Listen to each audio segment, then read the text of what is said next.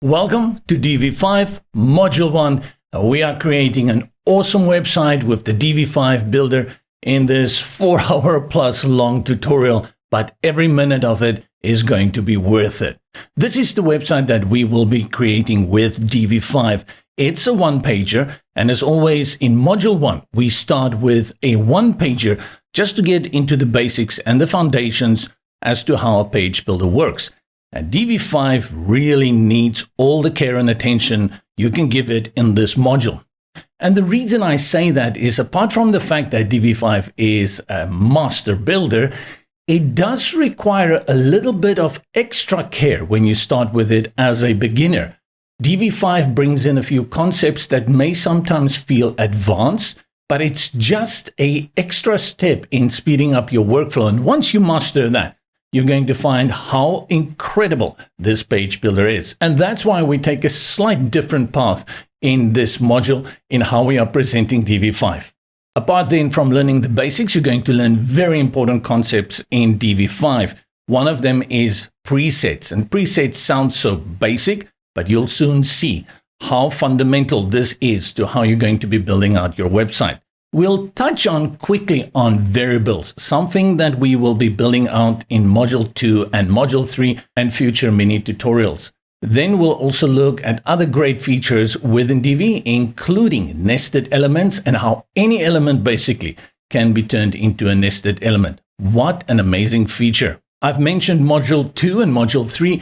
In our module series, we have 4 modules. Module 1, we always tackle a one-pager just to get into the nitty-gritty of what the page builder is all about. In Module 2, we go into navigation. We look at global pop-ups, menu builders, extra pages, and a few other extra little bling that you can bring onto your website.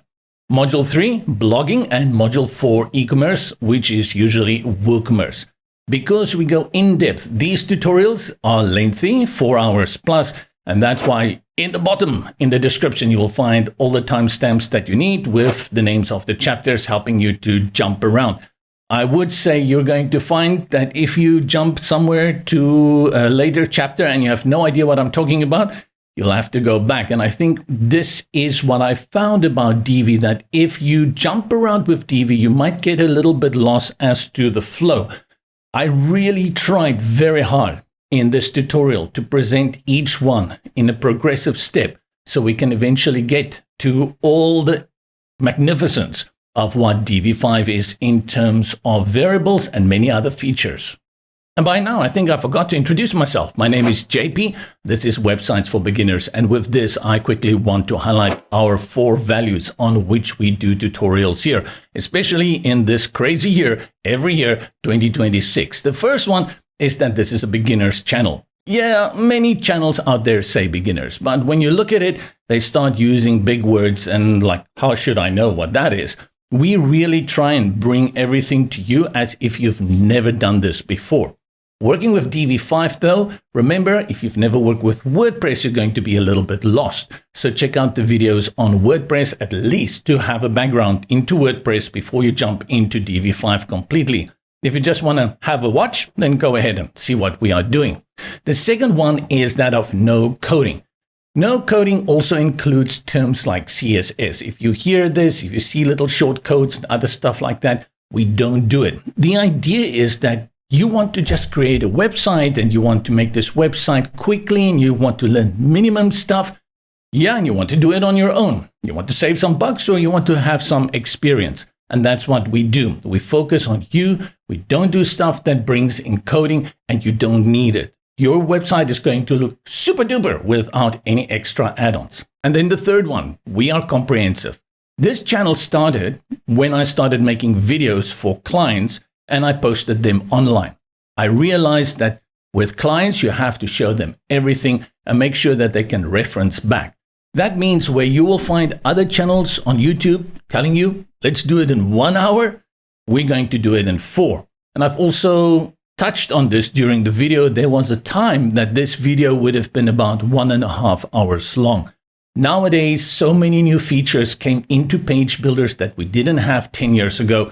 So what used to be a good standard 1.5 hour long video now runs to 3-4 hours to make sure that we can just touch on everything in this module 1. And the last one, the fourth one, is utility first design. What does that mean? It means that I will teach you how to make a website that's on spot, on brand, but we cut out all the thrills. We don't include unnecessary things or unnecessary animation. We don't include page junk. A lot of the stuff that you're going to find online, a lot of the tutorials that you're going to find on YouTube, they focus on giving you things that you shouldn't be doing. It doesn't increase value to your website. And in fact, it looks a little bit dinky toy and it can become outdated very, very quickly. And that is why, for me, when it comes to web design, we want to get something that gets to your customer, that gets to your viewer and your visitor, and quickly draws them in without distracting them. Animations, many people love that. They can be distracting. Even many page builders include a lot of these features. Their developers probably don't want to include it, but because this is modern stuff and it's popular stuff, they have to include it to make that sell. The reality is that if you go to a website and you are scrolling and the website actually moves from left to right, it causes what we call friction. And friction is when that user stops like, okay, what should I do? How should I do this? You think you are being cool, but in fact, you are disrupting that user experience. The majority of people who visit a website, they want to get into your content, into your products. And by adding all of this flair, you are distracting them and they may even leave. That's why it is utility first design. We focus on what the function is of the website. With these 4 values in mind, what we do here is to present you a full package at Websites for Beginners to take you from that zero to the ultimate hero in creating websites. Hallo, ek sien jou. Ja. Jy's bietjie ontwrigtend op die oomblik, hoor? By the way, if you see a cat tail moving back and forth, this one always pitches up every time I start making a video recording. I'm not sure. Maybe she likes the glamour and the limelight. Heaven knows. In the next chapter, I'll be talking about Divi 5. Divi 5 is a watershed moment for elegant themes, the creators behind Divi. If you've heard of Divi before, if you've used Divi before, you would be greatly surprised and you would be caught out on left field that Divi 5 is a comeback contender with the best page builders on the market at this moment at the most affordable price. There is no other WordPress page builder that can match Divi in terms of that return on investment. People who bought Divi 10 years ago for the lifetime deal can still use it today. They have access to all these new great features that come in with Divi 5. And that makes this the no-brainer deal of a lifetime. Even if you are unsure of using Divi, I would recommend that you should get it, because at some point you may just play around with it and think, this is actually a great builder. And we're going to show you in these modules why this is one of my top 5 builders in 2026, and it's moving very close to the top. Right, so here's a disclaimer. I started making this tutorial about a week and a half ago. Usually these 4-hour tutorials take about anything from 2 to 3 weeks. You have to go through things, you have to prepare, and I don't want to bore you with that. What I want to just put on your plate is the fact that during this time, there had been 3, no less, updates to Divi that changed everything. In fact, one of them is so big that the 2 chapters in this tutorial that are done are completely redundant. But I left them in as a reference as to what Divi is doing at the moment and how the developers are moving forward in updating the software. It's an unrivaled speed. I've not seen anything like it. And if you're a Divi user, this is an exciting year. Divi 5 was officially released in February, and it's just one update after the other update, and it's big updates. It's not small like, here is this and here is that. It's like, hey, we've created a variable generator for you. Wow, and it's better than any of the other generators on the market. One of these features that were released 2 days, literally 2 days ago from this one I'm recording now, is the new image module. You will see within one of the chapters, I am going to complain about the old image module, the one that I was using in this one, and it changed a few days after that. This is a good thing. This is really good thing. What it shows me is that Divi is going through all the old stuff. They're working through it. They are bringing it in line with the new coding that they brought in for Divi 5, as well as with the new workflow they have in mind for Divi 5. You'll hear me use this workflow concept a lot. We talk about your workflow, etc. But I think when it comes to Divi 5, they kind of going to dictate the workflow. And the workflow moves towards this fluid design, fluid typography, what is the other, relative colors, all of those concepts.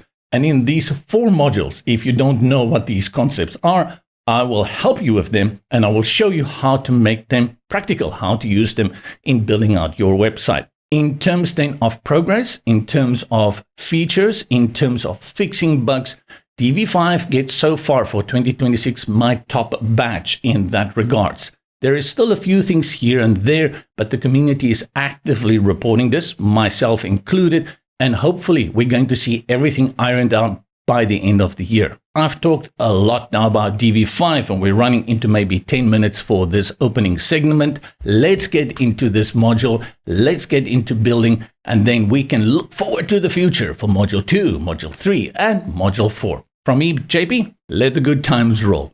I want to talk quickly about Divi 5 and explore more what this means in the bigger picture of the page builder world. This is a short video, but I just want to highlight this. Divi has been there almost from the very beginning.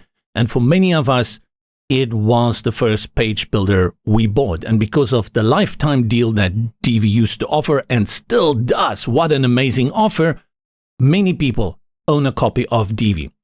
And if you had Divi before and you've stopped using it, maybe for me, when the mobile era came in, Divi wasn't really that responsive. I would urge you to go back to your account and get Divi 5. And this brings into question this concept of Divi 5. What does that mean? Follow the link in the description and hop on over to Divi and just have a look at the concept of Divi 5. And what you're going to find is that there is this question about Divi 4 or Divi 5. The answer is very simple. If you are creating a new website or you are going to buy Divi, you don't even consider it. You're going to use Divi 5. The only reason why the previous version Divi 4 still comes into play, that is if you have already created websites with the previous versions of Divi. There is a tool within Divi 5 to migrate from Divi 4 to Divi 5. But I would highly recommend you not to build new websites with Divi 4. These two products are just completely different. I've looked online and found a number of comparisons, and they talk about speed and they talk about coding. Those things are on the surface not very relevant. What is important is stuff like Flexbox containers, the grid system, and then also variables that's playing a big role in styling and presets within Divi 5. And that makes Divi 5 a total different page builder than anyone thought and can compare to previous versions of Divi. This is my members area, and you can see here you have the option to download Divi 4 or Divi 5, but just don't. The amazing stuff that they are with Divi 5, and it's one of the page builders I'm actually excited about. Divi 5, to put it easy, is a monster because on the surface it looks very friendly and inviting with its bright colors in the interface, but it is feature rich. Really, you may think other page builders are more advanced. Divi 5 just has more to offer than any other page builder on the market. And that's why in this course, over the 4 modules, we will try and tackle as many of these features as we can. You'll also find that many people, Divi users, we will refer to not just Divi, but we'll call this Divi 5 because this is a watershed moment in the world of Divi. These two page builders, 4 and 5, they look maybe a little bit the same, they're not the same. They're totally different page builders.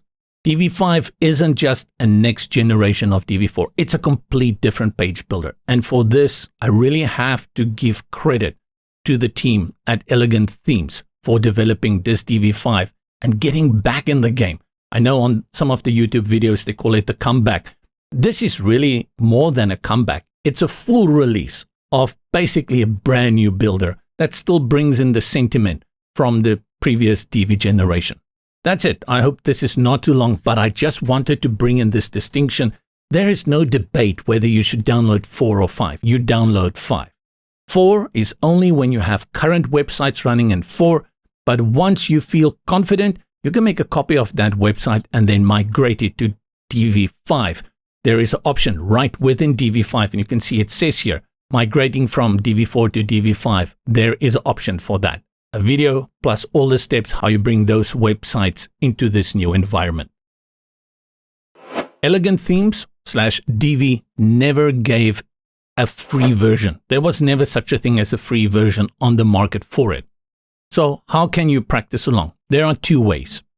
No, there are 3 ways. Way number 1 is you sit back and you just watch these videos, and if you feel impressed, you say, I'm going to make this investment. And when I talk about this investment, I just want to state this again and again, especially when it comes to discount season.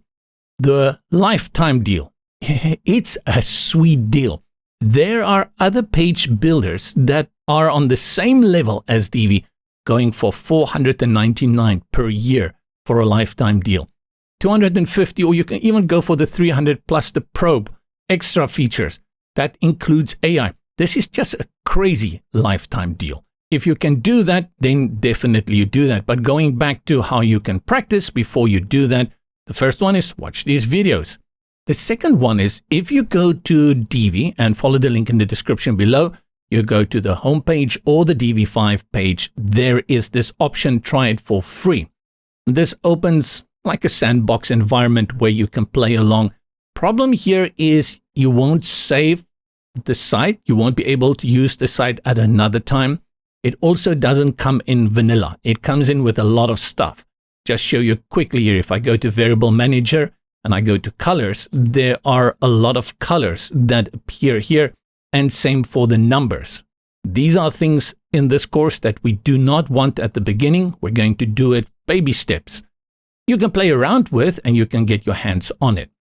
The other option is to go again to the pricing and sign up and try it out for 30 days. You don't have cash lying around to buy it. I suggest you just watch these videos, go through it, watch out for Black Friday and other kinds of specials, and then sign up when it does suit you. And I would just say go lifetime, definitely when it comes to Divi. If you bought Divi like 10 years ago at lifetime, you are benefiting from all these amazing features that you still get with Divi. Good. So you understand, if you want to try Divi for free, you go and play around with the sandbox here or the staging one, try it for free, or you buy it and you try it for 30 days and you don't like it, you return it. Installing Divi, you go to your account page and you log in. From your members area, you download Divi5, and this downloads Divi5 as a zip file that is a theme, not a plugin, but a theme. Click on Download Divi5. In WordPress, hop on over to the navigation menu on the left, Appearance, and go to Themes. Currently, I have these pre-installed themes, which are all the regular WordPress 2020 something theme. Select Add Theme, Upload Theme, and then choose. My Divi is over here, Divi5, select Open, and then Install Now. Before I click on Activate, you don't need a license key. You are going to log into your Elegant Themes account, and that will activate this Divi installation for you. Activate. You can use Divi then already upon activation, but for the updates, which come out regularly with great features just around the corner, I'm so worried that many of these features won't be released by the end of these videos, but I think I'll get to cover them in the coming videos as they are released. Your activation will be needed to get those updates. Select Login to activate your license. Same login to your account. Login. And it's simple as that. Now you can have a look at what has changed in the WordPress backend.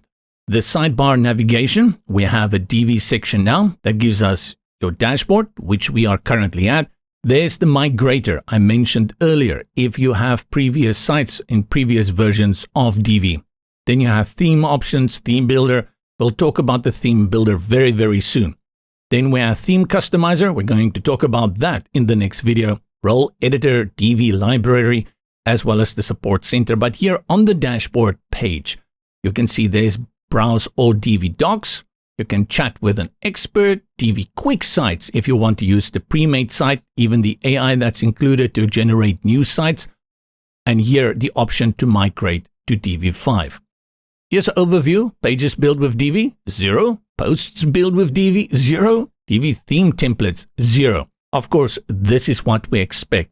I'll probably mention this a few times in the videos. The direction that Divi 5 is going towards is that you're going to do very little in this area. Once you install Divi, you'll go into the builder and everything will happen inside that environment. Here, the idea for the future is very, very little gets done here. I was thinking about this, how to call this, Divi no theme or disabled theme or what it is, but at its heart, Divi 5 is a theme, and it's always been the case with elegant themes. Go to Appearance and remember when we install Divi, it comes in as a theme here. Many other builders are also doing this at the moment, that you install them as a theme or even as a plugin, but they kind of override the themes. For those who don't know the history of Divi, Divi kind of started as a theme. Not kind of, it started as a theme. And when page builders were on the market, this was one of the things that distinguished Divi, is that when you bought Divi, you got a theme with it that integrated with the Divi builder. As the WordPress world and website building world is changing, so is Divi. And you are going to see some dinosaur footprints of the past Divi in the present Divi. So you're going to see some footprints from previous Divi 4 still present in Divi 5, but you're going to see, and hear me tell you, ignore it, don't use it. The future, as planned by the developers of Divi, is that you're not going to do the traditional theme customizer that we are used to in WordPress. And I just want to show you that because those footprints are here, they are everywhere, and you may be tempted to use them in these following modules. You'll see me never use them. So at its heart is a theme. Just like this 2025 and 2024, they are themes. And when we want to make changes to things like the typography and colors, we go to the theme customizer. Same thing here. You see, Divi, it says customize. Select it. This is familiar, right? This is the customizer. We have general settings. Here we have typography. We have body text size. We have header font weight, text color, body font weight. We have colors here. If I go back, I have layout settings, how I set up all of this, site identity, and we have many other options here. You see, we have a header. Of course, there's a header. Here's a footer. Of course, I want to use this. And I'm telling you, don't use it. I've watched a few videos online where old-time users of Divi are still sticking to this and saying, I set it in the customizer. I set it in the theme. I don't set it in the builder. I would recommend just don't, especially because of that long-term plan of Divi to make sure that everything goes into the builder and that the theme kind of disappears. Close out here, and it will ask me if I want to save the changes. Answer is no, and click on OK. One more area where you're going to see that footprint is under the Divi tab itself. When you go to Divi, and then you will see Theme Customizer. Again, when you click on that, it's going to give you the same theme customizer that we just had a look at. Don't worry about your fonts. Don't worry about your colors. Don't worry about your buttons. There are new ways of doing it in Divi 5. And once you follow that path, you will become the master in creating websites with Divi 5. We create our first page, and we're only going to create one page for this module 1. Go to Pages, and currently I don't have any pages. Select Add Page, close this, and I'll just call it Home, a simple one. Publish my page and do it again. And now we can select Use Divi Builder to activate the Divi Builder. Go ahead and do that. That's how we get into the Divi Builder. Important here is that you note that there is a header and that there is a footer. For what we are going to do, this one pager, we don't need this header and we don't need this footer. So let's exit back to WordPress. To exit, go to the toolbar at the top, and we'll come back here in the next few videos. So don't worry if you want to know what's going on here. Select here next to exit, and you see there's a few options. You can just go back, you can exit and view the page on the front. You can exit to edit the page. That's the WordPress editor or the dashboard. Let's just select here exit and see where that takes us. I think that takes us back to this area. Again, a footprint that I want to show you. The old way in Divi, if you want to remove the header and the footer, is that you go to the settings panel here on the right. Look here at template and select default template. From the drop-down, you select blank page. That is how we removed that header in the footer. But close this, we're not going to do it here. Select save just to make sure this page is locked in. Go to the top left and click on your WordPress and go back. Mosey over to Divi and go to the theme builder. I want to say this is a little bit advanced, but this is how we're going to do it. This section here allows you to build custom headers and footers for your website. And we'll do that in module 2, 3, and 4. In fact, after module 1, we'll be doing it all the time. If this feels a little bit weird to you and you don't know what I'm doing, just bite it out until we get to module 2, and you'll begin to understand how powerful this section is. You can build many headers and footers here. You can assign different ones to your WooCommerce or your blogging specific pages. This is a great playground to be. I wonder if they will move this into the builder in the future as well. Currently, what we have is this default website template. That's the one you just saw on the front end. In fact, let me open one for us. Control-click here on your page name at the top. On Mac, that's Command-click. And it opens a new tab for us, and this is our page. We have the header and we have the footer. And then inside here, we don't have anything yet, and that is our global body. This is the 3 parts here that represents the layout of your page. Header, content, body, and footer. And all I need to do is to go to the global header and click here on basically hide it, disable it. And the same for the add global footer, hide on front end. Once I've done that, look here, save changes. It's very easy to miss the save button within Divi. After I have done that, let's go to the front, refresh.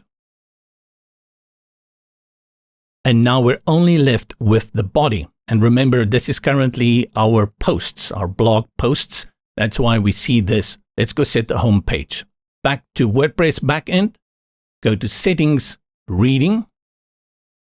Your home page displays a static page, home page, and select Home and Save Changes. We select the front end tab again, refresh, and now this is a clean website. Here at the top, you can see we can select Edit with Divi, and that will take us into the Divi Builder. I have to correct myself here. I see that the Customizer option does not appear here. Already an indication of how Divi is moving away from the theme customizer. Enter this page from the backend. I'll close these 2 tabs. We go to our pages. This is the home page, and we've set it to be our home page. And now we have the quick link option here, edit with Divi. Select, and we're right into the Divi Builder.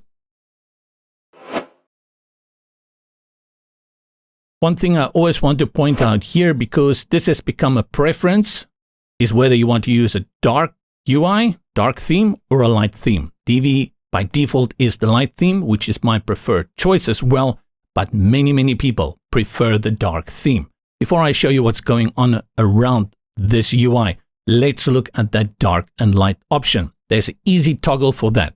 The sidebar on the left, the very bottom, this is where you will find the dark and light option. Select, toggle it on, that's for dark. Untoggle it, you're back to light. And just to show you one more thing here, if you just go up to Builder Settings, scroll down to the bottom, and you will see Interface Mode, Light, Dark, same thing. But you also have this option that you can change the color scheme. If you want purple, green, and there's red and orange as well. I'll stick to blue because I'm kind of used to blue, and that's probably the one that you'll be using, so we're on the same page. And that's how you switch between the light and dark interface. Right, so the interface overview. Well, like most builders, there are 4 areas, but Divi takes it to another level. At the top, or rather in the middle, this is where we build out our page. This is our canvas. We understand this one very easily.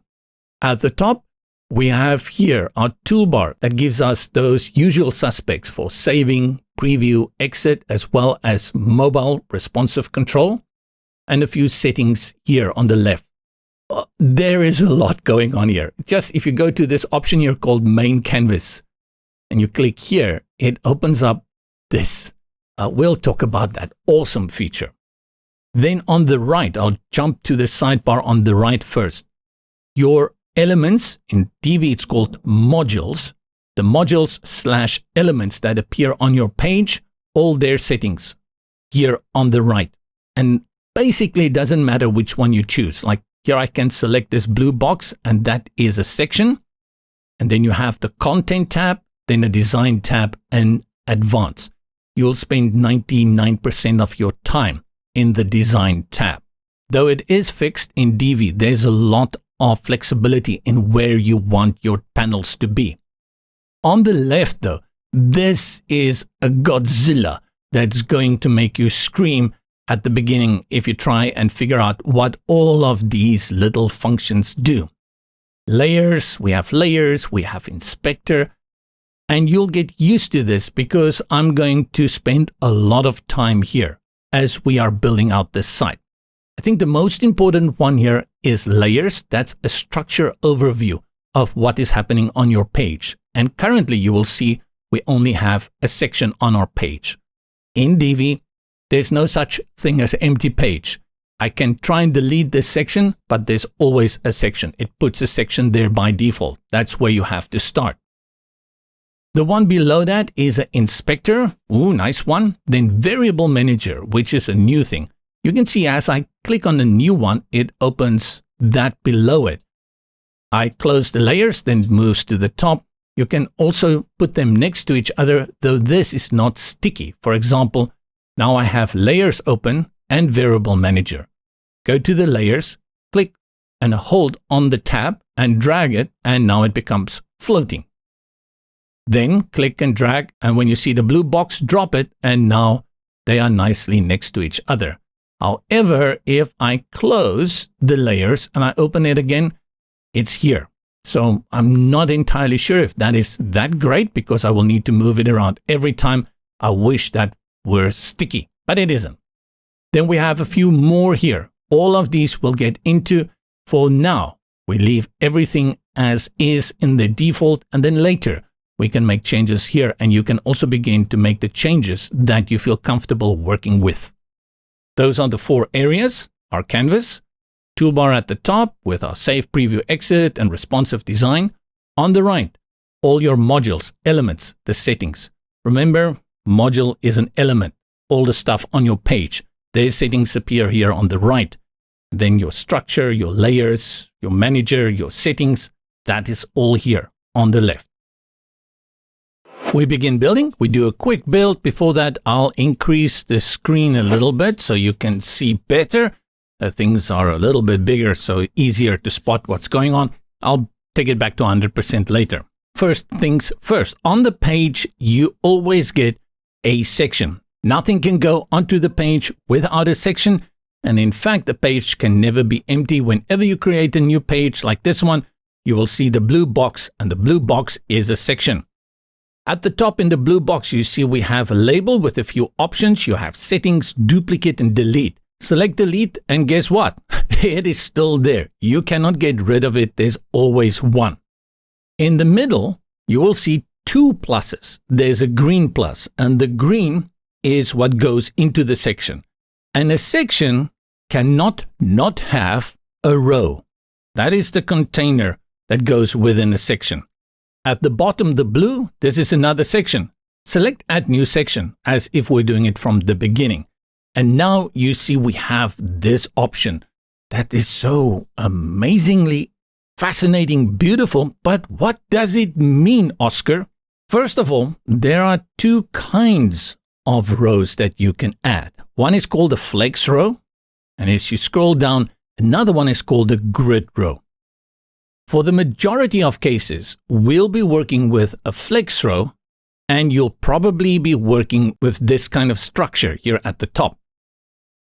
Also, Divi gives you an abundance of options to choose from. I will say in the majority, 90% plus, you'll be using these. The grid, you can see, is a little bit more complex and fancy. You can put things crossing rows and spanning more columns. And we'll get to that because I love this feature. Even though I love it, don't use it that often because it doesn't really work on mobile. But it works great on desktop. Coming back, this is where we start at the top. Most of the time, we work with flex. And you've heard of this term flex. If you've never heard of it, don't worry. It just means it gives you more power to decide how things look on your page. Let's have a look at what happens when we choose two columns, which is 50%, 50% each one. They're equal. The moment I do that, this happens next. Now we insert a module or a row. This is the elements that you know from Elementor and other page builders. I kind of hoped that in Divi 5 they would have switched to elements, but Divi users all know the word modules. And using Divi, if you don't know a module, you'll get confused like a module. What? Module is an element. That's your content that you bring onto the page. This panel that opens allows you to bring in modules to your page. Heading, text, dividers, video, images. But there's an interesting thing about this panel. I cannot get it anywhere in a sidebar. Every builder I know has a fixed panel like this on the left or right where you can go and get the modules, the elements from.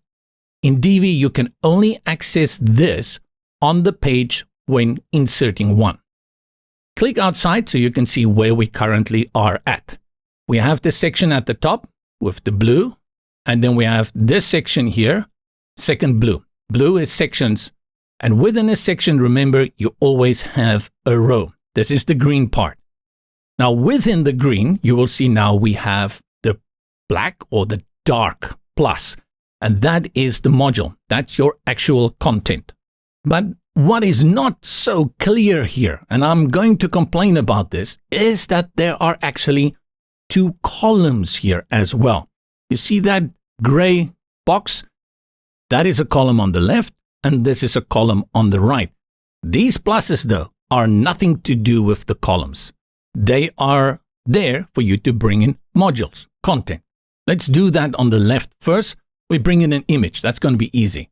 Click on the plus, and from the modules, you can search through them. You know by now, I don't do that because it takes time and you spend time looking for it. If you know you want an image, you search for image, and I'll type an image. I'll get two here. Before and after image and image. Select the image and it drops it onto the page, and there's a nice placeholder. Once you drop it onto the page, it is selected, and then the settings in the panel on the right, the options, opens here. Let's have a look at what's going on here first. The first tab is content, second tab design, and the last tab is advanced. Under content, really this is the contents for this module. which first of all is your image. We switch out the image, just click on it, and it opens the WordPress library for us. I'll bring in an image. I'll just grab one, this one over here, drag it in, upload an image, and my image gets dropped in. Below the contents here, in the options panel on the right, we have a link, elements, background, loop, order, meta. The ones we will be working with a lot is the background, of course. Then we'll sometimes work with the link if we want to make this clickable. And then there's a feature here, elements, which will cover a very, very powerful setup within Divi. But for most of the time, you'll head on over to design. And here it always starts with layout. Now, layout is going to apply most of the time to your containers. Then we have alignment, sizing. If I want to change the size of this image, let's say, for example, the height of this image, I want to make it 750 pixels. I type in 750, and on the right, you can select pixels. There's another way you can do it as well. Reset the field by clicking on this reset, and we're back to auto. In Divi, you can just type 750 and then px for pixels. You can even type out the word pixels. And this is a low resolution image, so it doesn't look good. And it will automatically apply the px for the pixels as the value. Select it, note all of these functions you have. Some of them you've never touched, like calculator and clamp. We're going to touch them a little bit later, let's say late in Module 2, Module 3, because this is a very powerful feature within Divi combined with variables, make your site really responsive, fluid responsive. We reset this, we have alignment here. Now I can center it within the parent container, I can put it on the right, and there's a stretch, but it's not going to work in terms of what you think a stretch will do here. There's an option here for force full width. That's kind of what I did when I changed the height. Nice features here, and this is all under sizing. Every time you make a change, remember you have that reset option. I'll close this. Spacing, your margins and your padding, and then the other regulars like border and box shadow. As we build out our site, we'll work with these a lot. With the image selected, you'll note that in the options panel on the right, it says image here, and this indicates to you what you are working with on the page. One thing that you'll get used to working with as well is this option here, the breadcrumbs. And now you can see a very good structure of what's going on the page. You have the page, then you have this section, you have a row, and then you have that column, which I told you, I call it the vanishing or the ghost column. It's there, but you don't always see it. To go up one level to a parent container, you just select it here. Select column, and you can see we have now the options for the column. This is not the image anymore because it says here column at the moment. Go up one more parent, we go to row. Now we have the row option. And within this, you can see here under elements, we have the two columns. This is called nested. A nested feature means that I have a container, in this case it is my row, and within this row I have two columns. They are nested. This may be a little bit tricky to understand how this works, but it's a really powerful feature that allows for a lot of flexibility in terms of design and grouping things together. To add more columns, you don't do it on a module basis, right? You do it here on a nested level. If I want to remove one of these columns, I'll remove it from here or add it from here. But this is something that we will spend separate time on. I can go up one more parent to section. Here I have my section settings. And finally, I'll get to the page. Let's bring in a heading. I'll do this in the right-hand column. Click on Add New Module or Row. You can search for heading, scroll through it, or type heading, and then we have the heading. I select the heading. Your title goes here. Again, what's happening on the right? Under content, you have an area to type for your heading.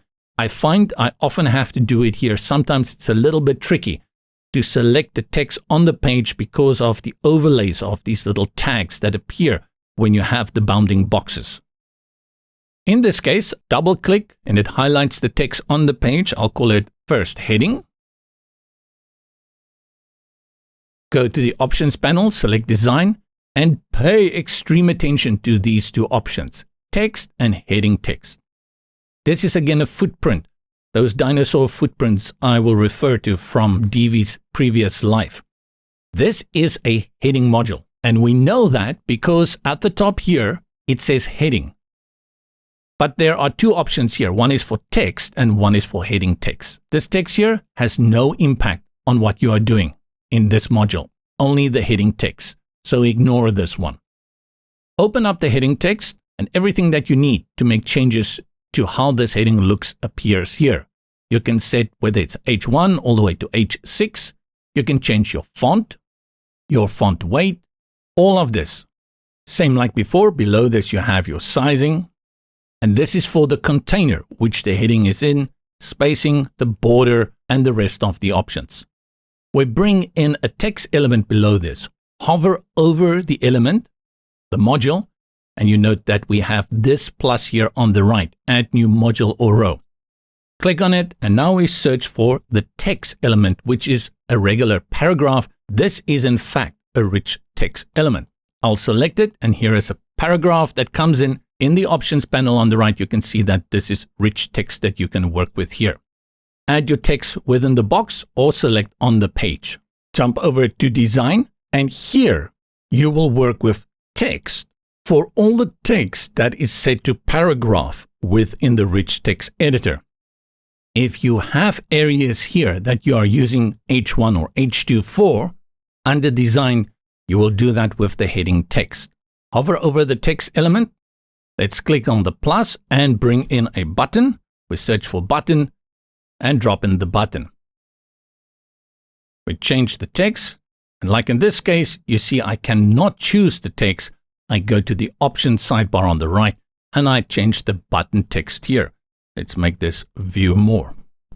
The moment you want to link something, like a button, you go to the link option here and you have the button link URL as well as the target for it. Do you want to stay where it is or open in a new tab? With styling options, again, go to design and all the styling options appear here. Now you will note though that text and button is separated, and most of the changes you will do here for button, and you will have to activate use custom styles for button to get into the background, the border, the text, and the icon.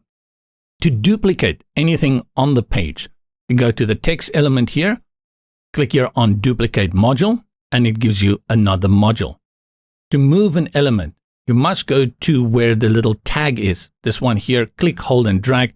And now you see as I move, this thick black line appears where I can drop it. So if I want to put the button in between these two text modules, I just drop it there. To delete, hover over and delete. Remember, there are always shortcuts. I can hover over any element, module, right click, and I have undo, duplicate text, delete text, and a number of other features as well. If you use Divi 5 regularly, definitely learn the shortcuts. Like the delete is Control Backspace. I wish they didn't use these features for Mac for Windows, but that's how it is. And I often have to figure out, is that Shift? Is that Alt? What is that one? For Mac users, no problem here, but for us Windows users, many of these features are a little bit complicated. But that is Control Backspace. Select and Control Backspace, and I delete. To undo, Control Z, Command Z, and it's back. Those shortcuts you can access here from the sidebar on the left. Go to Help, and then at the top, select Keyboard Shortcuts. There are many, I think more than any page builder that I've seen. Some are a little bit strange, a few missing here and there that I would like to see, but mostly you're going to find the shortcuts that you need from this selection. Also note the video tutorials if you need a little bit advice as to what is going on here. But hey, I'm showing you everything. Maybe these tutorials are just quicker. Close this panel out, we're back on the page. But this is where we have to talk about the Layers panel. Go to the sidebar on the left, the very top, look at Layers and select And now you can see we have this structure overview of what is going on the page. First of all, we have the section at the top, the one that came in by default. And then below this, we have the section we had created. And now you can see a very good visual display as to what is going on the page. Within the section, we have a row. And remember these two rules. I'll mention it again and again.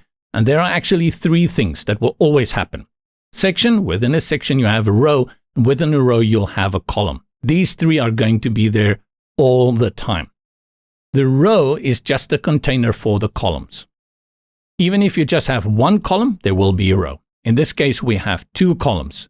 To see the content within any of these containers, you click here and you open it up. So we can see in the first column, we have an image. And in this column, we have our heading, our text, and our button. But it's nice. As I hover over heading, you can see on my page, there's also that visual display that I'm hovering over the heading. Let's go to the image. You see that? Same for text. Unfortunately, and here I come back to what I call the ghost column. As I hover over the column, I cannot see the bounding box for a column. Very strange that I cannot have those. I guess it's because it's a nested element, but this is something that I've sent in the feature request to Divi because I often forget there's a column. And then I'll make changes at the row level, and I don't understand why the element is not behaving the way I want it to behave, and it's because I don't see the column. Because of this, you will keep the layers panel open almost all the time. Otherwise, you cannot reach that column. It's going to be extremely difficult. From here, you have the same options to go to the three dots that you have with the right-click option on the page, undo, redo, and the rest. Very powerful features actually here. You see copy, attributes, extend. Wow, one of the features that Divi brought in many years ago. Very happy to see this in Divi 5. In a way, some of these have become obsolete with the new design way, which makes it unnecessary to use them, but still very powerful, something that we will explore. Modules in the future. Two more noteworthy mentions in this chapter. Also sidebar here on the left. The first one is this option here called X-ray. I like this one. This one also gives me access to seeing where those columns are.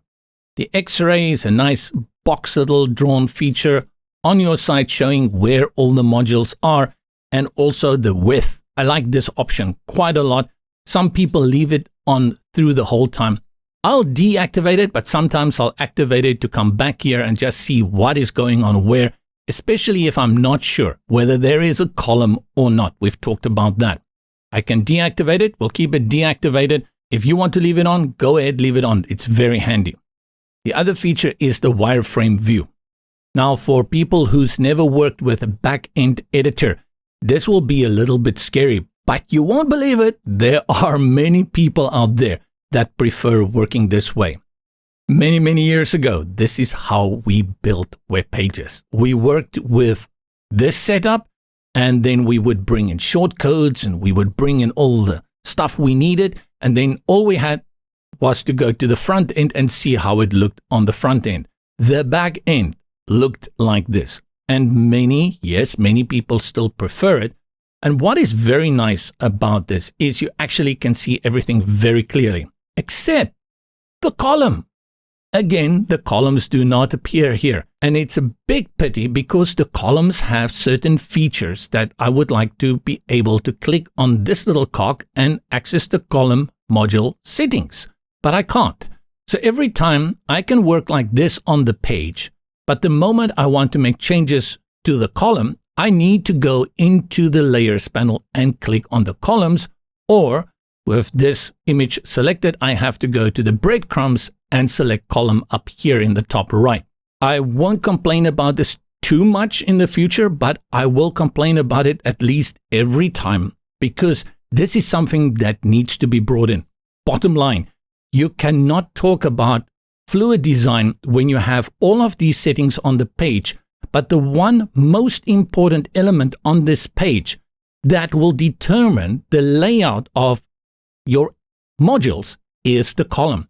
So all of this is very nice and pretty, but not seeing the column, pretty useless. I don't use this one, but I want you to know that it is there. Some find the wireframe view very appealing because it makes easy for dragging and dropping. Look here, I can drag the button. I know exactly where it is. I can drag the heading. Let's put the button at the top just to make it crazy. Or I can drag the button from here and put it above the image. And now when I switch off the wireframe view, easily done. And maybe that's a good tip if you want to go ahead and move things and make it easy. Switch over to the wireframe view. Let's take the section and we move it above that section. How easy was that, right? And we can take this row and move it into, that can also be done. Let's go back to the regular view. Save is the most important feature on the page. It's done in the top right corner. You can see save over here. Select save, and there's also a drop down. You can save and set to draft, save and set pending, save and set private. I just stick to save, and the shortcut key is Control S, Command S. I will use that all the time, Control S, and then you see the spinning wheels with a check mark. Let's do it one more time. Control Command S, and your page has been saved. Let's talk about the preview that is next. You have to preview on front end or enter preview mode.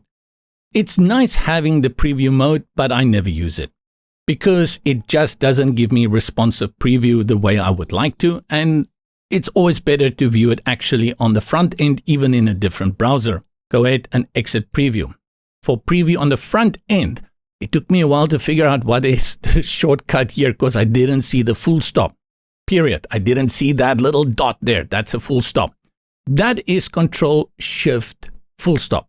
Select preview on front end, opens a new tab within your browser, and we can preview our work here. A masterpiece in the making. Let's go to the back, close this one first. Let's practice that shortcut key, Control Shift. What is that? Control Shift is Command Shift, right? On a Mac, and a full stop. Control Shift full stop, and there we go. Another thing that you will notice with DV5, this speed, this builder is fast. Very nice working with this builder.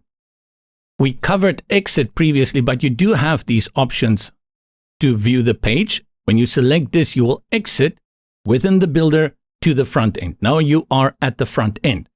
Go back into the builder, go to the WordPress toolbar and select Edit with Divi. Then you have Edit Page, and this will take you into the WordPress editor. Most of the time, you really don't want to come here. Let's say Save and Edit with Builder. I hope I didn't delete my work. I didn't. And then we have one more, Exit to Dashboard, and this gives us the WordPress dashboard.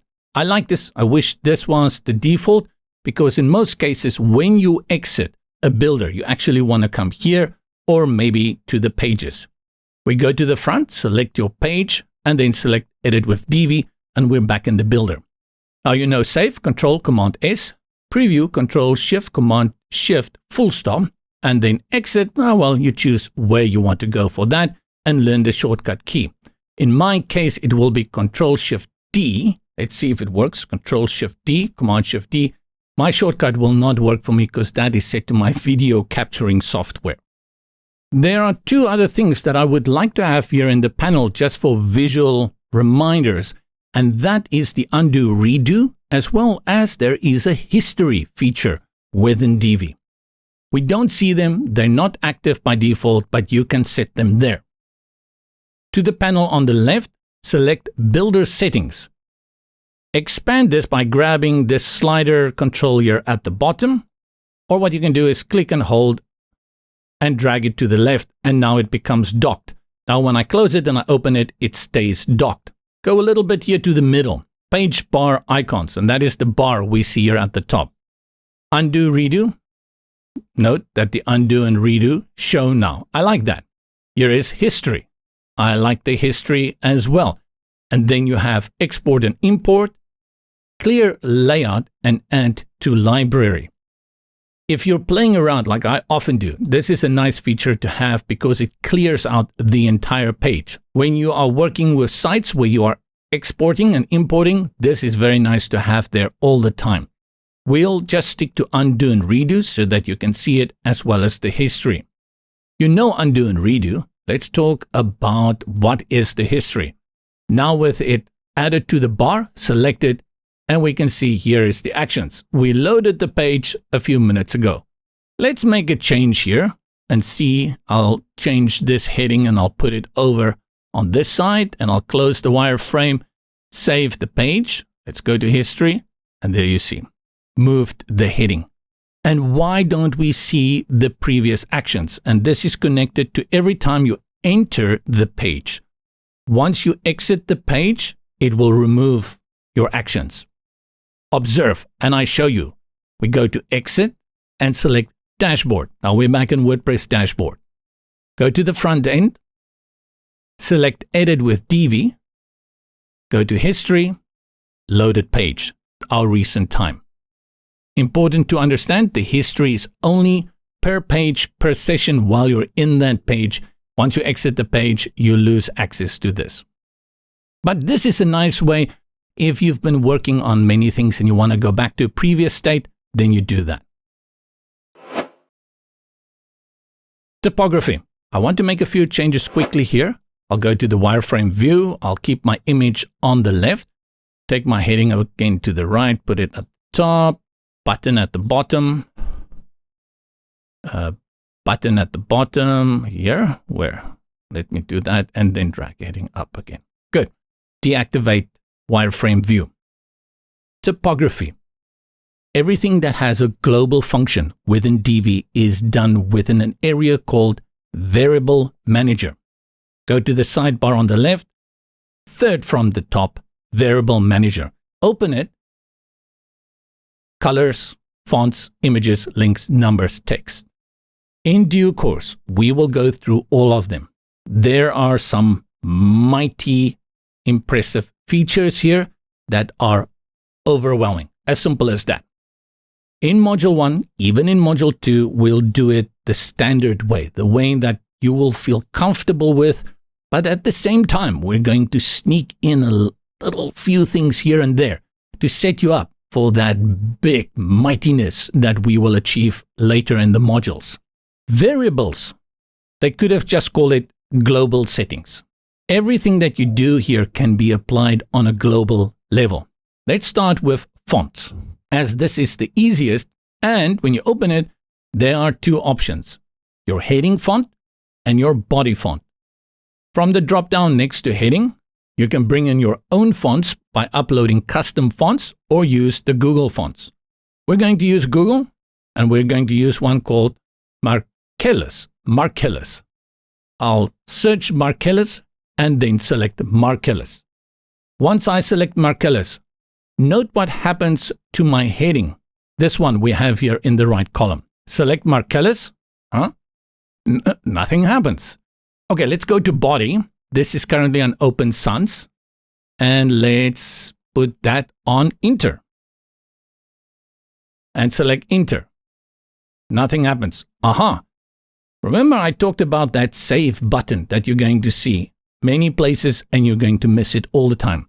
This one becomes nagging at times because you miss it a lot. Trust me, I miss it all the time. The more you use Divi though, the more you will know that you have to look out for the save option all the time. Select Save Variables and then it will say, are you sure? Apply changes? Yes, I'm sure. And it will say Save Variables and you can click and it doesn't feel like it's doing anything. There's no indication whether you saved it or not. It just keeps asking me, should I save it? But we know we've saved it. Yet, my heading and my body has not updated. This is a strange one, and with all of my tests in Divi5, your first instance where you switch the heading and the body, it will not update. For some reason, it doesn't, but it is there. So let's save our page to make sure we've locked it in, and you refresh the page. Now you see when we come in, the heading is different and we have the Enter font. Go to our variable managers on the left, open fonts, and let's play around. Let's go to heading and change another one. Abel, or Abaya Libre. And now, as I switch around with these guys, you can see on the page that it's also updating. It's only that first time when you make this change that it doesn't update on the page. Strange, right? But once you've done it after that, it updates all the time for both the heading and the body. Let's go back to Marcellus, and that will be our heading font for this entire build out in module 1, and our body is inter. Not inner, but inter. If you need more fonts, if that is in the extreme case where you need more fonts than that, you can add another one and you give it a name. I've never used more than 2 fonts. In most cases, I only use 1 font. I prefer that. But usually where we work with something that has a serif font, this kind of font like this Marcellus, we will complement it or contrast it with a sans serif font like this one, Inter, a font pairing. Now I've made those changes and I'm not sure, should I save it? And if you're not sure, you go ahead and save it and apply the changes and you go to the top or Control S, Command S. Whenever I bring in any container containing text, if it's a heading, it's going to be Marcellus. If it contains paragraph text, it's going to be Inter. That will be the same like for this button that we have here. I hover over the paragraph, I bring in another heading, call it heading, drops onto the page, and it has the Marcellus font. We bring in a module called a blurb. A blurb is like an icon box in Divi. Select blurb. You can see we have a title here, Marcellus, and then we have paragraph here, which is Inter. By setting your fonts here at the global level, there is no to little need for you to go and change it in the design. Select any of the headings, go to Design, Heading Text, Heading Font is set to default, and this default is the one under Variables. Always remember, variables just mean global styling, so we're talking about global fonts. This is the way we work. We don't change it here. Get to this way of setting your font heading and your font body within the variables and leave the heading font here completely alone. With our fonts out of the way, next we're going to talk about colors. Just like fonts, colors we set at a global level. Just above fonts, at the very top, are colors. When you open colors, there are 5 locked-in settings. What's the rest of this? Primary color, secondary color, heading text, body text, the ... Whenever you see the ... it means there's more if you cannot see what's going on. With the panel open, go to the right border, click and drag, and you can increase it. And now you see, not only do we see the names, we also see the full color names. And here over the right, we have the percentage for the transparency. Before we talk about global colors, let's go to my first heading here on the right, select it, Design, which is still open, and go to the option for the heading text color. Click here on the color picker. Now this is something you should be familiar with. You've seen it everywhere. First we have a color picker. I can change the color. I can change the hue. And I can change the opacity, make it transparent by sliding and dragging this slider here. In DV5 is that with the transparency, you also have transparency here with a slider option at the bottom. You can change the values with the up and down, as well as type in the value that you want, 40%. Did you see what happened the moment I typed in the 40%? This little representation here you have on the left split in 2, and it gives me a transparent view on the right. Grab the slider, drag it all the way to the right, 100%. Again, it's solid. You drag it again to the left, let it go. It becomes transparent. This feature that your original color on the left is this red, and then you set it to a transparent color on the right. In module 2, we will work with relative colors, and then more comes into play with this little representation. Let's go all the way to the right. And this here, this box is also very standard. You bring in your color name here. I have a few colors here. So for example, this bronze color, I'll copy the hex code. With this selected, paste it, and I'll have to enter on my keyboard. And then you see the bronze color comes in and it updates on my page. In the good olden days that weren't that good, but we always think it was that good, we had to do this on a module by module basis. For every heading, I had to come here and paste this color. Now we have these global colors. Note that these colors here are the same colors that appear here in the Variable Manager panel on the left. They are set here in grid view. You see the swatches, or you can put them in list view, and now you can also see the names. Let's go back to grid view. I talked about the good olden days, and I mentioned this is how we used to do it. Not anymore. We don't do this custom color on a module by module basis. What we do is we use the global swatches at the bottom. And even if we just want to use this color one time somewhere on our site, we go and create a global color for it, put it here with the other swatches at the bottom, and use it. That is the way, and Divi is geared towards that way. You can see I cannot even save this color as a custom color here, something we used to be able to do. I only have access to the global colors. To go back to the default color, close this box, and next to heading text color, you select this reset field, and it gives us that gray again. And it's gray because if you go to the variable manager, you will see heading text color is this 66666, as well as the body text color is 66666. Let's change these colors, and we only actually need 3 of them. I only have 2 colors, well, 3 colors that I'm going to use on my site: a dark color, a white, and a bronze color. Let's start with the heading text and the body text. For my heading text, my code is 242424. I know this. I used it a few times. I enter it, and you see it updates on the page, and it's dark. You can also select the swatch. Again, you get this color picker, and you can paste the value here.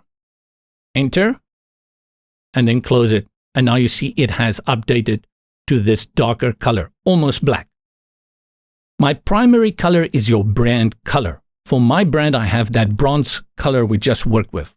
Let's copy that again, bronze, copy, go back into Divi, click on it, or you just paste it there and go for my bronze. Remember to enter, otherwise it doesn't come through.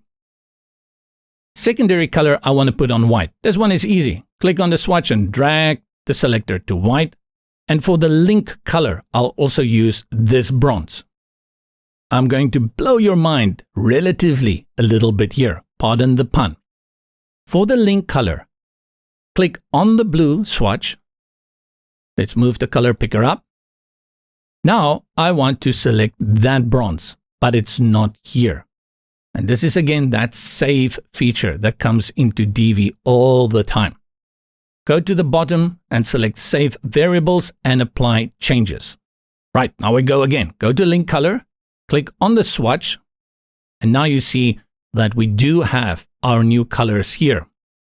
Instead, though, of copying that primary color and putting it again here as a link color, I'm going to tell the link color, hey, just go and use the primary color.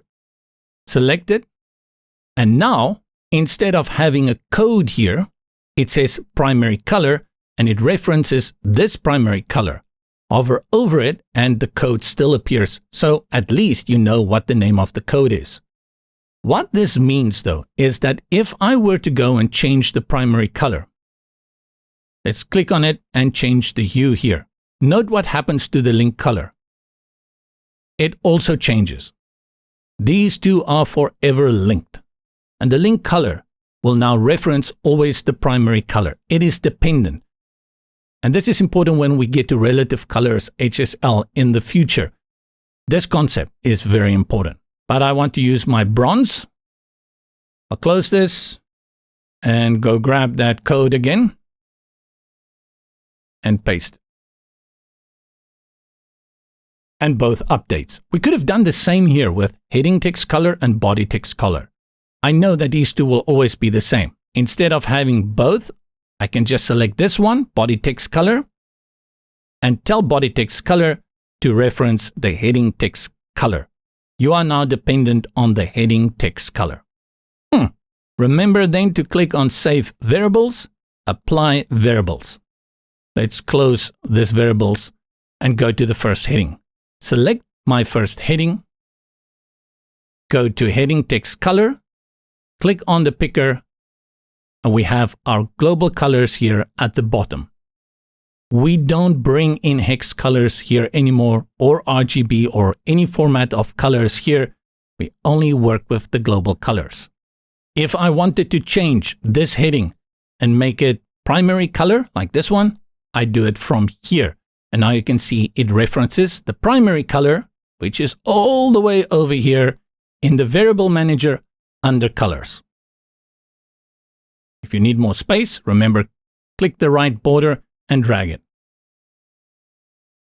I'll undo this, Control Z, Command Z, to keep the color as it is. We'll make those changes in the next when we build out our hero section. Let's start building, finally, the page that we are working towards. One change I want to make, I realized I used the wrong font that I designed the page with for my paragraph section. And this is a good example where I had set it up as a variable font, which means I can just come out and switch it. Again, don't let the word variable get you. Remember, you used to do this all the time in the themes. Now you can just do it here. Variables is global. The one I'm looking for is called Rubik. There we go. Rubik 80s fade. Oh, right. Stick to Rubik. Go to my page and I will delete everything. I can do that from the layers, open layers, close the variable manager, and then select the three dots next to the section and select delete section. Remember this one, if I choose delete section, nothing happens. There's always a section on the page. Click on the plus, bring in a new row. We go for a 1 column equal flex column setting. And the first thing we do is we look for a heading and we drop it in. With the layers panel open on the left, if it isn't, just select here layers. You can see we have section, inside the section a row. Inside the row, there is that hidden column, and then we have the heading. I call it a hidden column because on the page, I cannot access the settings. It is nested within the row. Select the row, go to the settings on the right, and open up here elements. You can see the column is over here. Select the section, make sure it's selected, blue box. You'll also see it's selected there. Let's go to background. And we bring in an image. From here, background image, select add background image. And from my folder, I will grab my hero, which is this one, main, and I'll drop it into the library and select upload image. Apply an overlay. And in Divi, you do this with the background gradient. Heaven knows why, but this has been the case in Divi for as long as I can remember. Select the background gradient, add the background gradient, and here, click on the first color, and we're going to use our heading text color, this one, and the same for this one. Now we've created the gradient, but the image overrides this setting. From left to right, each one overrides the previous one. To make it an overlay, scroll down and select place gradient above background image. All good and well, you tell me, JP, but it's full on solid. We can't see it. With the new variables, there's a little issue here. Click on the first stop for the gradient, and now it gives me this option here. You can see it says heading text color. If I select it, it just does the same. It doesn't give me that option to change the transparency. A feature we will work on a lot in Module 2 and 3 is the filter color. With this heading text color selected, go to the top where it says filter color and select. You can see here our heading text color, and next to it, we have the transparency. Grab the slider, you can drag it. Now you can see I bring in that transparency for this stop. I'll just click in it and type in 80, enter, and it's always set to percentage. The same you do with this one. And note here at the little swatch that it's a little bit transparent, showing you that this what we have here now is a transparent setting. Go to the one on the right, select it, and do the same. Heading text color, filter color, and put it on 80% opacity. There's actually another way to do this, which is the new preferred way. What we do is we go to our variable manager. Open it here on the left. Close the layers, go to colors, and we click on add global color. I'll call it gradient 80, and that is my way of naming it. You can come up with a way. This means I use it in my gradient, and 80 means at 80%. Next, click on pick a color. Then I choose the dark one for the primary text, and then next to it within the variables, I reduce the opacity over here to 80%. Save the variables and apply changes. Close this. go back over here to background and let's delete it so we can start fresh with the background gradient. Select Add Background Gradient. Click on the first one and now choose the gradient 80. You see what I did there?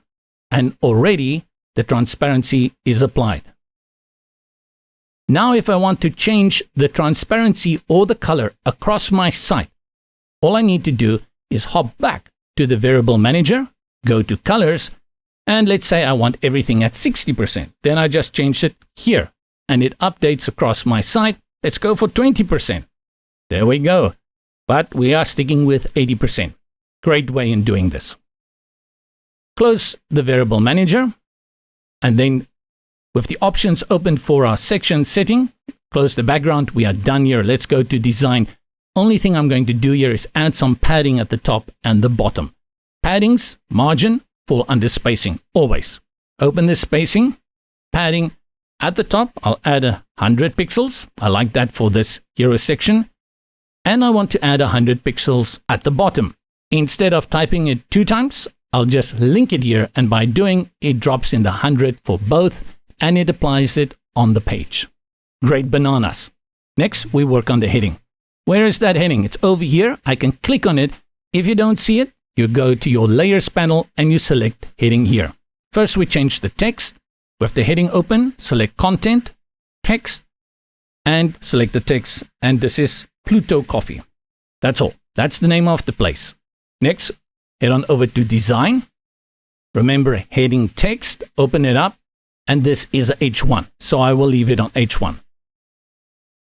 We don't touch the heading font, but we can touch the heading font weight. But before we do any of that, I want to change the color so I can see it. Go to heading text color, select, and we choose our swatch, the secondary color, this white. This is the one I will use for Pluto Coffee. Now let's make all the changes. The heading font weight, I want it on bold, which is 700. Heading font style, I want uppercase. This will be center aligned, so I put it on center. And then the heading text size is 110 pixels. And the heading letter spacing is 10. The line height, I'll just add 1 to make sure it's on 1M. No change there. And just like that, we've created our heading. Remember, you still have all the other options, but our heading is done here in one quick set. Next element, hover over your heading module. Click on the plus here, add new module or row, and look for divider.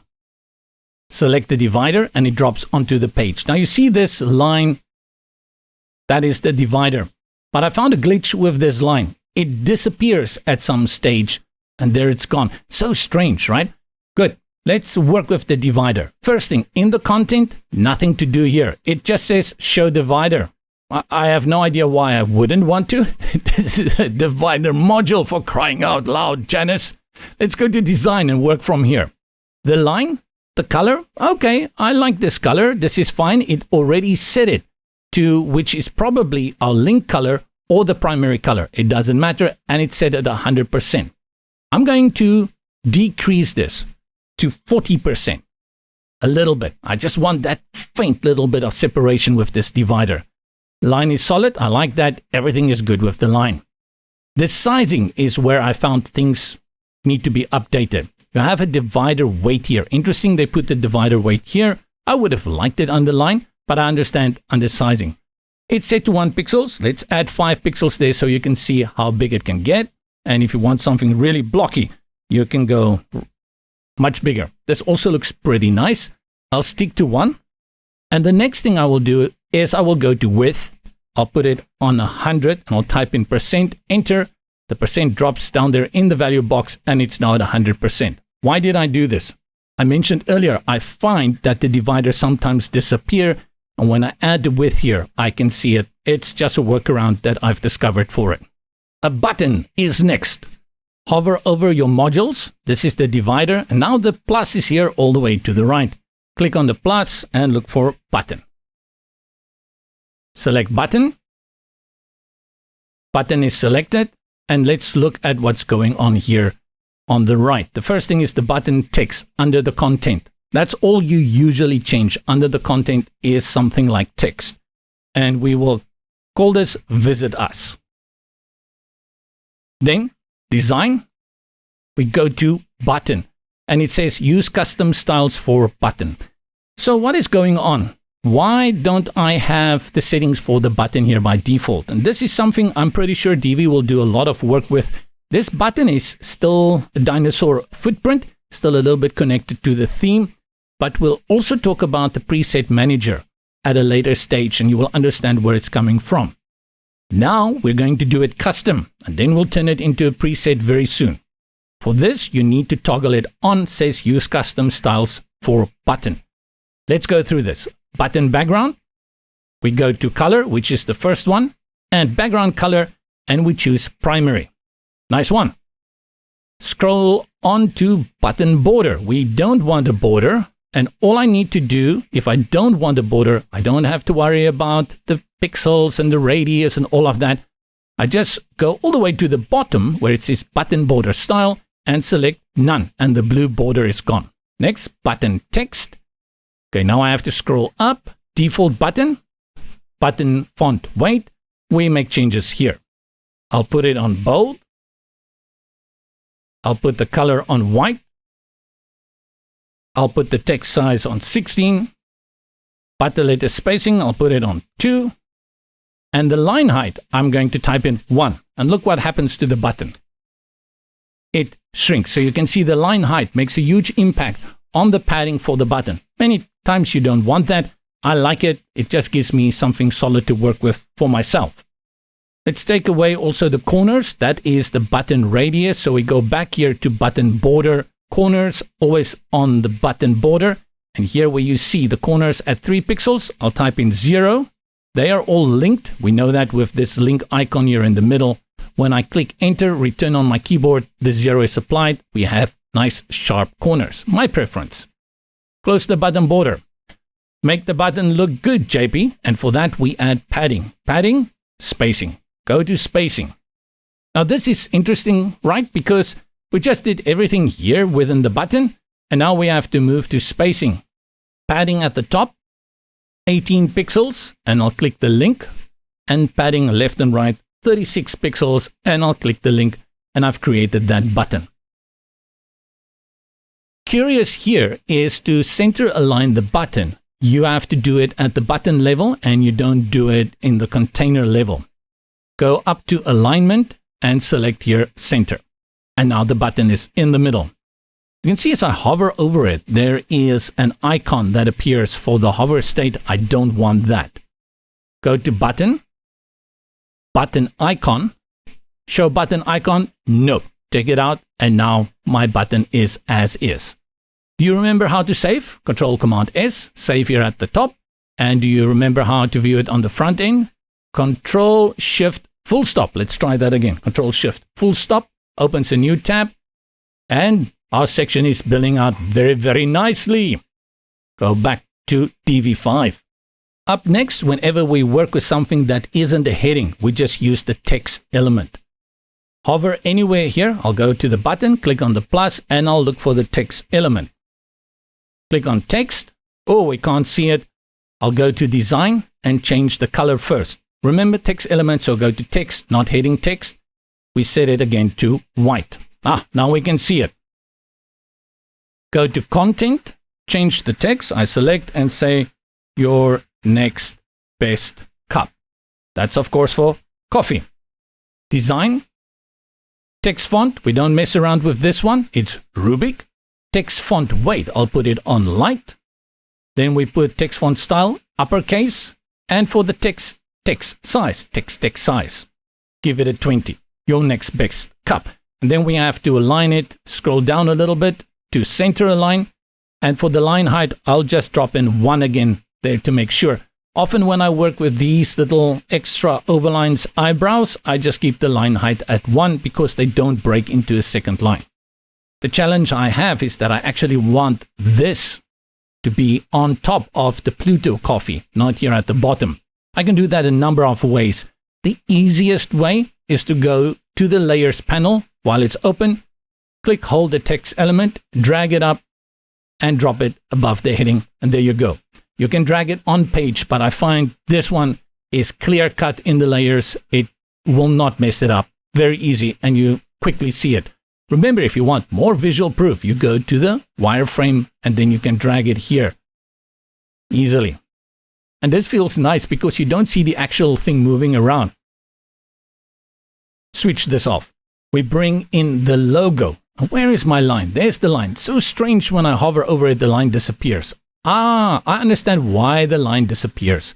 It's because the bounding box is black. So when I hover over it, the bounding box actually obscures the line and we cannot see it. That makes sense.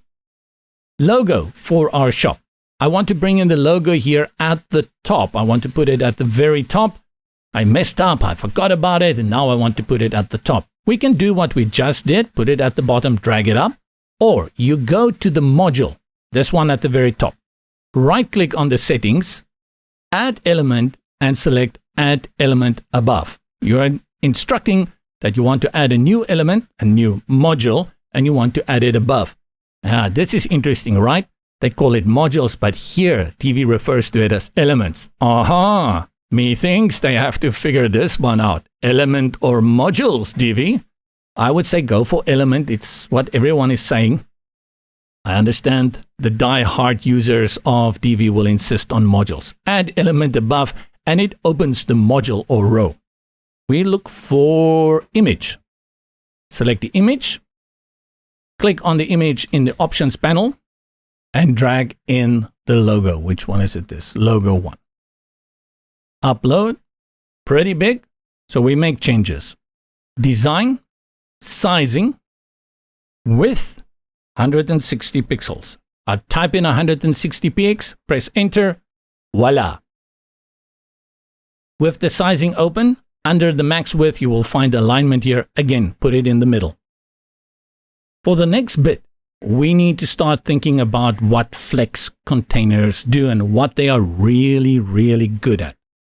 In the past, when we brought elements onto the page and we wanted to add more spacing between the elements, we either increased the margin of this element, or we had a spacer module that we could bring in and control that spacing. With a flex box, there is a built-in ability to control the distance between elements, and this is the preferred method. Now, what is very important, and this is why I come back again to my issue with the column. If you click on the page, which is what we've been doing so far, you will think that you are now making changes to the elements within this container. But note, the green box is selected, which is my row. But inside this row, there is a column. And I have to work with the column, not the row. I cannot select the column on page. And this is the gripe that I have. I'll mention it a few times more. Go to the layers panel and select column here. Now I have selected the column. In the options panel on the right, it also says column. Under design, open the first tab. I'll just close this, which is layout. And this section here is one which will master over the few modules to come. It's a very important section, and it allows you to do so many powerful things, which page builders that do not have Flex cannot do. Once you get used to this, really, it's just the way it is. And Divi has done a very good job at this. I did find some snags here and there when you start embedding too many rows inside rows. The thing gets really confused at some point. But to 5 or 6 levels deep, you're going to be able to do a lot, and you should never actually go that deep. Enough talk. Let me tell you what we are doing. This is a column, the column that I've selected. Inside this column, we have 1, 2, 3, 4, 5 modules, elements. We have the image, we have this text, this heading, this divider, and this button. In between them, there is space supplied. And that space comes from the instruction to the column container. And it happens over here. That is a vertical gap that has been applied. Click inside it and type in a 0. Enter. And all the space is removed. Everything is squashed. And this is where in the olden days, we added margins and space elements. But we don't do that anymore. This is what we do. And it's the way forward. You can still keep it working with margins, but especially DV5 is made to work with this setup. 30 is the default. This is what many like. Many prefer 36, and that's based on a specific system. And from here on you work, you're going to have your slider. Again, we don't really want to use sliders anymore. We want to dial in specific values. And the value I'm going for here is 42. This makes it quite big, but this is kind of what I'm after for this hero section. Let's save our work. Save. Go to the front end, refresh. And now we have this massive hero section, and it fulfills all the need that we want for our website and the hero section. It tells us coffee immediately. It creates a vibe. It inspires us to visit them, and you get personal interaction with this boutique coffee shop. This is the best kind of hero section that you can ask for on a one-pager for a small business. Good. There's a logo. It tells you what it's about. There's a call to action, and there's an image that gives you that human feel. And that brings us to the end of this chapter. We're still going to do a lot, but I'm going to tackle that in different chapters because each one, there's quite a lot to take in for each of them. Let's head back into DV5 Builder, and the next one is going to be social media follow element. Typically, I would just make the hero section in one chapter.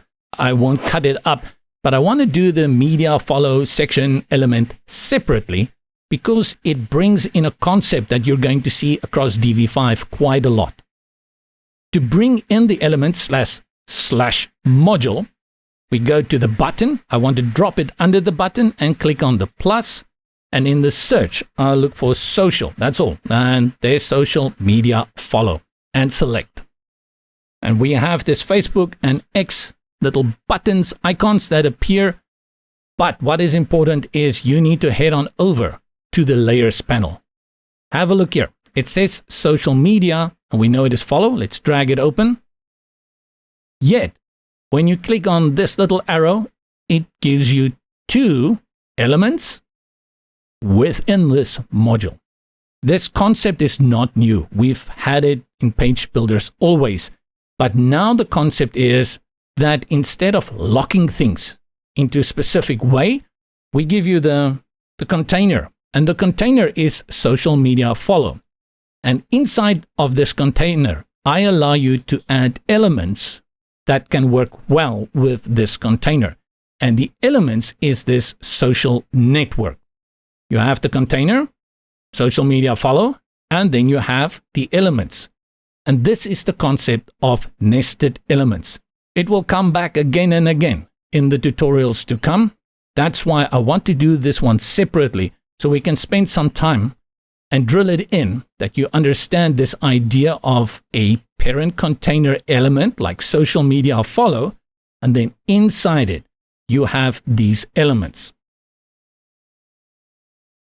Let me scroll up a bit. We can see we have Facebook and X here at the bottom, and then head on over to the right.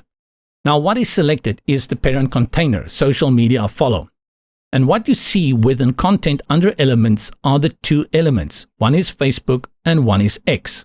With this selected, go to background and apply any color. I'll just choose red. What happened on the page is that this is applied at the parent level. If I want to make any changes to any of the children, which is the Facebook and the X social network elements, I do not do it within the parent container. Reset the background. For that, scroll up to Elements, and with Facebook, click on the Edit. And this happens so quickly that you don't even realize that it's actually selected the element. But you will see in the Layers panel on the left, now it has selected the first social network, which is Facebook, and that we now have network here, and under Design, it looks different. Let's go back to the social network. Select it, go to Layers and select Social Media Follow. Delete under Elements the X. And now we only have Facebook.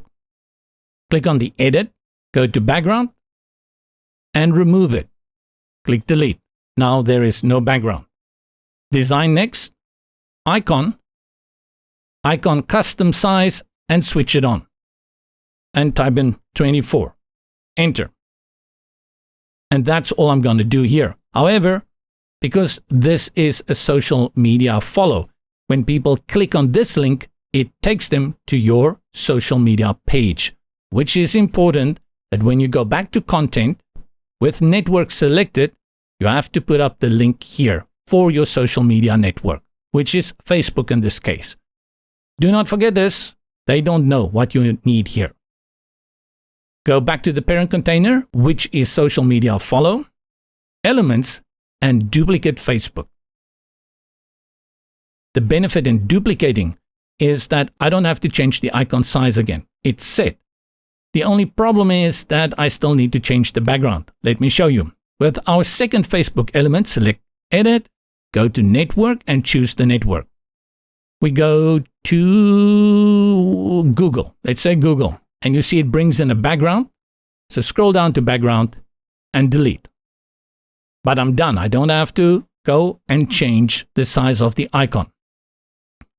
Go back to social media follow, elements, duplicate the last item, click on edit item, network, and this time let's look for Instagram. Here it is.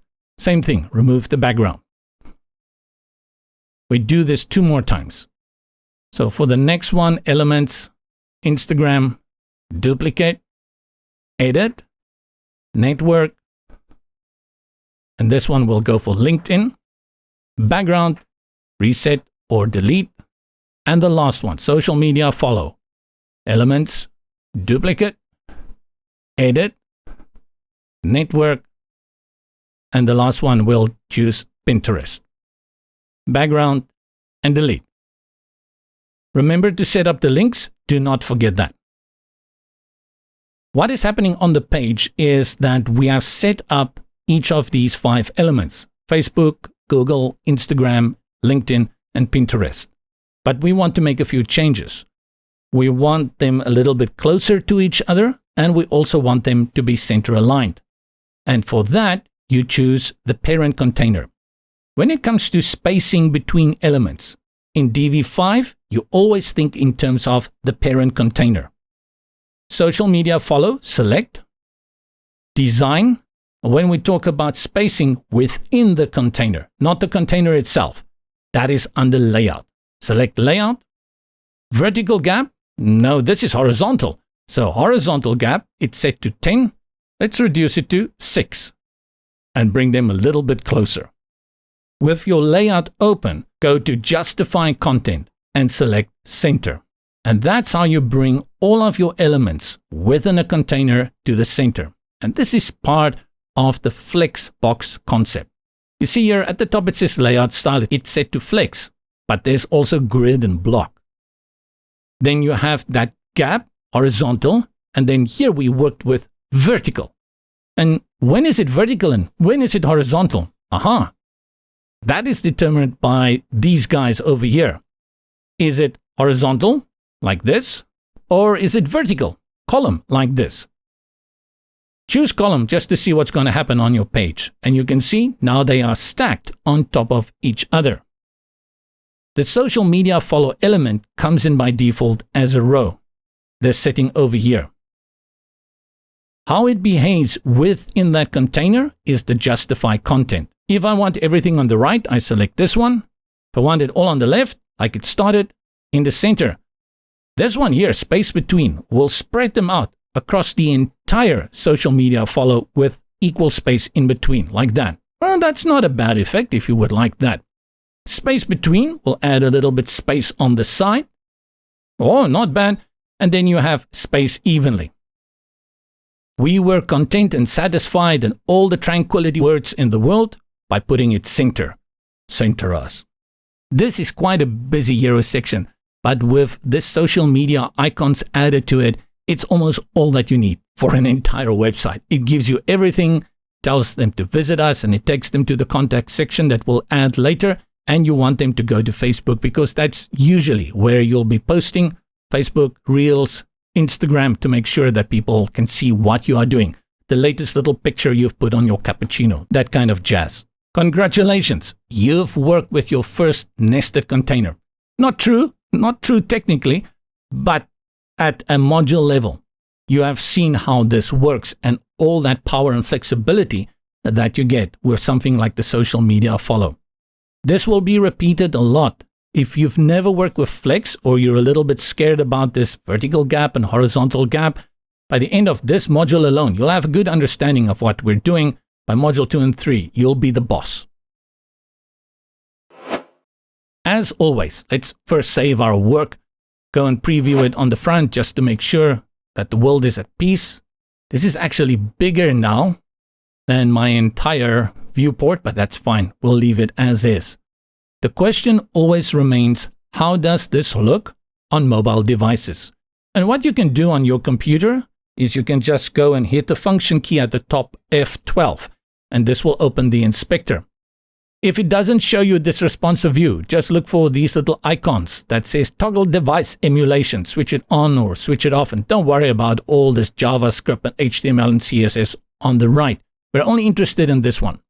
Once you toggle it on, you get the drop down here and you can choose from these devices. Let's go first to something like the iPod Air and see how it looks on the iPod Air. Oh, you're getting paid for this, right? Do you want Pluto Coffee to break into 2 lines, or do you want it to be just 1 line? These are the questions that you make at responsive design. The next one we go to is the iPhone 14 Pro Max. Oh, okay, no, this doesn't look good. We need to make changes here. And especially if I go and set it to responsive, now I can drag the bar here and I want to take it to 360 pixels. Up here you can see the measurement. That is where many Android devices are. You can see it's not going to work. This is a major problem. Let's put it back on iPhone 14 Pro Max and leave it open for now. Jump back into Divi. Let's close the layers panel and we work with responsiveness. At the very top in the toolbar, you get it. There it is, desktop, tablet, what's going on here? And then we have phone. This is a glitch, definitely. Let's first figure out this glitch. Why is my overlay disappearing? Divi, please answer this one. It's a glitch. I didn't do anything wrong, but I found how to fix it. With your tablet view open, select your section, go to content, background, and all you do, go to background gradient, just move this. That's it. As simple as that. You just move the slider a little bit and somehow, boom, it comes in. Same for the mobile device. Again, just move it and bazinga, there it is. It's in. Strange. Not my fault. Don't blame me. With the tablet open, we can make changes. And the only change I want to make here is change the size of the Pluto Coffee heading. Click on it to select the heading.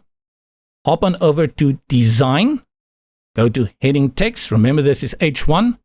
And scroll to Heading Text Size. Currently, it's 110. Select and type in 72. Go to Header Letter Spacing and reduce to 5. Just bring it a little bit closer now that it is smaller. Save. Go to the front end. Let's choose our iPad Air and refresh. Looks right. Looks much better. Maybe too much padding at the top. Let's also make a change to that. Go back into Divi. Select the section. Design. Spacing. And now I put 55 pixels at the top and at the bottom. I'll just enter and click here on the link. With this done, we go to the mobile device. Select the heading once again. Heading text. It shows us the previous one was 72. I'll drop it down to 36. Then select the section.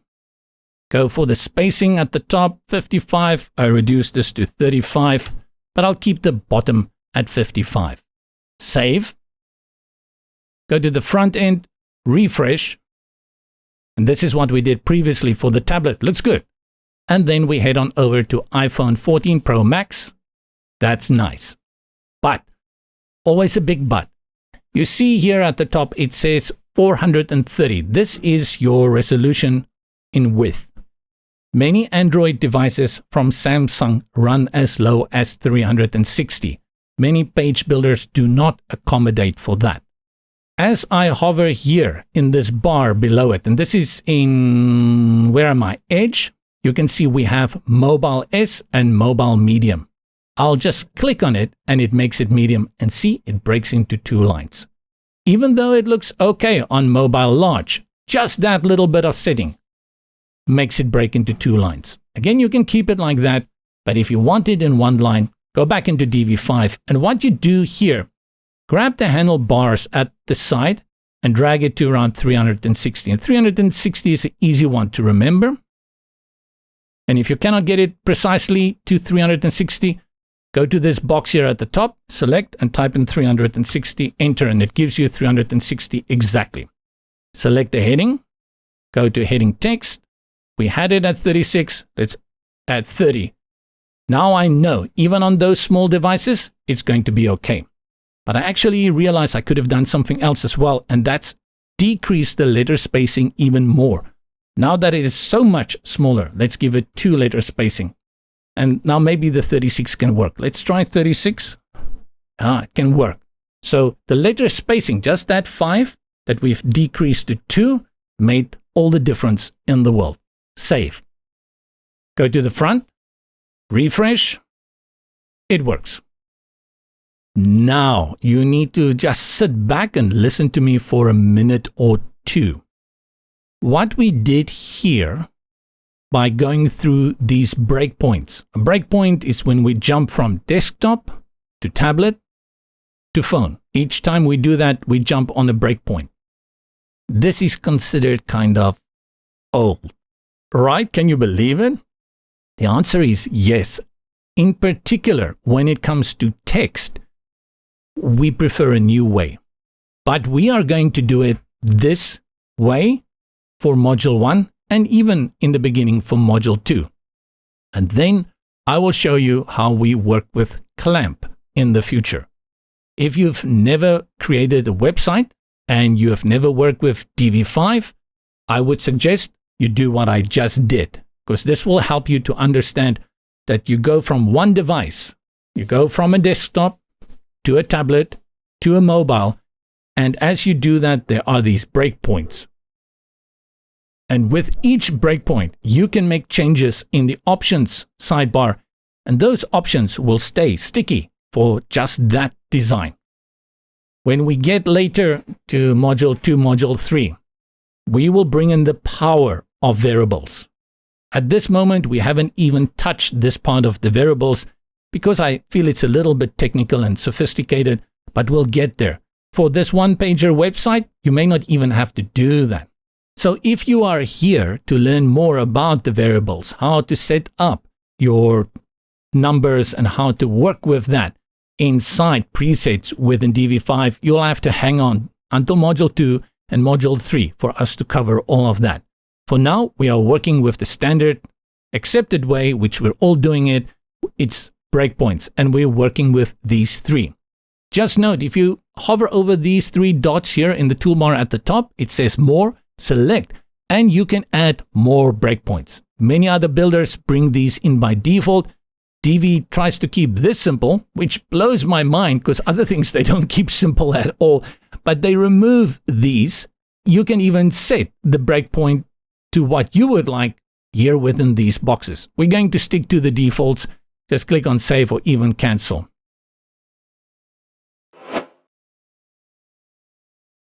In the previous chapter, I mentioned this thing about variables and text, and we call it fluid typography and fluid design, which we'll tackle later. But we're going to introduce something here, which will become really important in your workflow in DV5. This is the part that many people don't want to adapt to in DV5. They want to keep it the old way. How DV5 has been designed and how it is being developed is towards the preset concept. Variables together with presets. If you've used other builders, think of a preset like a class, and it's an important concept. So I'm going to introduce it at a basic level here and work with it in this Module 1, bring in that foundation and then build on it so that when we get to the fluid typography, all of that, you'll see how powerful the presets become. What do we find whenever we create a website? And that is everything we do gets repeated. We use the same headings. We use the same overline eyebrow, this little tagline here at the top. We use the same buttons. Every time we bring in a module/element, we don't want to do this again and again. And that's what presets are all about. Let's start with Pluto Coffee. Click on the plus below it and bring in another heading. Select heading. We cannot see it. Now we have to go through this whole process again. What I will do here, I'll just change the text and I'll call it another heading so we can distinguish between Pluto Coffee and this one. That's done. Click back on Pluto Coffee. Go to the right, all the way to this panel next to the heading at the top and this little icon that says Assign Presets. Select. The default is called this one, Heading Preset 1. And this one, Heading Preset 1, is how you bring it in. This one we can't see that I said is called another heading. That is the default. For this Pluto Coffee, we applied a bigger font. We applied white. We made it all caps. We gave it letter spacing. And we've applied those custom settings on top of the preset. But what I want to do now is I want to make this design here, Pluto Coffee, a preset. I just want to use this again whenever I have an H1. Remember, this is my heading, H1. Maybe I will create another H1 in the future. Then I don't have to design this from scratch when I make those changes. And that is done by going up here to Assign Presets and then select New Preset from Current Styles. A few things will happen. Click and you see this turns dark. If you are using the dark mode, it will turn light. This tells you you are now designing a preset. Up here, you will see it says Heading Preset 2. But here, under Preset Settings, you can change the name. Select that and change it. Make it descriptive so you are not confused later on. What is the meaning or what is the function of this preset? Now for me, I call it H1 Light because it's a light, it's a white heading. Those who understand classes will want to use class terminology here. It doesn't matter. The preset system is not bound to classes in DV5. You can use any kind of naming convention here. And that's it. What is super important though is this button in the bottom right-hand corner called Save Preset. Click on Save. And now you will see Pluto Coffee selected, heading, and next to it shows H1 Light. That means that this preset is applied. That means if I go to the second heading that I have here, which we can't see, I click on it, go to Assign Presets, open it, and select H1 Light. And just like that, I have applied that preset. This is the DV5 way. You do not design everything from scratch, and you should design presets and make presets as often as you can. Delete this another heading, and we do the same for this text element over here that is an overline. Select it, go to the Assign Presets in the Options sidebar on the right, click New Preset from Current Styles, and the preset name is, I will call Overline dash light. Select Save Preset. You can remove the preset, remove it, and now it's back to the original. Select it again, click on Overline Light, and it's back. If I bring in a new text element, let's bring in one. Click here on the plus, text. Change the text here in the sidebar on the right. My new text. I write it with capital letters and small caps. My Assign Presets and select Overline Light, and just like that. Now something strange, it is not bringing in the center alignment. What I will do is I will select this one, go to Design, Text, and make sure that it is on center align. Let's switch it and bring it to center align. With this change made, I'll go to Overline Light. Next to it, see this option here, Update Preset with Current Styles. So that center alignment, I'm locking it in. Click on Update, and in the bottom right-hand corner, click Yes. Go ahead and delete. Next one is the button. Buttons, yes, you need a preset for the button. Select the button, go to Assign Presets, New Preset from Current Selection, and Preset Settings, open it up. I'll call this Bronze Button. It's a bronze button. And select Save. Bring in a new button so we can test it. I'll click here on the plus button. And this is the button that we started with at the beginning. Select the button, go to Assign Presets, and select Bronze Button, and look at that. The question that I had, and many people have, is now I need to bring in a module element every time, and then head on up here and assign the preset. Why can't I just bring it in by default and it looks like that? And the answer is yes, you can. We'll talk about that next.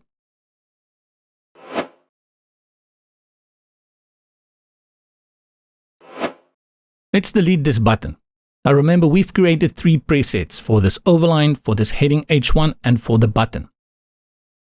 But when I bring in a new button, and we do that one more time, click here on plus and bring in a button, I still get this default one. Why? I don't want that. I would like this one to be the default one. Let's explore the preset manager, and that's in the panel on the left. Over here, that's page, preset manager, 4th one from the top, select. I see it's the same icon. What you see here are all the modules, all the rows, everything that you can think of that you can bring onto the page. They are listed here. Under all of them, if you open any one, there is always preset 1, and that is the default preset that comes with Divi. There is no way for you to set all of these up at the beginning knowing how it's going to work. The best way is to do how we are doing it, is to build it out. But now that we've created this button, I don't want to select a preset each and every time. I just want to be able to bring in the button and that preset is already applied. It's a default.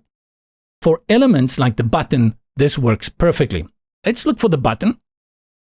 Open it up and you can see we have here bronze button. That's the one that I've created, and that is the default button preset 1. What's the difference between the two, except the name? Aha! It's this little thing here, that little blue star. I'd recommend not deleting or editing the default. Leave it there for now. It's something that I found that later on when you mess up and you just want the default state again, then it's nice to have this guy still hanging around in the neighborhood. But what we'll do is go to bronze button and click on the star set as default preset. Once we do that, you see that it's also updated here at the bottom. The difference is that having done that, when I bring in a new button, let's do it one more time, click on the plus and look for button, add it to the page. This is the 3rd one. When you select it, you will see there is no preset applied because the preset that we created is now the default. And that is going to be the case for all of these buttons. Don't worry about this weird behavior of this one. Also some kind of glitch. This is super handy. I am loving the preset system together with the variables. At the beginning, it didn't really work for me, especially when we get to the H2 very soon. You'll begin to understand that how you build out headings, your H1, your H2. There is no one central place anymore where you say, this is my H1, this is my H2, like we used to do in the past within the theme. You do that all now with presets. Go ahead and delete these buttons. You can select the button, Control Command Backspace to delete them, and the same for this one. Let's close the preset manager and remember the preset manager. Once you get familiar with presets, what you'll find is that you'll often just come in here, and when you want to make a variation of a button, you will work within the preset manager, you will duplicate the preset, and then style it out from here. For example, let's talk about the bronze button. I want to make an outline version. I want to keep the font, I want to keep the sizing, I just want to make an outline version. What I'll do here is I'll click on duplicate preset. Then with the copy selected, I'll click on edit preset. And now we have this little system going on here. The first thing I'll do is change the name. Go to the right, click on preset settings, and I'll call it outline. I don't have to say button because this will only appear wherever there is a button. I don't need to click save yet. I go to design. Have you noticed what's going on my page? It's giving me a display of how the button currently looks. Nice. I need a darker background, so I'll just select here background preview, like so. Now I go to design, select my button background, and I'll say none. No background. Button border, I will say 3. And I'll make it white. Button border white. And put it on solid. Now we have that. I don't understand why there is a button background. Need to remove that. Let's see if I click and drag it all up. Okay, that's interesting. It makes it solid, but I'll drag it transparent like so. This is an interesting one. Okay, so even though there is no button background color, I still have to make the no color transparent. And there I go. Remember what we are not changing here. We're not touching the font. We're not touching the spacing of the font or the padding. We just made these changes. And once we've done that, click on Save Preset. Yes. And we're done. Go back to the preset manager on the left, open it up, go to button. And now I have my outline and the bronze button, which is the default. Bring a new button onto the page to test it. Click on that button, select. Button is selected. Go to the presets in the top right hand corner of the options toolbar, sidebar, and select outline. Perfect. The more you do this, the better you'll get at this, and the more you will enjoy it. It will really speed up your workflow. Start basics, like we are doing now, baby steps, and we'll get there. Let's save our work. Go to the front end, refresh. Nothing changes here. We didn't do any changes. We just looked at the preset manager. And let's close this view so we can just see the full screen. To close the side panels in Divi, select here where it's open, preset manager, and click on the X here in the top to close it. And we have our normal canvas view. Shiver me timbers, matey. We've tackled quite a few concepts. If you've worked with page builders a lot, many of these things will make sense. If this is your first entrance into the world of website making and you happen to stop at the DV5 module 1, a lot of this may be a little bit overwhelming. But that's why we take it slower, as always here at Websites for Beginners, that you can really get into it and get it on. And then we bring you more modules and we build it out gradually. All that we've done with the presets up to this point is something that we will repeat in this module, and we'll stick it to the breakpoint system. Let's call it the breakpoint system, and then we have the fluid system, which we will tackle in other modules.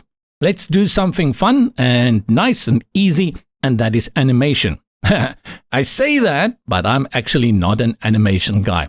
I don't see the value in it. I don't think there is actual real tangible benefit in it. I know we have this concept of, ooh, it moves, so it must be important, but I'm not so sure it does anything. And the data kind of backs me up on this, and specifically on mobile devices, motion means almost nothing, but it's there. We love it, so let's do a little bit of motion. Every module element within Divi can be animated. Let me just go and click here on the section. Click on the section, you get the blue background. It opens here on the right. Go to design, and at the very bottom you see we have the animation options. So the entire section can be animated. But I don't like to animate entire sections because then you start with a blank background, which we don't like. Therefore, we go one container down, one child element down. And from the section, the next one is the row, the green one. Select that and we do the same. It's already open at animation. That was the last one we selected. And you can see it says row here in the top. These ones here, they are the basic ones and you should stick to them. You can play around with this animation. I'll maybe do it once or twice during a tutorial. But if you watch many of my other tutorials, I just don't do animation. The one I would use here is called zoom. And I think one of the reasons whenever I'm working with Divi, I usually think of animation. Divi kind of did animation better than anyone else before it was a thing. And you'll find on many of the starter sites within Divi, there is always a lot of animation. Everything flips in from the right or fades in from the bottom. Well, we're going to do the zoom. With the zoom selected, we had the animation. Unfortunately, there is no way to replay that just occurred, but you can make it replay by just changing a few things over here. Start with the animation direction. Let's start from bottom, and you see that's how it plays, and that's strange. It's the direction, so it means it moves into the direction of the bottom. Let's do it from the top. I like this. It grows from the bottom like a flower or like your coffee dripping into your cup. People overthink these things. You can do left, same thing, but I like this one from the top. That means it grows from the bottom. There's a delay here for your hero section. Do not apply delay. You want it immediately on your page. And then there's animation duration. 1000 milliseconds is an entire second. Half a second is 500 milliseconds. Much quicker. A little too quick, so that default of 1000 milliseconds is good. You have a few more here. Animation intensity, and that is the abruptness. If you put it here, you see it happens really, and that is a little bit slower. Actually, that's pretty nice. But most of the time, for these two, animation intensity and animation starting opacity, for this kind of grow effect, I will leave it. You have control over the speed curve. I like ease in for this one. Oh no, ease out. Ease out, which is what it was. And then you have repeat, which you clearly don't want to do here. One thing that Divi can improve when it comes to animation is to make animation responsive. Go over and select tablet, and once you do that, you can see here tablet breakpoint not supported. It says that tablet breakpoint not supported. You can make changes maybe here in terms of the delay, but I cannot deactivate it. This is a big pity that I cannot put it to none, because this kind of animation is not a good idea for mobile devices. And why? Because people scroll very quickly when they're on a mobile device. We can save this and we can go test it on the mobile device so you can see that. I'll hit again the function key F12 on my keyboard. Now we are here. Let's put it on iPhone 12 Pro. Reload this page. And there's the animation. Yeah, I understand it's there. But if you have critical information on your page somewhere and people scroll and they just flick through the page, they will miss that information. And that may have been the important animation. So where I like animation and I can use animation for my desktop display, I would have preferred that it could be switched off for tablet and phone. This is something I think they should be able to do. Other page builders can do it. But we've learned in the world of page builders, just because others do it doesn't mean we'll do it. It's like they have this agreement like, oh, that feature over there, everybody loves it. We're never going to do it. All of these builders, they do this. Just copy and borrow from each other. Right on. We are done with this section. Now we can build out the rest of the page. We can go a little bit quicker. We can repeat and recycle those concepts that we've learned and dive into these presets and how they can make your website really stand out. I mentioned that we will get into the next section next, but slight quick detour. While I was getting ready for that, I noticed that with this section, when we go to the phone view, this couple, they start to fall off the screen. And when I drag it into 360 pixels, poor Sabrina, she completely disappears, and we don't want that. Another thing I want to note is I also felt, why is the section so big? I don't recall it being this big. And the answer is I've increased the screen size. So to go back to the default, putting my screen at 100%, this is how it actually should look. And if I save it and then view it on the front end, then yep, this is what I had in mind. I don't really go for full viewport heights anymore. I like to have a little bit of space at the bottom, kind of telling people there's something below this section. But going through that again, let's just go to the mobile view. I'll select the mobile icon, then grab the handles and drag it down to 360, which is that limit that I always want to test a little bit for. And you can see Sabrina is being cut out, and we don't want her to feel left out. And why I want to come back to this, usually I would just say, I'll go ahead and fix it. Divi does this in a very, very weird way. And if you don't know where to look for it, you're not going to find it. Select the section, background, select the background image, and then go to the background image position. Luckily, we have responsive editing here, so we can change it. However, there is no custom setting. If I put it at, what shall we say, center left, then we see the kitchen. Whoop-de-doo. Put it on center right, then we see the part of Sabrina that doesn't matter at all. And the default is center. Here is that hidden control. Select bottom right. And the moment you select bottom right, these two options open up. Image horizontal offset, how you move it horizontally and vertically. In this case, I want to move it horizontally, and you have a slider here, you have the percentage. Put it on 50%, and we are back exactly where we started. We are 50%. This gives you an idea that to move it to the left, where we started, they are now on the left, it's going to be less than 50%. If you're not sure, you just grab the slider and drag it very carefully, because these sliders are super sensitive. And you get to this point. I found around 40 works for me like this, but I thought that one we just dialed in there, 36, was also pretty good. You're going to have overlap of the text, but at least the two characters are in there and they are unified once more. This one is really hidden. If you don't know about this feature, you will think Divi is really behind the times and they don't have this custom focal point setting for their background images. Now you know. Go for bottom right. I'm pretty sure you can do the same for top left. All of these corners work with the offsets, but they're just going to work differently in terms then of how you set the offsets. I just stick with bottom right, then I know exactly how to work it.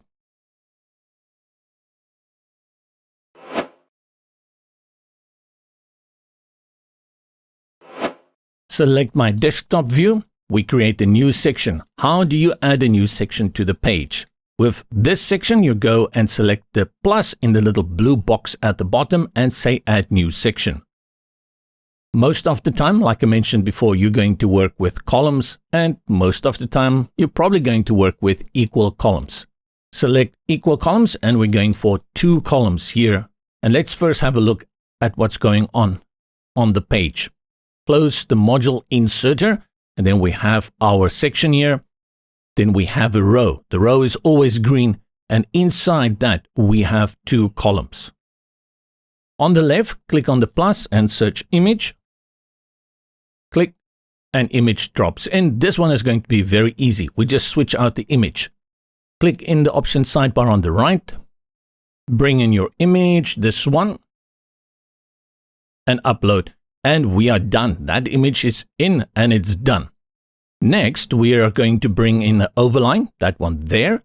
We're going to bring in an H2 title and then text. But you can see we have a problem. We work with a dark light scheme. That means everything that we're going to do here has to be dark. Let's start with the heading. That's going to be a simpler one. I'll click here on Add New Module or Row, search for heading, and select heading. And it gives us the default heading, which is the default within DV5. And we change out the text first. Our journey, let's call it our bean journey. Our bean journey. This is an About Us section. Now we do the styling up. The thing though is that our H2 is going to be very close to the H1. And now we get to this preset function and the system to which Divi is geared towards, DV5. Not so much DV4, but definitely DV5. In many other cases, I will not be teaching this again and again, but this is the DNA of DV5. So we learn it, and then you'll see how easier it is to work with DV5. Instead of styling this out all from scratch, the first thing we do is we go to the settings in the top right corner of the heading module and select H1 light. And immediately we run into a problem because now we know that the H1 light is light. It's at this point that we start making custom changes to it. Go to design. This is a heading text and we start at the top. The first thing is we put it on H2. The heading font, we don't touch this one almost ever. Heading font weight, I keep it on bold. Yes, I'll keep the font style, but the heading text alignment, let's leave it for now. Once we can see it, I will do that. Heading text color, select, and we choose now the heading text color, the dark version. Let's go one up and put it to left alignment. For the heading text size, now I add my 40 pixels, which I want to use here. And once I reduce it, you also reduce the letter spacing. And here I'll just use 1. For the line height, I'm going to use 1.2. And the reason is that it's quite possible that at some point this heading 2 may take up 2 lines, and then I want a little bit of separation. One thing I found is that go up to your layout and just make sure also your line items is to left. The stretch here is okay, but I found that especially here at the top, sometimes when it's on center and then the text is also on center, it may get a little bit confusing. Test it quickly on tablet. This was 40 pixels. Go to the design layout heading text and you see the heading text size is 72. Why? And this is because we are borrowing from the H1. I'll drop it down to 30. The letter spacing I'm going to reduce to 0. Squeeze it in nice and tight, and the heading line height at 1.2, I'll keep it. Next, mobile, scroll, and that looks fine to me. I'm going to keep that the same.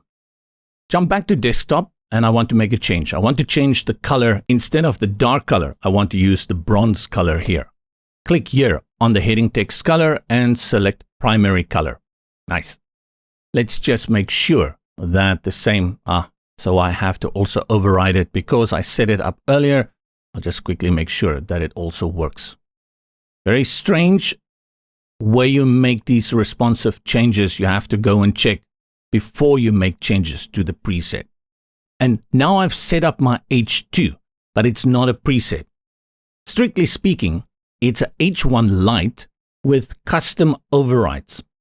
At the top, it says H1 light. We know it is not.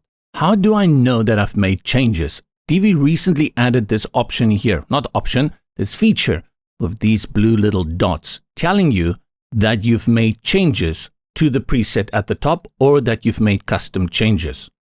For example, if you look here at the heading font style, it's on all caps, there's no little dot. Let's put it on italics, and the moment I do it, you see the dot appears.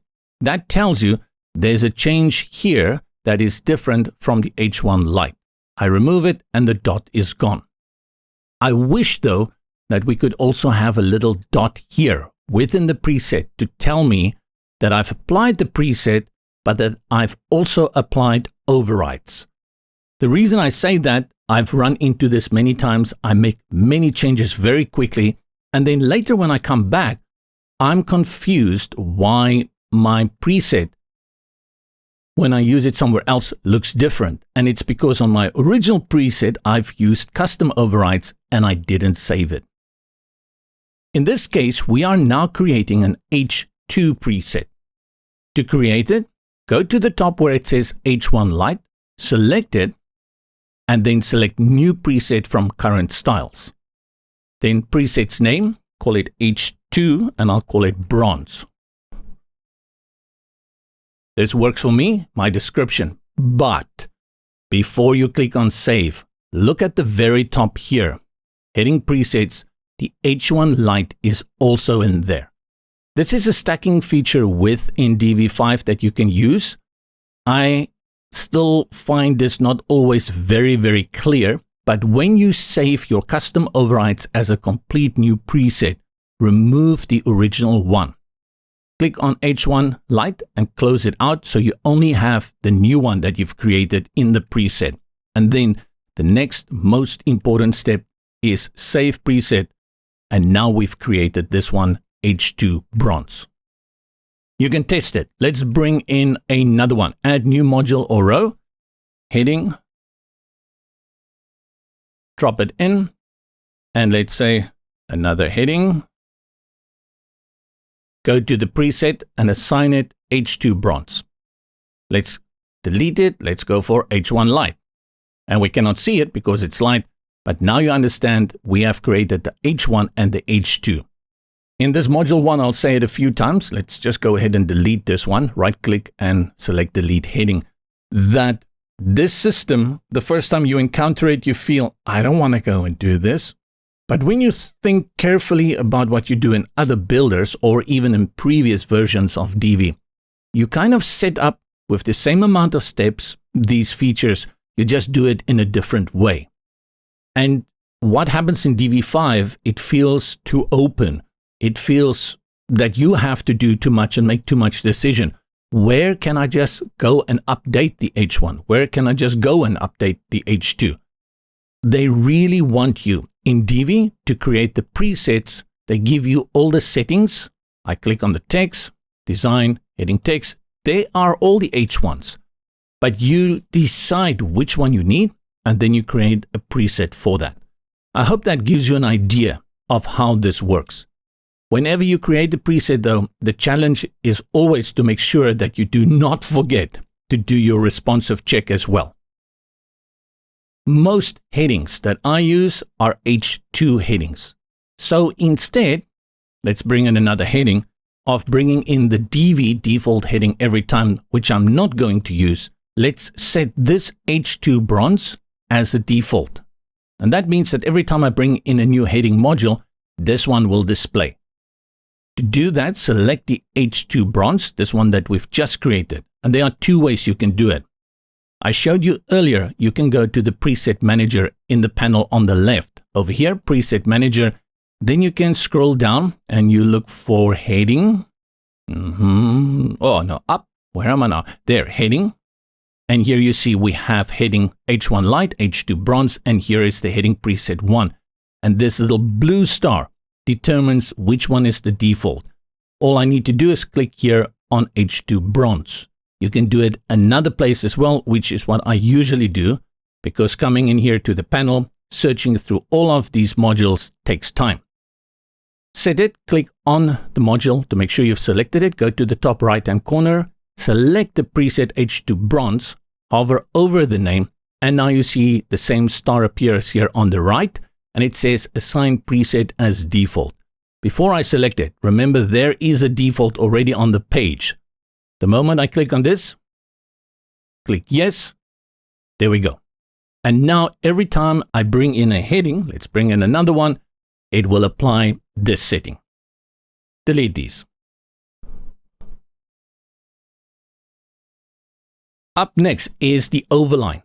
I'll bring in another overline, and this time, remember that is a text element. Look for text, drop it in, select it. Let's change the text first while we can see it. About us.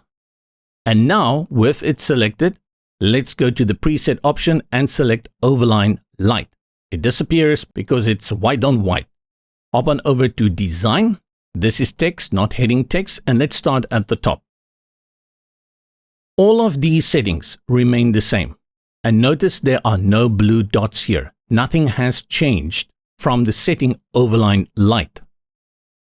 Go to the text color, select, and we set it to heading text color. And once I do that, the blue little dot appears. We also have our color here. We know now that we've made this change. We also know, now that we can see it, that we need to align it to the left. Go to the text alignment, again, no blue dot. Select left, blue dot appears. And these two indicate to us that we have changed the preset. Here, I run into that issue which I told you earlier. Why is it still center?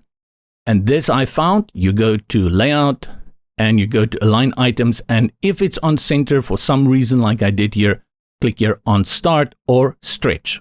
I'll just put it on start.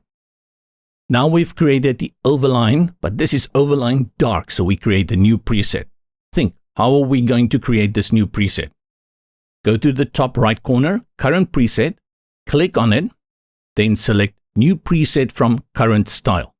Give it a name. This one is overline. dark. Go to the top and make sure you remove the overline light preset. Select Save Preset, and it's done. Every time I bring in a new text element, let's look for text again. Add some text here.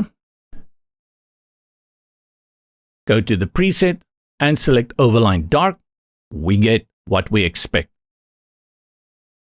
Let's delete this one and change the order. I want to put the overline on top of our bean journey. Bring in some regular text, and now we're going to work with regular paragraph text. Click on the plus to bring in a module. I look for text and I drop the text in. I have some lorem ipsum text that I'll copy and I'll paste it here, and that's it. Standard lorem ipsum text. This is my opportunity now to work with how I want my standard base body paragraph to look. Go to Design, go to Text, because it's a text element, and let's look at it from the top. The text font, I already set that under my variables. It's Rubik. I don't need to make any changes here. The text font though, I want to just slightly drop it to light, which is 300. Text font style, no changes here. Text color, no changes here. We use the dark color. And the text size, I want to increase to 16.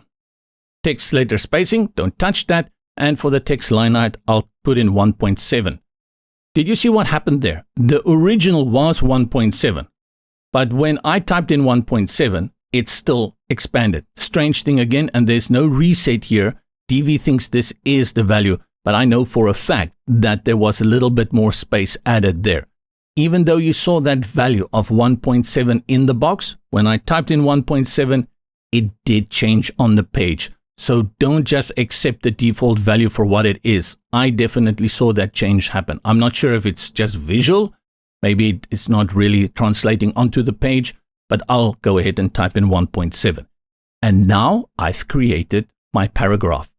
Just like we did before, because I will use the paragraph option many times, I will go ahead and create a preset for it. With the module selected, go to the top. Select New Preset from Current Style, and this one I will call Paragraph or Body. We can call it Body. I like Paragraph. And I'll say Paragraph Normal. And you'll see soon why I'm going to call it Paragraph Normal. Save Preset, and now I have a normal paragraph. Also, because this is kind of the standard I want to use for my text element every time I bring it in, I'm going to set this preset, Paragraph Normal, as my default preset.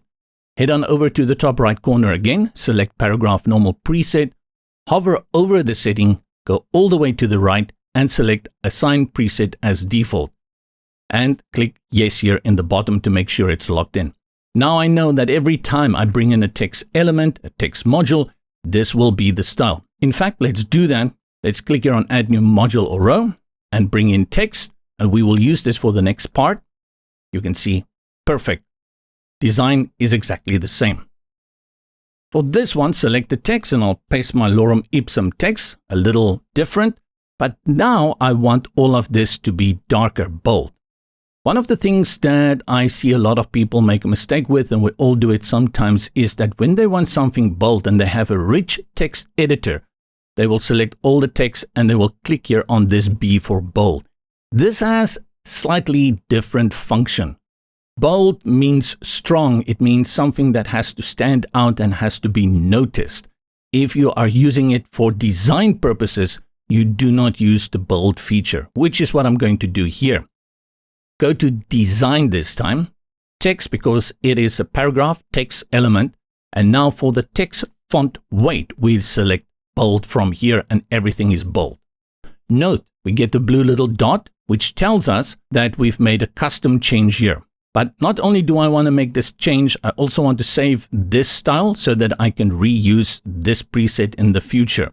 With it selected, I go to the presets at the top, select New Preset from Current Style, and I'll call this one Paragraph Bold. And this way, I'm building out my presets one by one. You'll see there is no other preset assigned here or loaded at the top. And that is because the paragraph normal or regular, I made it my default so it doesn't appear there. All I need to do is in the bottom right hand corner, click Save. One mistake that I've made is that we've done all of this and I didn't check our responsiveness. Because the paragraph sections work very nicely across the different devices, there should be no issues. And the other two, our overline and our heading, also looks good. I had to catch my breath there for a moment because when creating a preset and you forget about the responsive views, this will cause confusion just a few steps down the line. So really bring in that check all the time. And I guess that is why we start working with things like clamp in the future, so you don't even have to worry about that. JB, you keep talking about clamp and fluid typography and all that jazz. What is that all about? Now, Johnny, for that one, you will need to finish this course first, and then we'll get to module 2 and 3, and we'll cover that in detail. Thank you very much. Anyway, enough of that. Before we get into the next one, which is going to be something very interesting, done differently in Divi, I just want to make sure that we apply the same padding to this section, which is 100 pixels at the top and the bottom. Let's start with selecting our section, go to Design, and then Spacing, then Padding at the top, 100 pixels, and click on the link to make sure we link that. Go to Tablet, we change the 100 at the top to 55, and we link it. Link, there we go. And then let's see how it will look on mobile device. I think the 55 looks good on the mobile device. Grand. In this chapter, we'll be creating basically a small icon box. There are almost dozens of ways that you can create this in Divi. I did it one way, then I did it a second way, then I did it a third way.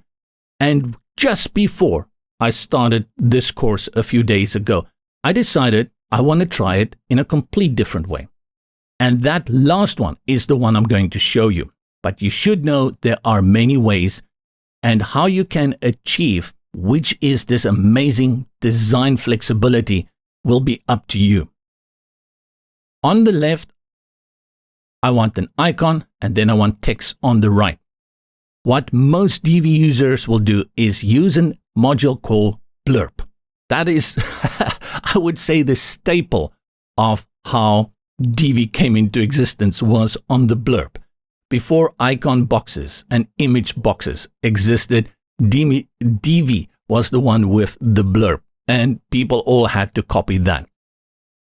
But with the new features, I find that I use these pre-made modules far less than I used to. I just designed my own, and it makes maintaining it much easier when I need to go back and make changes.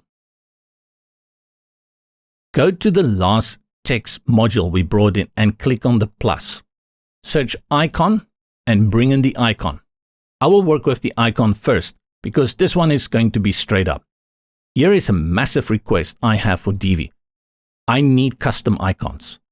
Everyone does custom icons. Gutenberg, WordPress editor, does custom icons.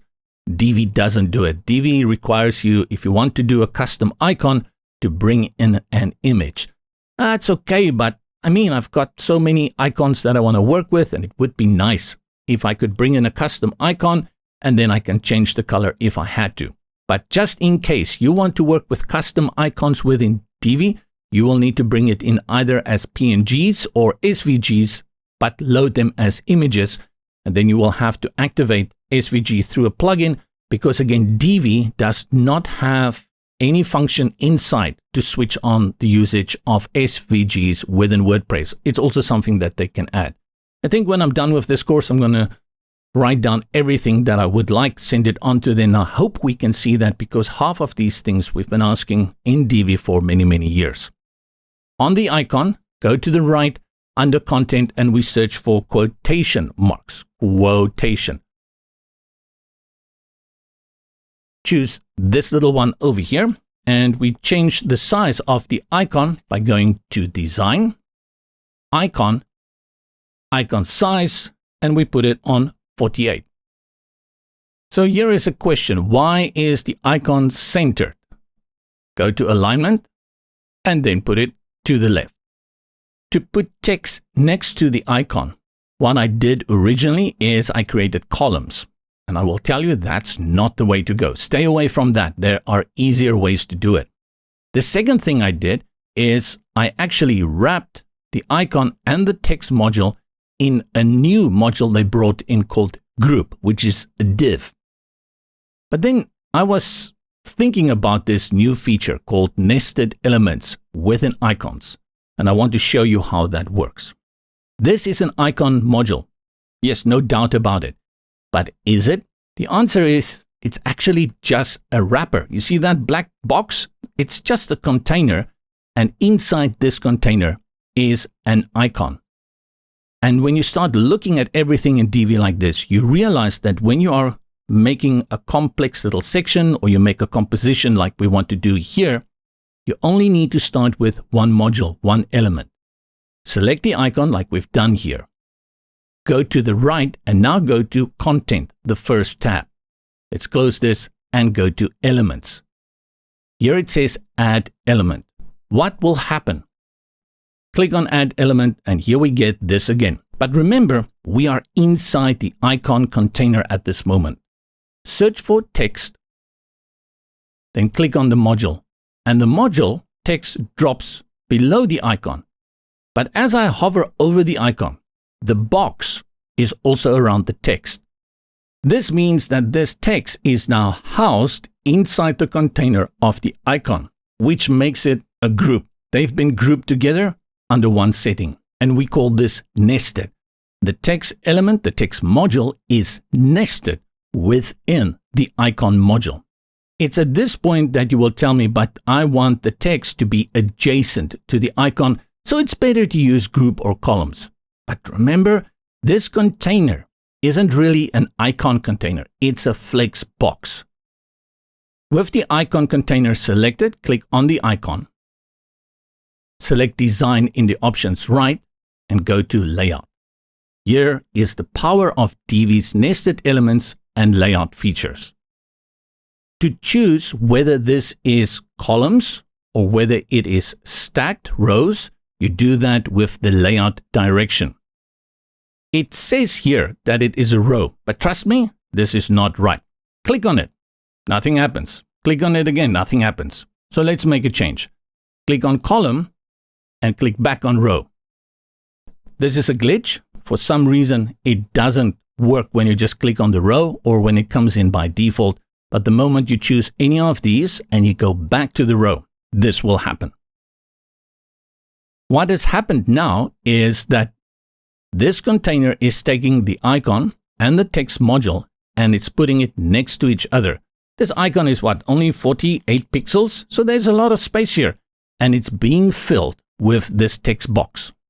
And with this, you can even go ahead and align the icon. So select the icon, look here at Align Items. Put it in the middle, put it at the bottom, or put it at the top where it started.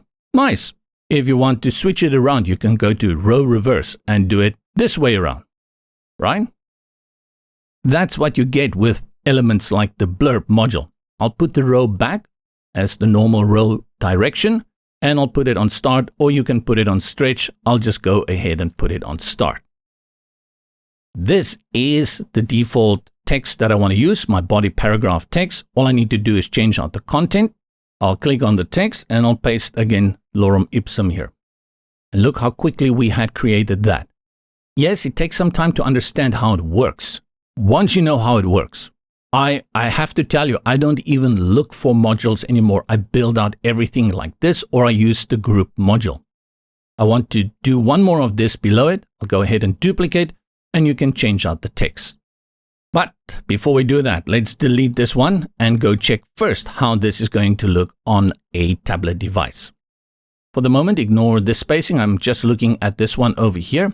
I think the space here, let's go back to desktop, is a little too much. That gap between the icon and the text module, I want it narrower. Select the icon.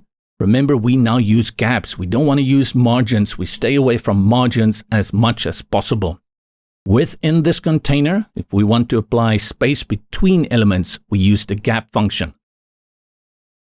Under Design, Layout, and this is a horizontal gap. It's set to 30. I will move it down to 18 pixels. That looks much better for me. Go to tablet. That looks good. And on mobile device, looks really good. I don't need to change anything about my text. I already set up the preset and I made it a default earlier. That's why it works nicely. Now we can duplicate it with confidence because we know the two will look good below each other on all of these responsive devices. The last thing I want to change is when we go to tablet, this image can be a little bit smaller and we can give more space to the column on the right. In a way, this is actually a tutorial all by itself, how columns are set up within Divi.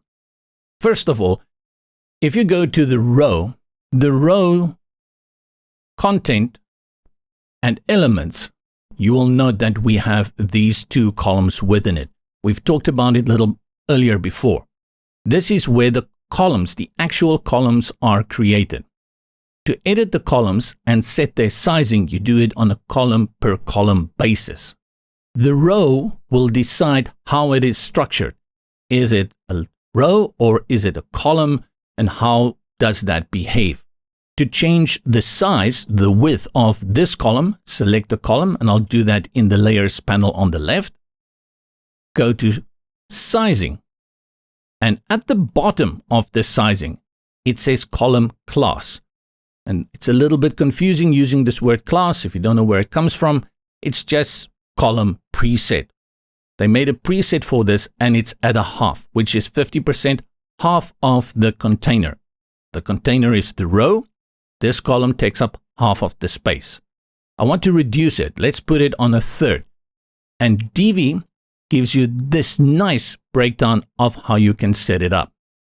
I'll go and select a third here, and it grows smaller. The second column still only spans half of the container. We have to change that too. Select the second column in the panel on the left for the layers, under sizing, column class, and now we do the opposite of 1/3. We go up and do 2/3. There we go. Let's jump to mobile device. And by default, Divi lets mobile devices stack. So to give you an idea of how this works, we can look at the changes. The moment I select any of the columns, you can see that under column class, it's already put to full width. Divi decided it has to be full width the moment we go to mobile. Go back to desktop. We've created this beautiful About Us section. We've created this beautiful About Us section, but more importantly is we covered a lot in terms of the settings and power within Divi. We've learned how to create the presets. We've learned how to make presets of existing presets. We've also learned that you can take a preset and make it a default for the module. But for this one, we've learned how to work with a nested element within a module like the icon.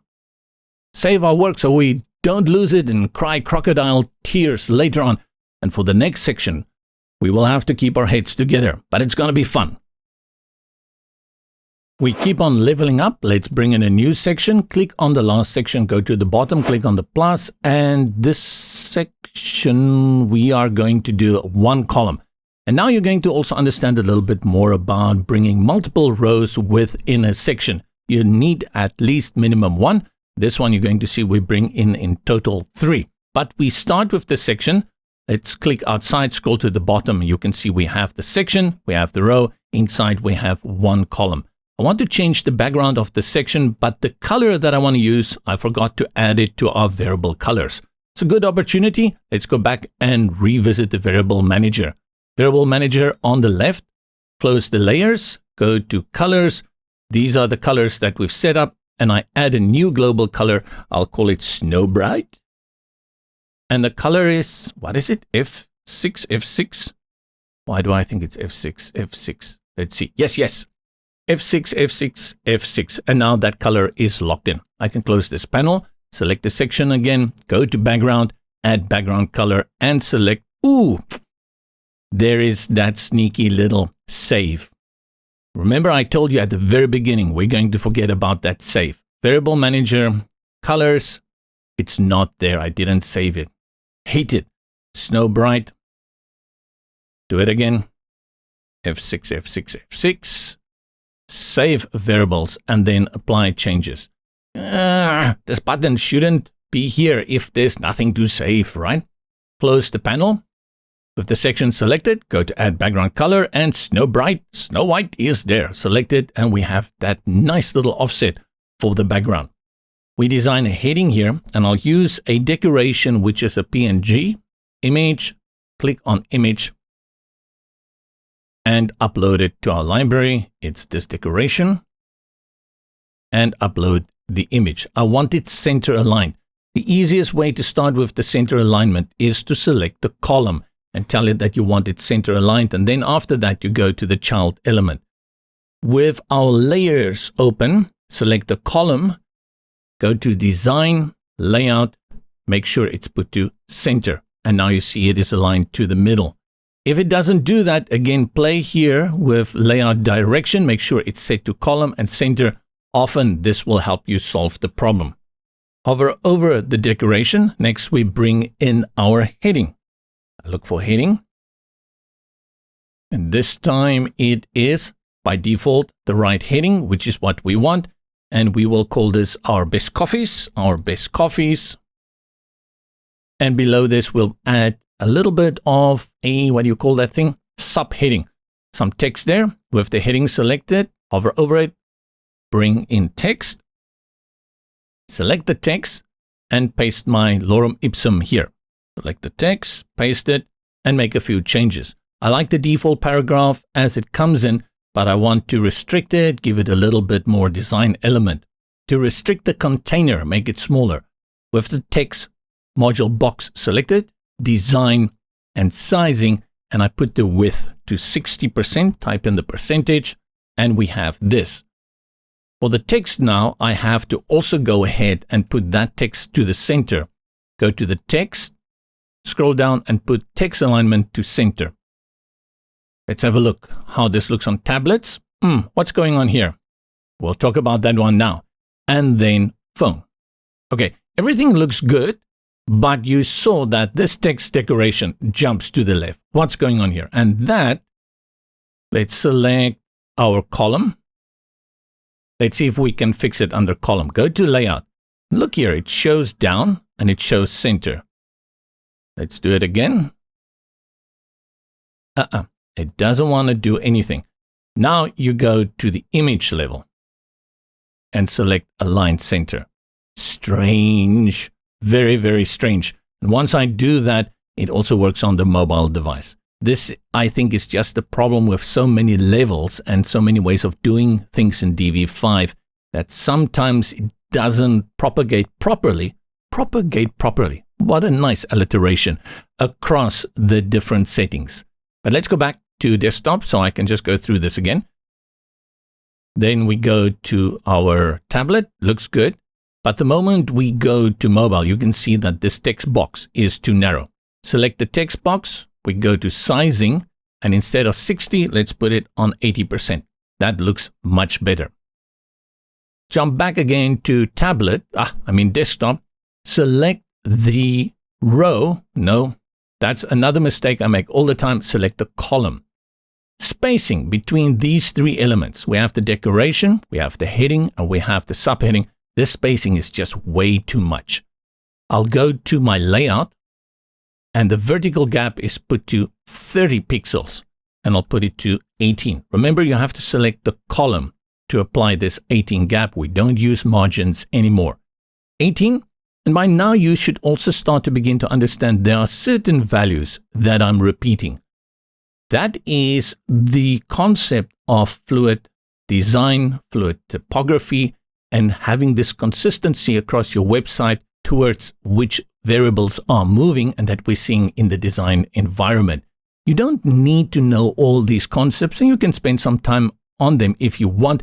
Trust me, there's no good unified source for this. I do this all the time. I try and hope there's the one book or one course to rule them all that will come out one day and explain all of this. But at the base, we are trying to keep things consistent across the website, and a lot of the tools that are coming into page builders at the moment, that is the function.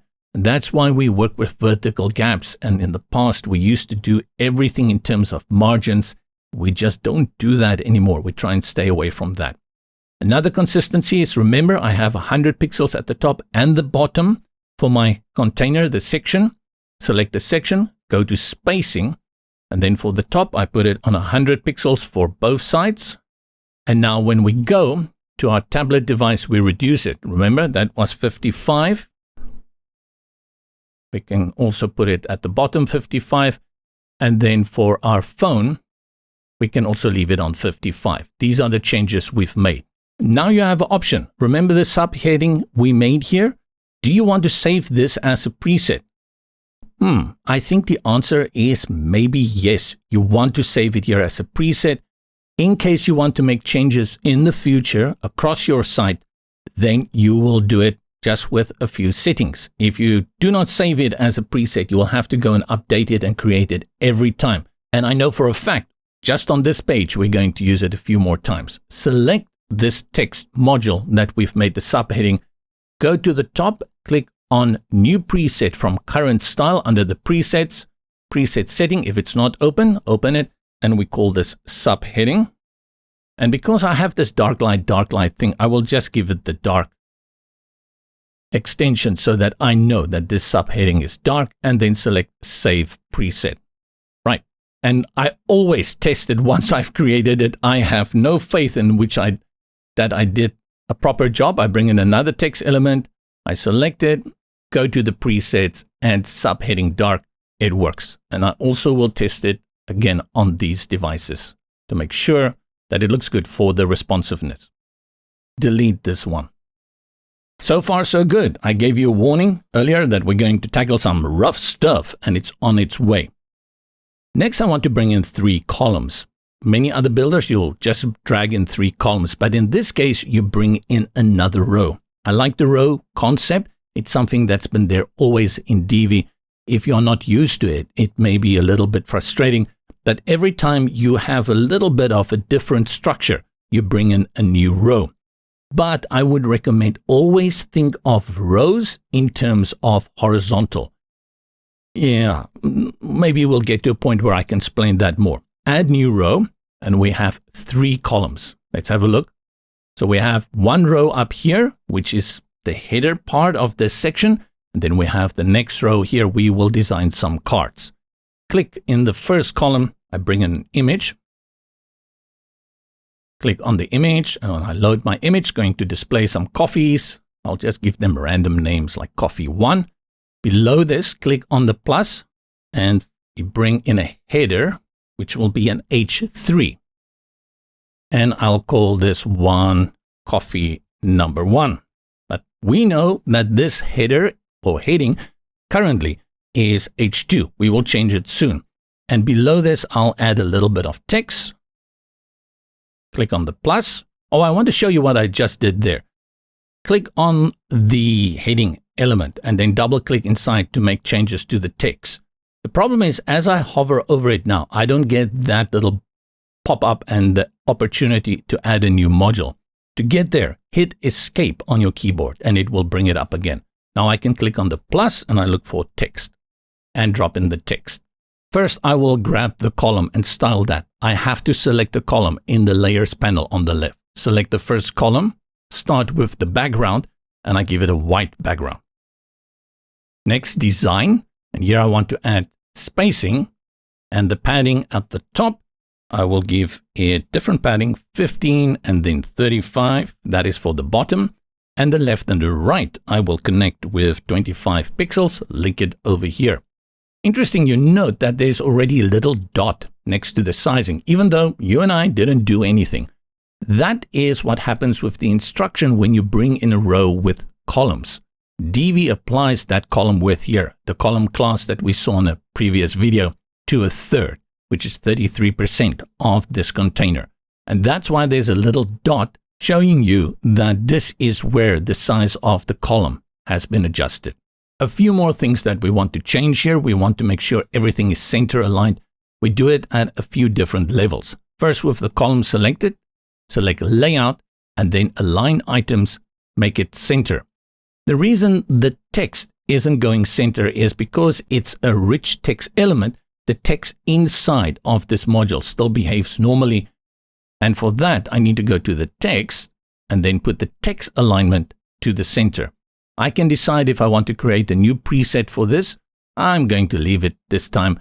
I have enough presets for the moment. If I'm going to use it a lot in the future, I may do this and put the paragraph and make it a center preset. Let's change the text as well. Short lorem ipsum here, and that's it.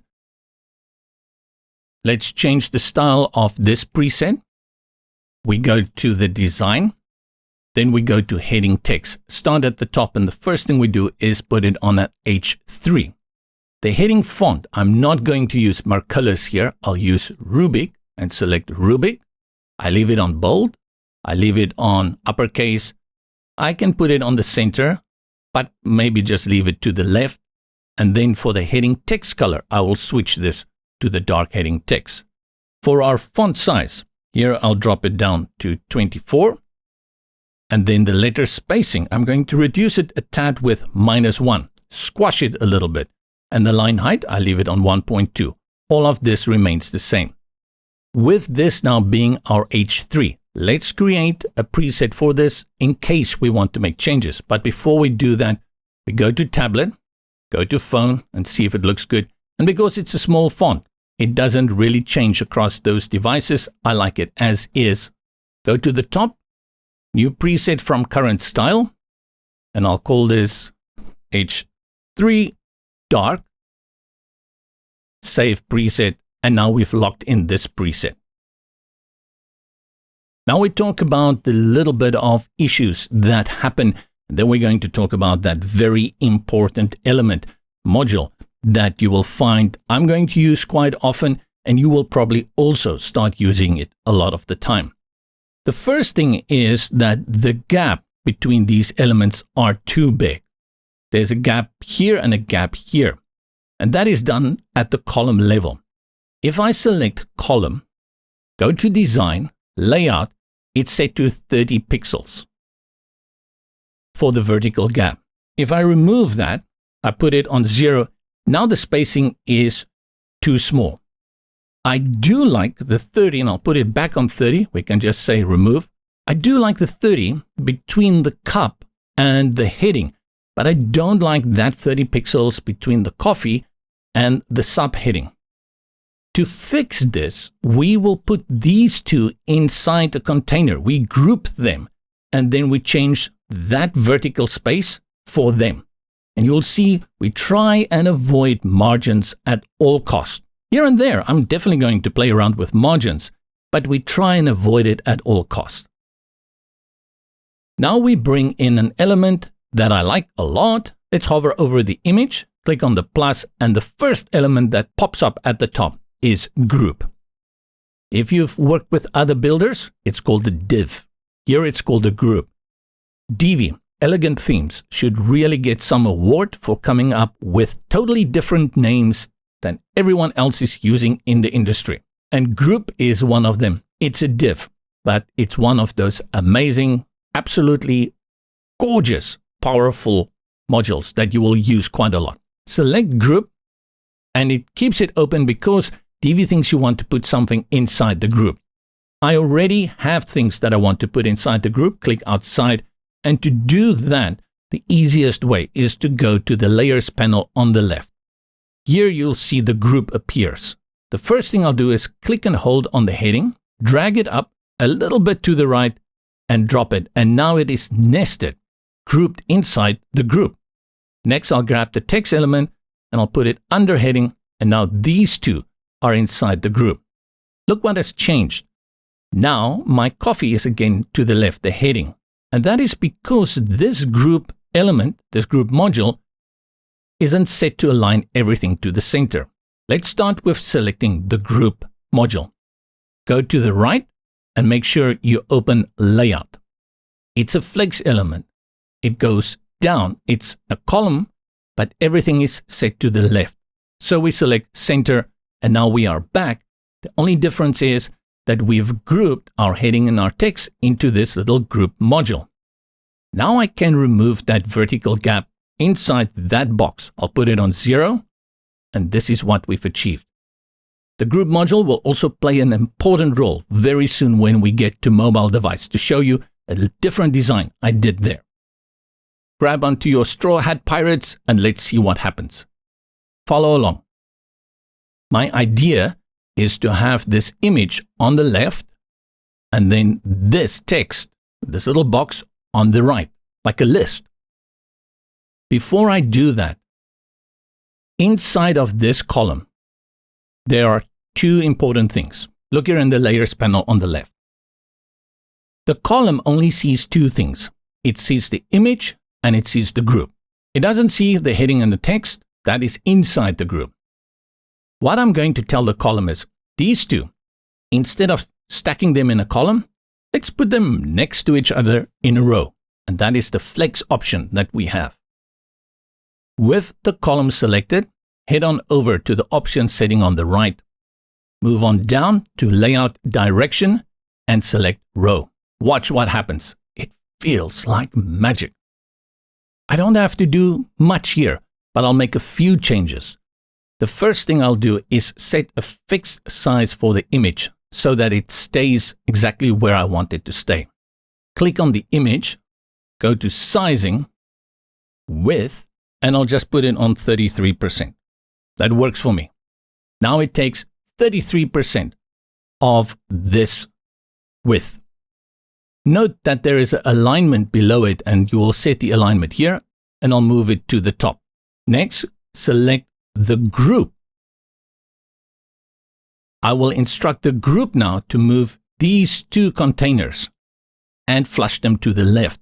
Again, that is done under the layout. Scroll to the top, open layout, and go to align items and put it to the left. The text didn't move to the left because the text element module, you have to do that within the text setting. Click on it, go to text, and here, put it to the left. You see what we've achieved here? Jump back to desktop, right-click on the second column, delete column, right-click on the third column, delete column. Effectively, we've removed these two columns and there is only one column left here.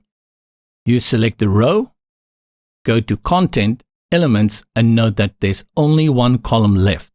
What I can do here now is select Duplicate Item and Duplicate Item. And my columns come in and we have our three. We make changes, click on the image, switch out the image,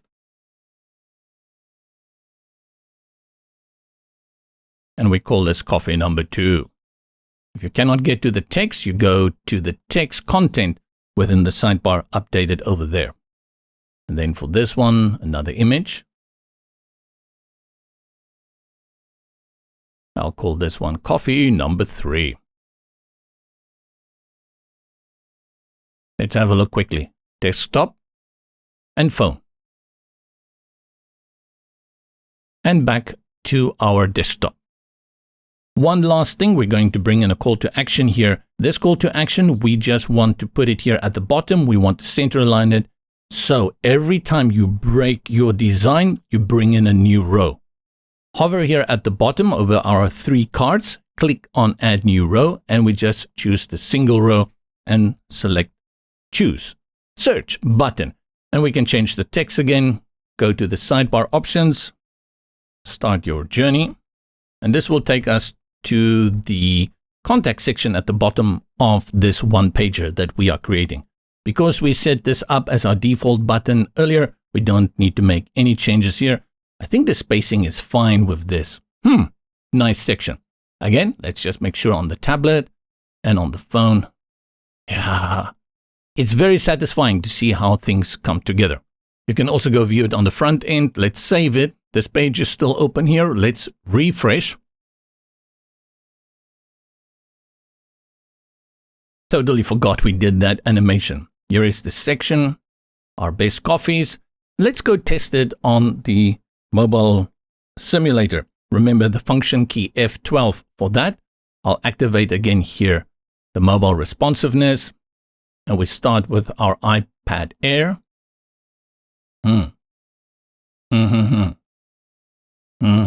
Very good. And then next, for our iPhone 12 Pro.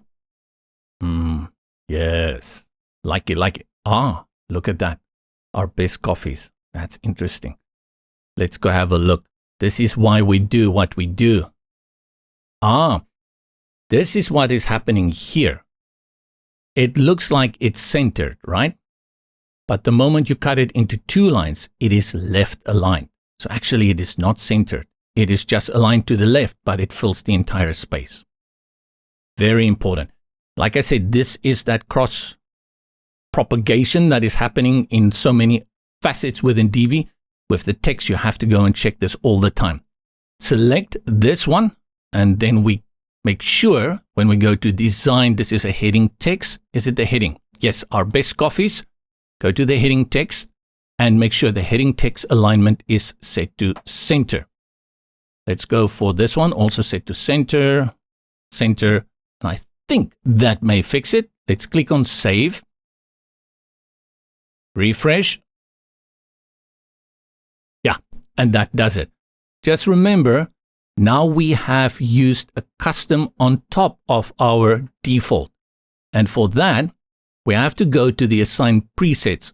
Click again here. Make sure this one that we just made a change. You see that blue dot? This tells us we overrode, that we made a change to our default preset. Go to the assign presets, and with our heading bronze, that is our star, click here on this one that says update preset with current styles. That will take this change that we've made here and update the old preset with this new one. The important thing to remember is once I click here, at the bottom it will ask you, do you wish to proceed? And the answer is yes. Once I do that, the little dot here next to heading text alignment disappears. And now it has become part of the preset. Let's go back and test it again on the front. I refresh this part, scroll down, and let's drag it to 360.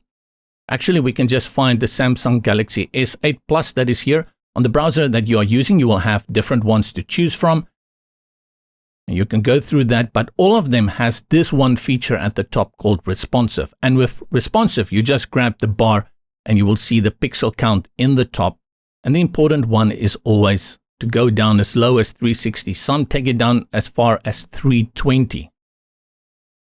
Oh, very, very tiny. But that is the reality. Let's close this. Wow, what an amazing section we've created. We've worked with the group module. We've grouped things. We've changed the layout within Flex. And in the next section, hold on tight. We're pushing it up one more bar. In website design, there's a lot of one-trick ponies. And what I mean by one-trick pony is you design a great section and you can never do it again. Not because you don't have the ability, because once you've done that design, you do it a second time, it's not special. The next section we're going to do is such a design. I want to show it to you before we start. See if you can figure out which direction we're going with it or how you would have done it differently. Here we go. This is the section, background. It's parallax, CSS fixed, and then you just have these words in here. And this is almost like values that you are expressing for this coffee shop. So when people see this atmosphere, family, boutique, life, it gives them a feeling of what your shop is all about, your coffee shop. Can you figure out how we're going to do it? Let's dive into Divi 5 and make the magic happen. Click at the bottom to add a new section, and we are going to bring in 4 columns. Let's scroll down. Let's not bring in anything yet and see what we've got here at the bottom. Let's start by making this a full width section. The full width section actually happens at the row level. Select the row, which is the green container. With the row settings open, go to design, go to sizing, and have a look at what's going on over here. The width is set to 80% and the maximum width is set to 1080. This is your default canvas container width that Divi 5 gives you. This maximum width changes. It sometimes is 1 to 80. I mean, it changes from page builder to page builder. Different page builders do different settings here. Some do 1140. It changes, and Divi 5 has locked us, but not locked us in, at 1080. What I figured out how to make this container and the contents within it full width. You need to change both of these settings here. The first one, we put it on 100, and you can put it on %. For safety reasons, I'll go to viewport width because now we are working with the entire screen, not just the canvas area. And I'll do the same for the max width, 100 V, VW, W, V and W. Now you see everything stretches nicely. Next, I want to remove the space between the columns. And that space is the gap, and it's applied at the row level. With the row selected, which it currently is, go to Layout, Horizontal Gap, and it has been put at 5.5%. You can just type in a 0. And if you want to be extra careful, you can put it on pixels. No change, no result. And the last thing we're going to do is remove the padding at the top and the bottom for this section, and that is section. Select the section until you see the blue box. Go to spacing, and at the top you type in 0 for the top padding, and we link it for the bottom. And now we have this container here. With your section selected, and you can see it selected here in the layers panel on the left, as well as here in the top. In the options panel on the right, you see it says section. Now we set the height of the section. I'll do that manually, go to sizing, and for the height, minimum height, I'll just go to height 750 pixels. I'll scroll here on the canvas. So what you can see here is that the blue box is now a height of 750 pixels, but our row is stuck there at the top. And the row is waiting for the content to come in to start growing. But I'm going to play a little trick on the row. I'm going to tell the row, I want you to stretch the whole height of the current section. Go to the row and select the row, and I'll do that from the layers panel on the left, easier to find it. And under sizing, size, go to this option, grow to fill, and it's going to fill the parent container. Select, and look at that. This one, which is shrink to fit, is still selected. Very strange. We just want grow to fill. And now I've achieved my columns height. They're all stretched. And what we do next is to work just on one column. But before we do that, we bring in our image and we do it at the section level. Make sure you select the section, go to Content, Background, and then select your background image, add background image, and I bring it in. This one over here. Upload an image, and my image drops in nicely. And with that, it gives you a lot of context as to where we are heading, and it feels good. We're doing something here. Below the image, use Parallax effect, and you want to choose Parallax method CSS. That gives you that one that is fixed in the back. Most page builders will just call this fixed. This is CSS within Divi5. To keep consistency, we add the gradient overlay. Select background gradient, add background gradient, and I'll scroll down and first say place gradient above background image. Select the first color stop, and we choose this one, the 80, gradient 80, that we had set up a while ago, and the same for this one. Let's work on the contents within the column. Add new module or row. We go to the first column, select, and I'll use text. When I'm not using something for H1 or H6, you don't touch the heading. Anything that you just want normal paragraph, you go for the text. Select that. With it selected, let's go and change the color, design, text, and we're going to put the color over here on this Snow Bright that we've created. Now I'll go to content and I'll switch it out, and this one we will call atmosphere. Design, start at the top. It is on Rubik, which is what I want it for, but for my text font weight, I will put that on bold. Let's go down. I'm going to leave the text font style. Text size, 36 pixels. Letter spacing, nah, but then I go to text align and I'll put it in the middle. And that's all I need to do for this one. I'm not going to make a preset, one trick pony, and I will duplicate it for these columns. If you're going to repeat it across the site, then you create a nice preset for it. Some will say you always create a preset. I sometimes say that, but then I go ahead and I hardly do it. But that is it.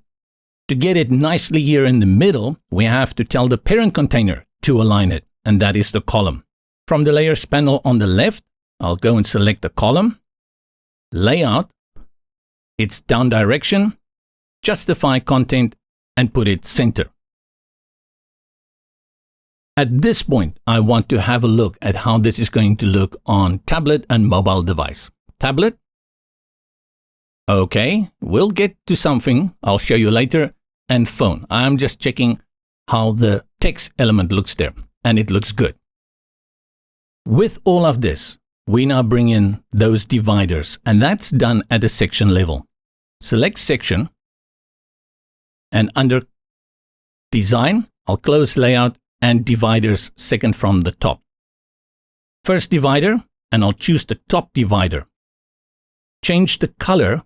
Sometimes the color doesn't translate to the front, so make sure you choose the right color.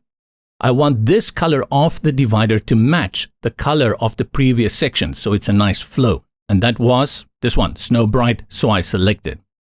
Same for the bottom. In the panel on the right, select bottom. I choose the same one, change the color to Snow Bright, and then go to divider flip, and it's a vertical flip. Now we have this nice perspective look that it creates. Once we've done this, let's head back to the first column. Select the column, go to border, border width, put it on 5, pick a color, and we pick again Snow Bright. Now we get that nice line that runs through the image. Have a look quickly at tablet. To this level here in tablet, you see there is this space here. And this space is applied on a vertical gap will be the row level. If I go back and I just select the row, go to layout, we put the horizontal gap on 0. Let's also put the vertical gap on 0. On desktop, this is not going to make any change because there is nothing here vertically. When we now go, you'll see that that bar, that space has been removed. That was the vertical gap. And the same is going to happen here on mobile device. Back to desktop. What we do next is we are going to delete these 3 columns and then duplicate this column. Select the row, go to content, elements, and delete the 3 columns from here. Much easier done in the options sidebar. Duplicate, duplicate, duplicate. Let's change it out. We set family, boutique.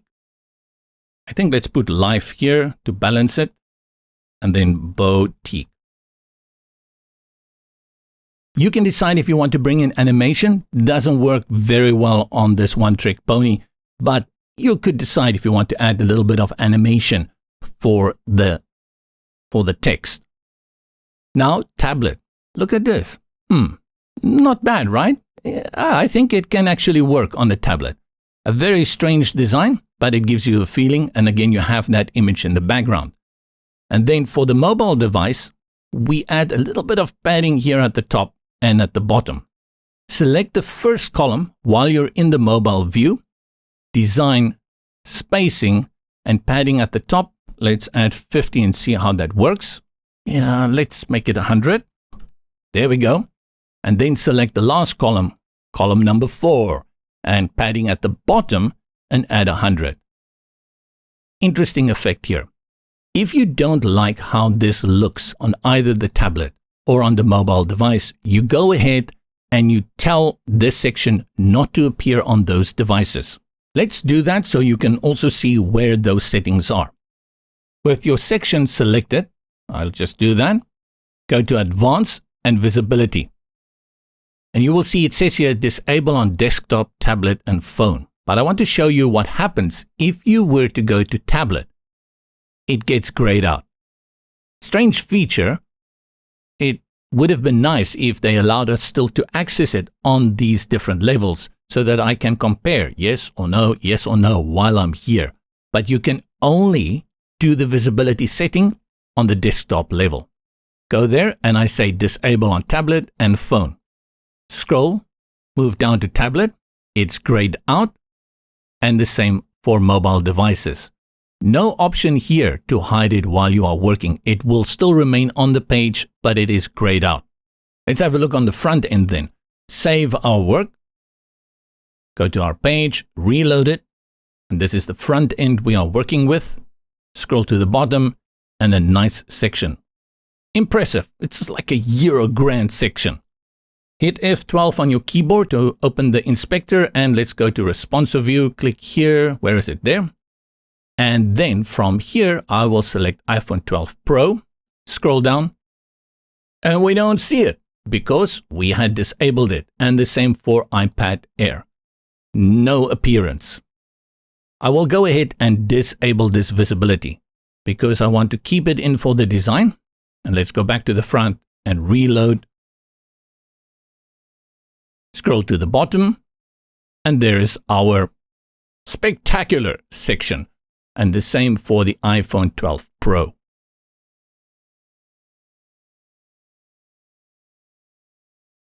Before we wrap this chapter out, if you have a look here, and I'll close this section and then this section, this is too much space. It feels a little bit disjointed and falling apart there.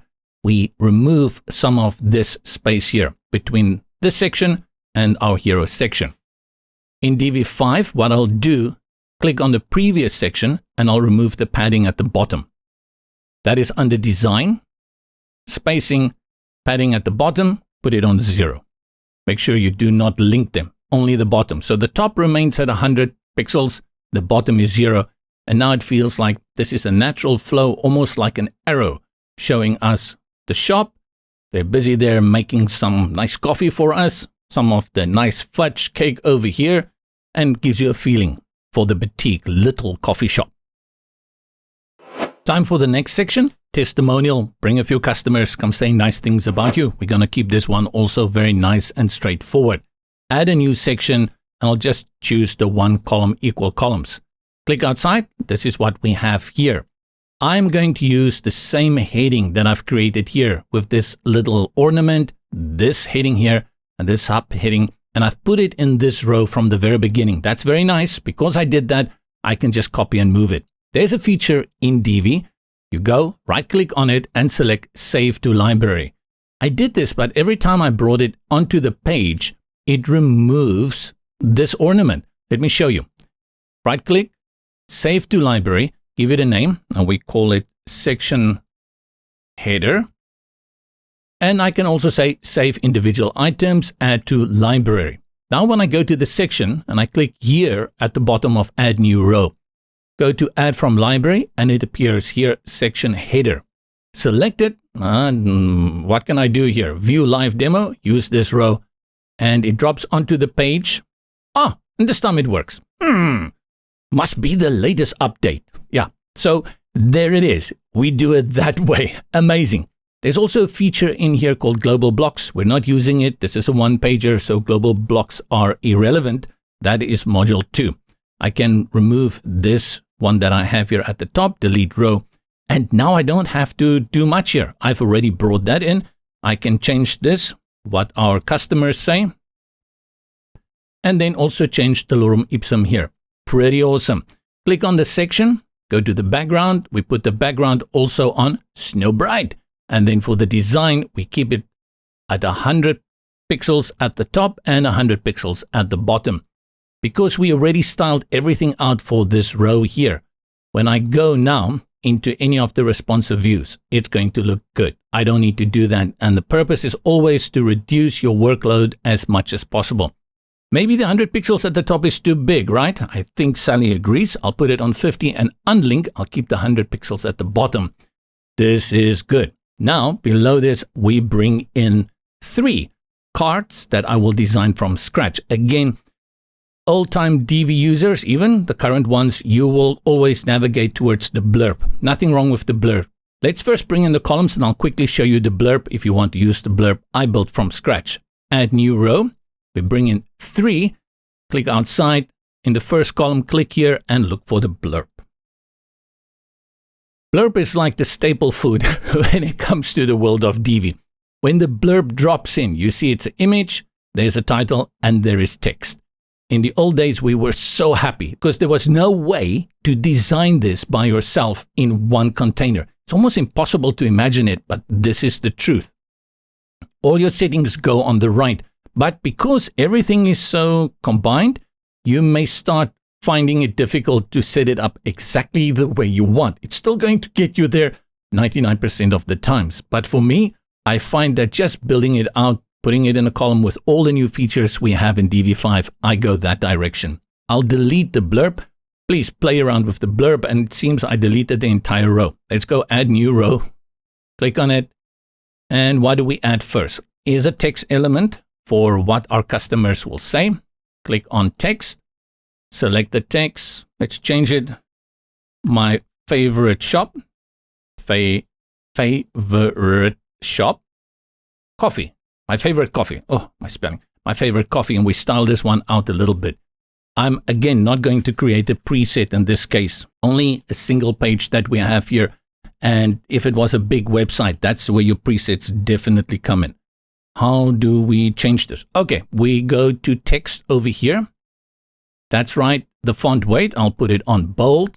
And the color, I'll also put it on our primary, which is bronze. And for the size, increase it to 20.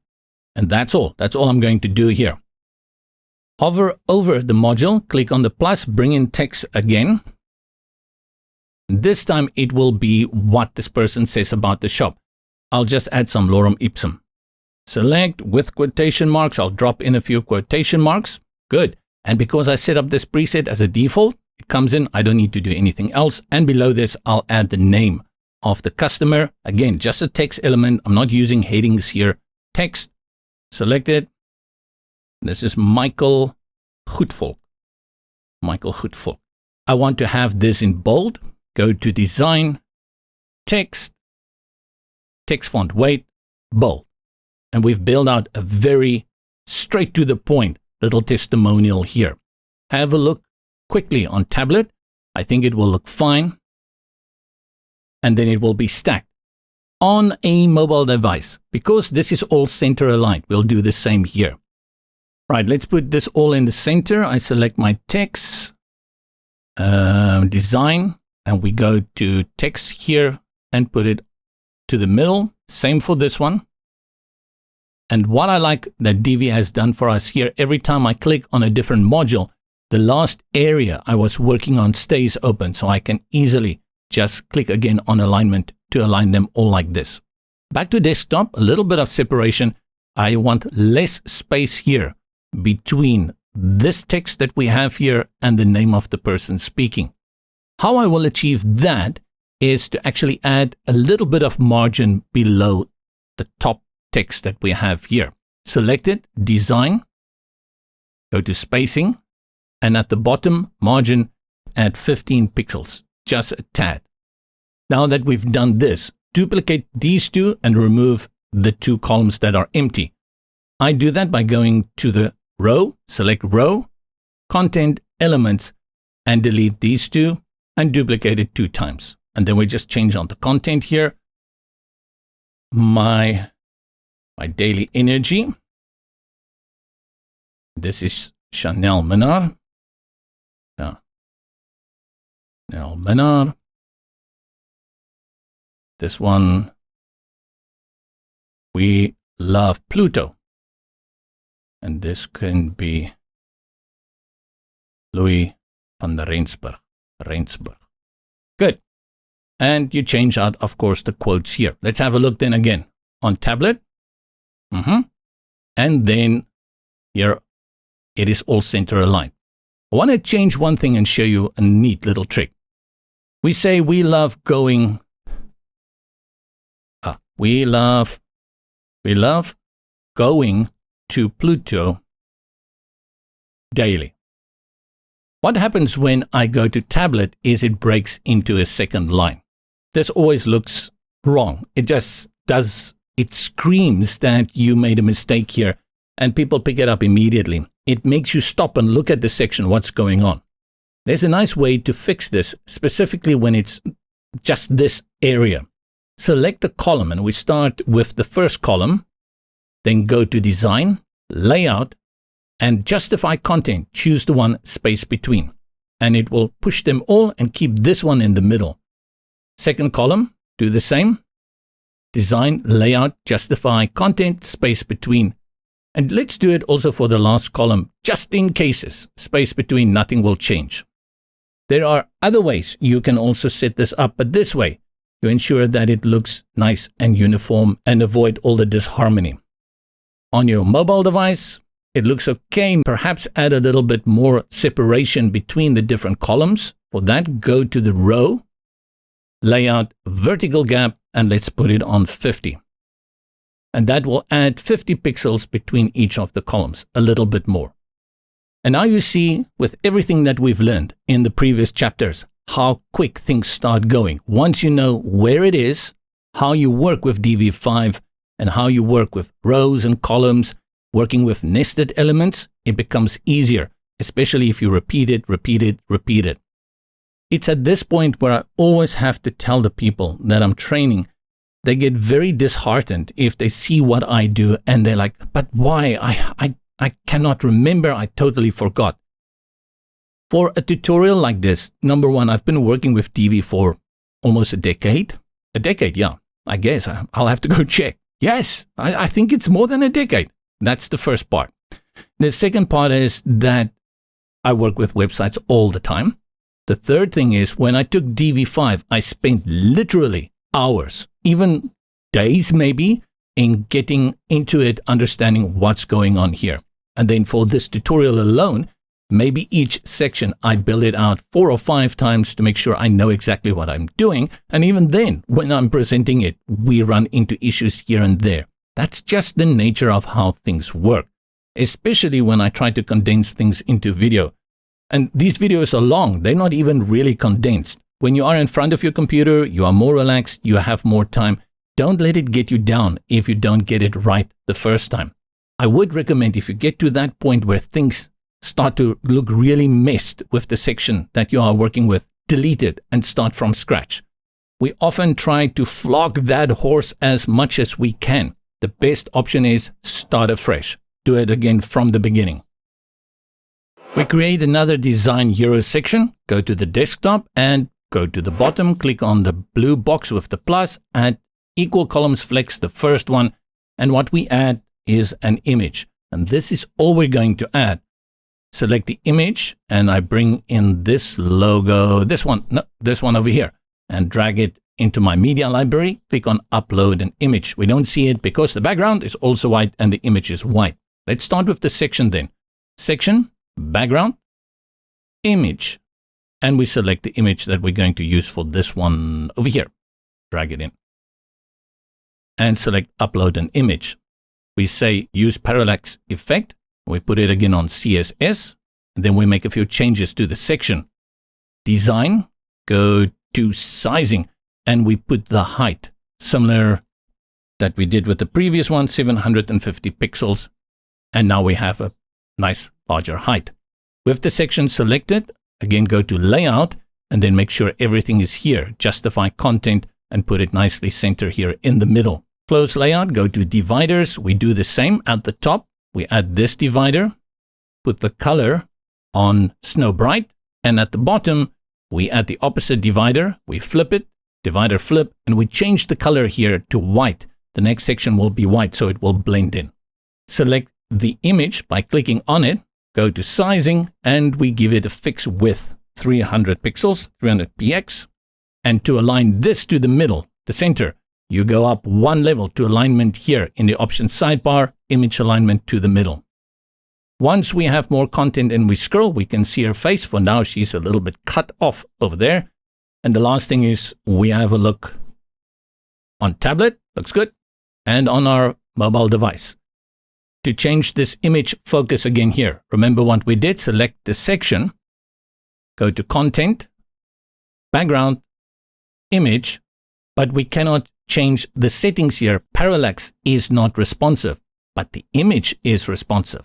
Oh, hover here at the top and see this little edit responsive values option appears here. It's actually always there if you want to dive in a little bit deeper. Select it and it gives you all of the things that you can change out. It's not even just for the responsive views. You have here hover, background image, oh, so many other things that you can use it for.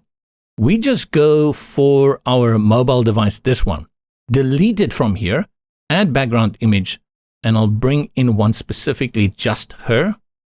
Is it her? I'm not so sure. And then when people will scroll, it will again give us the parallax effect, I think. But you can see the image is also responsive.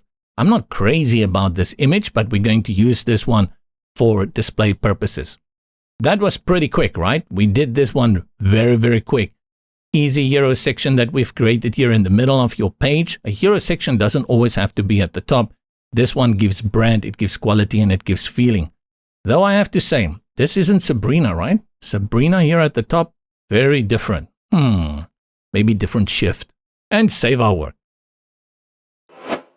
Bring in a team section for our shop. And where are we? We are inside Divi. Scroll to the bottom. Why I cannot see that plus here at the bottom. Add new section, and I'll bring in just equal columns. And then we do what we did earlier. I didn't expect it to work because in the demo it didn't work. So I want to just show you carefully what I did 2 chapters ago.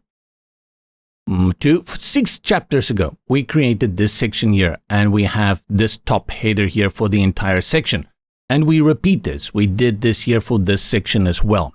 What I did is to save this section. Where am I? This section here, this row, I saved this row. So row, we always know has a green container. I right click on it, and then I went to save to library. Once I came here, I gave it a name, and I selected add to library. What I do now with the new section that I have created, click on add new row. And this opens up this familiar panel that we have grown accustomed to by now. The tab that is open by default is this one, new row. And like before, wow, look at all the options here. And as you can see, so far I've basically switched between 1 or 2 in the flex equal columns. I haven't even touched the other ones, but it opens up so many variations for different design. And I think you can have a look at it, and if it tickles some creativity up there in the gray matter, then think of using them. Enough of that. The one I want to go to is next to new row is add from library. That row that I had saved appears here, and it says here at the top, 1 row. It's a pity there's no thumbnail here so I can see how it looks, but as I know, it's the only one that I've searched, and I called it section header. It is over here. Click on it, and now it gives you this option to view a live demo. Let's click on view live demo, and now it renders it for me, so I have an idea of what it is all about. Go to the top right to close the live demo. If you want to edit it, click here on edit with Divi, but we want to use it, so we drop it in here and says use this row. Now I have 2 rows because by default any section comes in with a row, but we don't despair. We just go to this row, hover over it, and select delete row, or you can use the shortcut for that. We can call it the bean experts, and below this we add our team. I don't know why I cannot see my add new section button here at the bottom at the moment. Anyway, click on add new section, and I'll bring in one with 4 columns. We're going to show 4 team members. 1, 2, 3, 4. In each of this, I have an image, I have a social follow section, and then I have their name. How I want to do this though, is that I want the social follow to overlap the image. To achieve this in Divi, I will put the image as a background of a group module. Divi has a very unfortunate image module that allows you very little.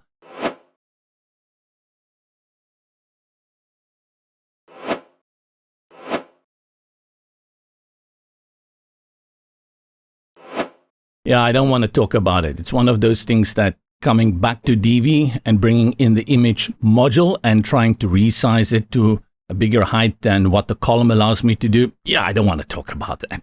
But follow along. Let's click on add new module or row. I select the group and we style out 1. With my group selected, I can bring in also my social media follow. I look for social media follow and drop it in. Open the layers panel. Otherwise, I'm lost. Select the group module first. go to design, sizing, and I'll put it on a height, 350 pixels. And you can see, there we go. Jump back to content, background, image, add background image, and we bring in this lady that we used previously. As this is the background to the box group, you can see that our social media follow icons appear there at the top. They are overlaid to it. This is what I want. I want the image in the back, and I want these social icons to appear on the front as an overlay. What I originally did, and I want to show you very quickly, I brought an image, and I'm using the second column for that. We do the same.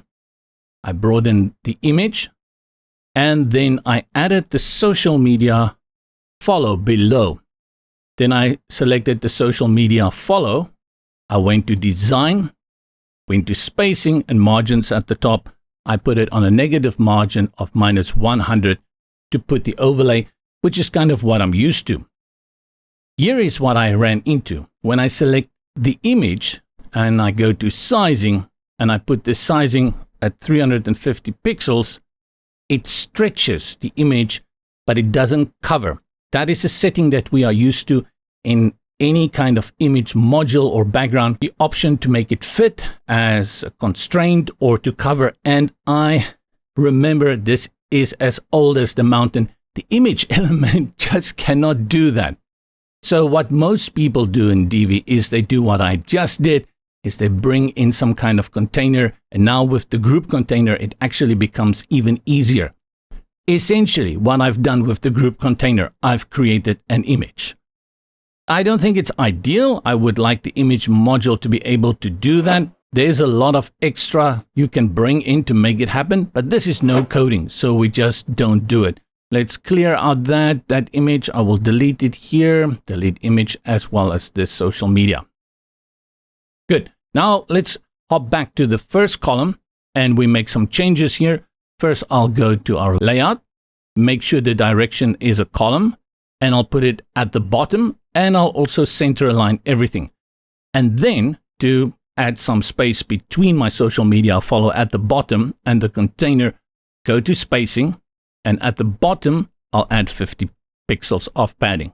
And nice, now you really understand where I was going with this. We can change the social media. We did this earlier, but let's do it one more time. I select it, go to content elements. I'll delete the first one, go to Facebook, edit it. Oh no, Facebook, design, icon, give it a color. I'll make it white, custom size, and I'll put that on 24. And I'll remove the background, which is under content, background, and delete or reset. On second thought, let's give it a background. I'll use my body text like so, and I think that's actually pretty nice. Then go back to the parent container, which is social media follow, elements, and I duplicate this one, and we give her one more. Click on edit item, network, and this one we will look for Instagram, same thing, go to background, click on it and choose a darker color. Let's reduce the padding at the bottom. I'll click on the group, design, spacing. Let's half this to 25. That looks better. And I've created this. Before we duplicate it for the others, we also add our name, add new group or row. I'll select the group in the layers panel, right click, add element below, and I'll add just text. You can create a H3 here if you wanted to. I'll just go for the text here. And this is Melanie Griffith. Start it on, go to design. This is a normal text element. We'll put it on bold, all caps, and I'll align it to the middle.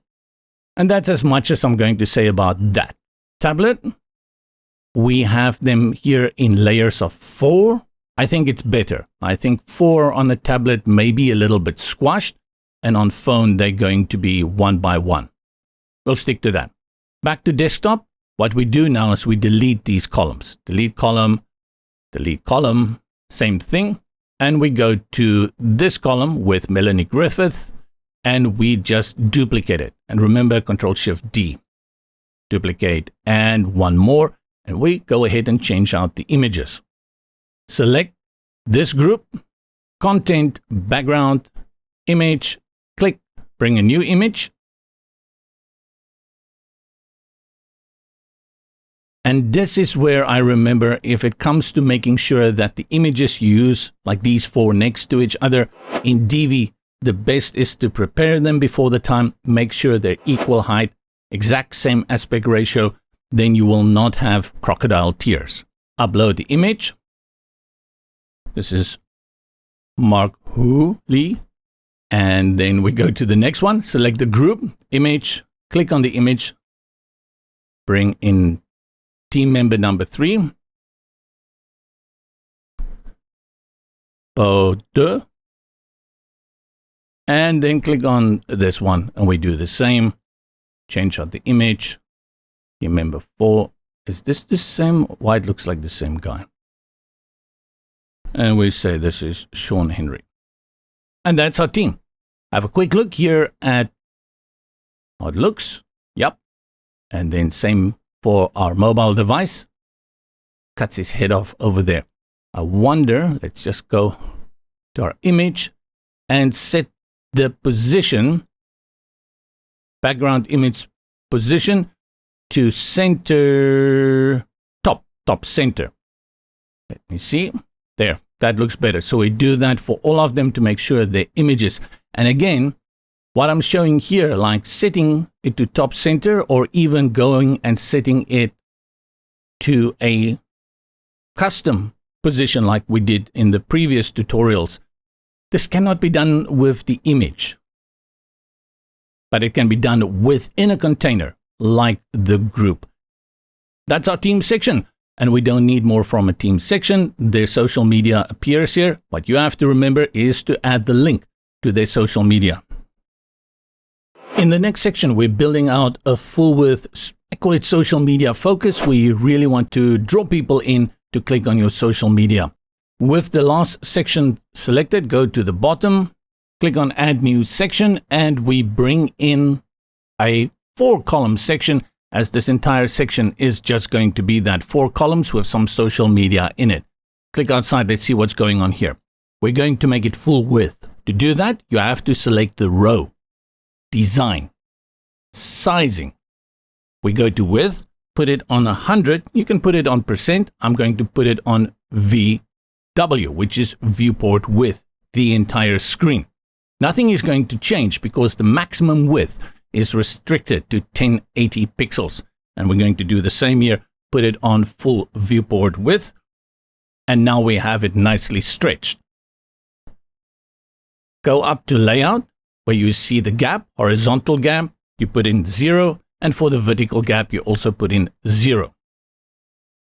Select the section, design, spacing, and padding at the top 0, and link it to padding at the bottom to give 0. With the section selected, go to sizing, and we give it a height, and we'll put it at 200 pixels. Select the row. If you can't find the row on page, go to the layers panel on the left, select the row, sizing, and select this option, grow to fill, and that will stretch, basically grow it into the entire section container. In the layers panel, I'll open up my row, select the first column, and I'll change the background. That is under content, background, color, and I'll choose my heading text color for this one. Click on the plus to bring in content. I look for an icon. Select the icon, change it out, search for Facebook, and I'll choose this one. Facebook, these two look so similar. I'll choose this one. Hop on over to design, icon first, change the color, and we'll put it on Snow Bright. Then for the icon size, I'll put it on 36. Go one level up to the container. You can do that many ways. I'll just go here to the breadcrumbs and select column, layout, and put justify content in the center. I'll also just say align to the center, just in case it's not aligned to the center. To keep the style, coherent or rather similar to what we did up here, I'll add a border as well. That is at the column level. Select the column. We go to border, border width. I'll make it reasonable at 2, not too big. Border color, and we'll put that on white because the background is white. Let's see how this will look on our devices before we copy it. What we expect to see is we're going to see it break into these 2 columns like it did up here. And that is a default setting that Divi gives you. Even though it is a flex box, they gave you the settings because they think once you go to tablet, it's going to be too squashed, right? We need to give you a little bit of breathing space. And once you go to mobile, no, we need to give you a lot. So it's only going to be 1 column. But as you can see, we only have that one thing in there. It's basically a clickable box. I don't need these to break into different rows. Hop back to desktop. And I just want to say at this point, remember, when you select the column, content link. This is where you make the entire column clickable by adding the link here to your Facebook account. That's how you direct them to your Facebook. So don't forget about the links. I always say at the end, when you're done with your website, go back and check links. Give it to family and friends. Ask them also to check the links. Make sure you added the links. It is so easy to forget it. To make it a bit more visual, let's duplicate this one so we can see how it will look on those devices and fix that first, and then we'll delete and we'll duplicate again. Only for tutorial purposes. When you design it, you do it a little bit more economically. I will select the row because that is where the columns are nested. When you select the row, go to Content, Elements, open up, and you see the 4 columns. I delete these. And I just do it from here because I found deleting and copying is very easily done within the Elements section of the row. Select Tablet. And here we have to go on a column by column basis. I'll select the first column, but I'm only going to do it for 1 column so you can see what's going on here. Design, and you should guess this will be under sizing of the column. Sizing, and at the bottom, the column class is set to half. It will fill half of your container width. At this moment, it is your row. I still want to keep it at 25%, which is a quarter. So I put it on quarter and you can see it moves, but these guys remain half. I'm not going to change them one by one. I will again just copy this one 4 times. Then we hop down to phone and we do the same. Go to the phone, select that one, column width class, and again, I'll put it on a quarter. Let's go back. What I think is interesting is I had put the section height on 200, but it seems that once I go into tablet, it didn't keep. Let me try 200 on tablet. Let me try 500. Oh, okay, so it is 200, but it feels strange to me. It doesn't feel like 200. Okay, we'll keep it there. It doesn't feel to me like 200. Maybe once all of them are the same size, it will work better. So let's do that. I go back to my row. And like I said, this is just for demonstration purposes. I'll delete these columns, then we duplicate them again. And now they all have the same settings in terms of how many columns. We go to tablet. Oh, okay, there I can see the 200 pixels are back. And then finally for the phone. And that's how I set it up. So 200 pixels, maybe this one you can reduce a little bit, but these are clickable links and they draw people into your social media. What you do, go to your next one or select this icon if you can. And if you cannot, layers panel on the left, select the icon, go to icon and search for LinkedIn. We add LinkedIn and you change out the link just below it. Same for the next column. Or like I said, you make the entire column clickable, not just that icon. It's usually better, especially on mobile devices where people often have a hard time to click. Make the entire column clickable, much easier. For this one, let's go for the icon and we search Instagram. And the last one, what shall we do here? Do we have a TikTok? Does Divi have a TikTok? Oh, Divi has a TikTok. And there we go. And just to spice it up, I'll go to the link in column, select the column, background, heading text color. I'll put that on our primary color. You see, this looks really, really nice. This, though, is too close to this section, and we did add that extra space at the bottom in previous sections of 100 pixels. I'll click on the section, go to Design, Spacing, and at the bottom, I'll make sure it is on 100 pixels. Now it looks better. This one I'm not too worried about because we have this arrow. It's actually a lot of space. So in fact, on this section, which is strange, I have two sections. Oh well. Then you go to the top and I'll put the padding on 0. Push that up a little bit. Oh, let's have a look again on tablet. Yep. And then on phone. And always at this point, even though it looks good inside the builder, remember that problem that we run into with small devices like 360. Yet you can go to phone in Divi and let's go to the bottom, grab the bar here, drag it into 360 and see, oh, we made it barely, right? I was really worried these guys are going to be way too squashed, but they do a nice job even on really, really small devices. Anyway, let's go again to our front end. And remember, how do you get into this with your front end open? Let's refresh this first. Did I save? I don't remember. Go back, save. Then to the front end, refresh. And then hit the function key, F12, at the top of your keyboard. And make sure you put on this little responsive emulation. It's on iPad Air. I'm not too fond of this section. I probably will hide it. I've said that a few times. Also another old Divi thing with this border that often happens with that line there. And it's interesting, previously it wasn't there, but suddenly it is there. And it doesn't always appear. It appears now and again when you do those emulations. And then we have a look on the iPhone 12 Pro. You're going to see those lines probably again. Looks good. Right? No, we don't see those lines here. Strange. Good. Our website for our coffee shop is coming along nicely and we're almost done. I think we are now at social media focused. We're going to look at brands, then we'll bring in a contact form, and then at the end, we'll just clean up everything with Jumplinks. So only 3 more chapters to go.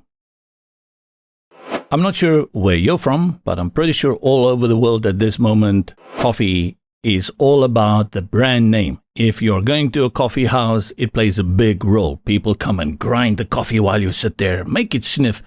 I have to say, unfortunately, I'm a dinosaur. I'm a monster. I just want the caffeine in my blood. But many people in my family, they want to know the name. What is the origin of this coffee? How did you roast it? Etc., etc. So brand name, coffee brand in South Africa, very important. And I think it's a good idea to throw this onto your website so that people understand your coffee isn't just off the rack coffee from the supermarket. Man, you did a lot to import this coffee. We bring in a new section at the bottom, click on section, and we are going to not add a section header like we did previously. We just drop it here below the social media, but still in a new section. And I want to jazz this one up a little bit with different sizing. So I went to the offset columns here for flex. I'm looking for 3 columns with 2 small ones on the side and a larger one in the middle. And this one here works for me. Let's have a look at how that looks. You can see very, very basic. Bring in a heading in the first one. I look for a heading. And this is a heading 2, which is correct. I want a heading 2, and I'll call this our partners. Is set to H2 by default, but I'll make design changes, which will override it, but I'm not going to save it as a preset. Why? Because it's a one-page website, and I'm only going to use this once. Heading text, make sure it's aligned to the left. Heading text size, I'll put it on 24. And heading font style, I will not have it on uppercase. For the letter spacing, I'll put it on 0. And there I have it. That's all I'm going to do here. In the middle column, I'll bring in some text. Just say, these are the proud people that we work with. They work very hard to bring the coffee beans and make the prices crazy unaffordable at this moment. I'll just bring in a regular text element. And this one is already styled out. For now, I'll just add lorem ipsum. Select and paste my lorem ipsum. The last column, I'll add a button. But instead of a button, I'm just looking for link. I don't want to add a button, but I want it to link button. Same module, just one has a background and the other one doesn't. Change out the text link. I'll go to the options under content here in the right panel, and I'll say view more. And this will take them to a page maybe with the brands on. I want to add an icon, select your icon, and this kind of up arrow to the right, this one here.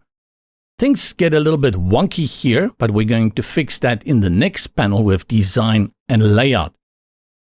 At this moment, the icon is on the left and I want it on the right. Maybe there is somewhere else I can switch that.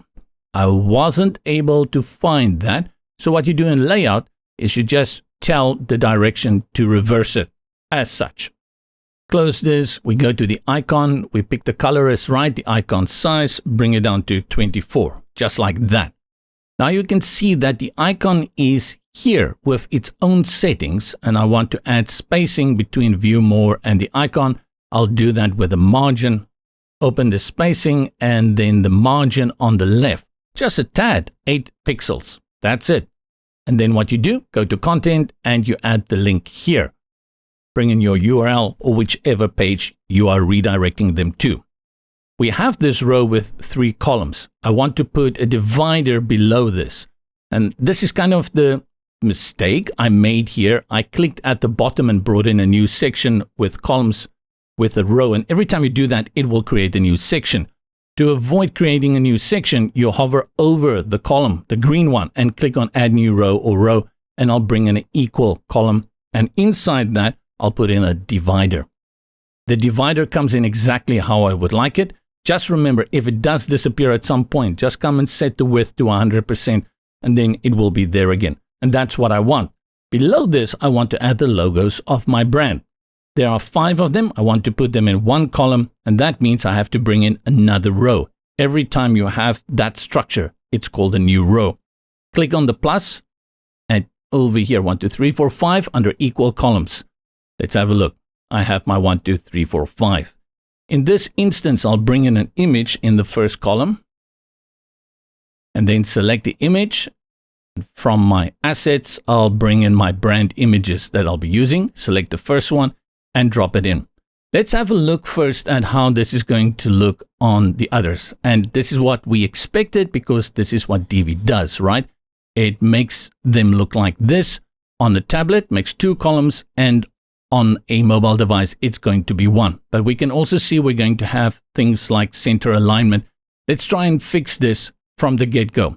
Select the image and we go to column, and under design layout, make sure you put it to center alignment. Let's make sure it's center aligned. This shouldn't be an issue.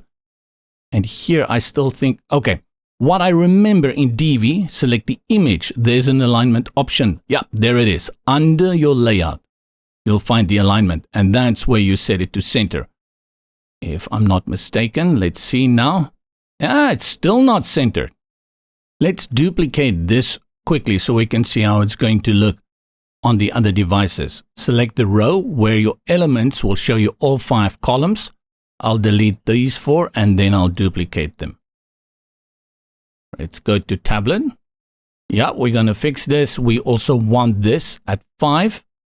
And I'm not sure what we're going to be doing on the mobile device. Let's see what we can wangle there. This is a typical design, the old designs for desktop, where you have these uneven columns. Mobile devices, if you want them next to each other, you'll have to stack them, but then maybe this is just too much to be stacked, right? Let's first go to our tablet device and see if we can bring them all next to each other. Select the column. We did what we did previously. We go to sizing, and this time we'll put it on 1/5. The same for the next column. Also put it on 1. Oh no, I don't have to do that. What I can do is just go back here, right? And then go to my row, content, elements, delete, and duplicate. It's a little bit of a drag, I'd say. Yep, but now they are nicely spaced. And what about our mobile device? I'm still not sure about the mobile device. I'm in 2 worlds about that. Let's make a few changes here to our row settings. I'll select the row first, and I'll go to design and layout, and here where it says horizontal gap, first I'll type in 0 to reduce the space between the columns and let these grow a little bit, make them look bigger. Go to tablet. On tablet is fine. Let's just see about the row settings. I'll select the row, and the horizontal gap is also set to 0, which is good. Let's see what we can do with the phone if we make the first column. I'll select the first column, and I'm going to play around now. I have no guarantee it's going to work. I'll put the first one on half. And this one I have to do each one, and the second column on half. Then the third one, I'll put on a third. Second one on the third. Oh, those clients are not going to be happy about that one. Why am I in the last row and why am I so small? Yeah. Again, that uneven is a difficult horse. What you can do then instead is keep them all on halves. And the last one, you're going to center align, or you're going to hide it. But you can't hide a client or a brand that you work with, right? Well, what we can see is, what if I put it on full width at 100%? This one is strange. For some reason, I cannot get this thing to center align. I've tried everything. I'll start here with the image alignment to the center, and it doesn't align to the center. Then next, I'll move up to the column layout, and I'll put it here and put it center. It also doesn't center align. Anything I've tried, it doesn't center align. And then when you go to the row, you can put it on center align. It just stays there on the left. Save, we can go view it on the front end just to make sure. Preview on the front end.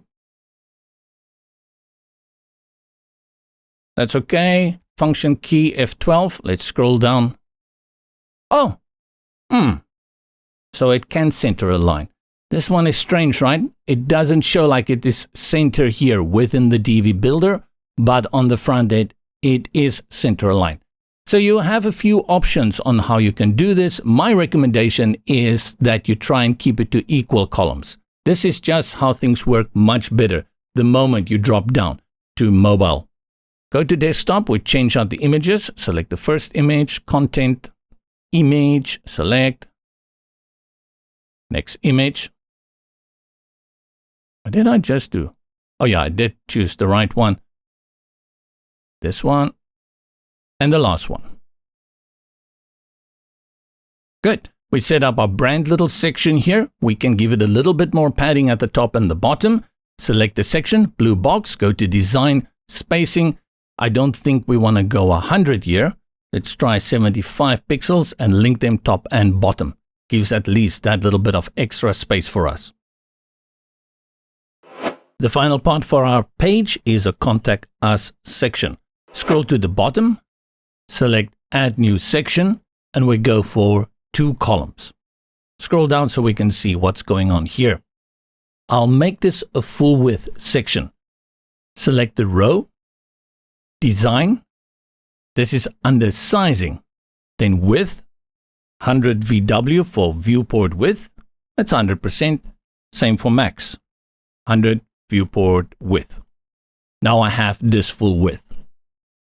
On the right, I want to have an image, but as I've learned, bringing in an image and when your column grows or shrinks is not the best way to go. The best way to go is to use the container, which in this case is a column on the right, and use the background image for the container. On the left, let me just open this row. We have so many things going on here. I'll select the right-hand column because I cannot choose the column on the page. That's why you have to go into the layers panel on the left. Content, background, image, and I'll bring in my background image. This is the last image for this session. And where is it? Hero 4. Drop him in, and of course, there is no content, so the column hasn't grown. I'll give the column a fixed height, at least a minimum fixed height. With the column selected, Design, Sizing, and then you go to Height. And I'll put it on 70% or 70 viewport height. And now it will grow to 70% of your screen within your browser, and I can see the image. And this is the best way to do this in Divi. to my understanding at this moment. If you have any other way using an image and make sure that there is no growth or aspect ratio issues, please let me know. That doesn't include any coding, and that means CSS as well. We try to do this no coding as far as possible. On the left, I want to bring in this header that we've created and a form element. Click on Add New Module or Row. Then we go to Add From Library. As we are within a column, we get these various section header image 1, 2, 3, and then the section header. When I originally saved it, I also told Divi to save the individual modules. This is the one that I saved, section header row. And you can see it's a row. So it tells you very clearly what is the function of what you see here. These are elements, modules. One is the header image, that little decoration we have at the top. Then we had the header, heading 2, and it says heading 2, and then header text 3. I'll bring in the entire header, but if I wanted to bring in only some of those components, I could have done it here. I'll bring in the entire container, use this module, and there we go.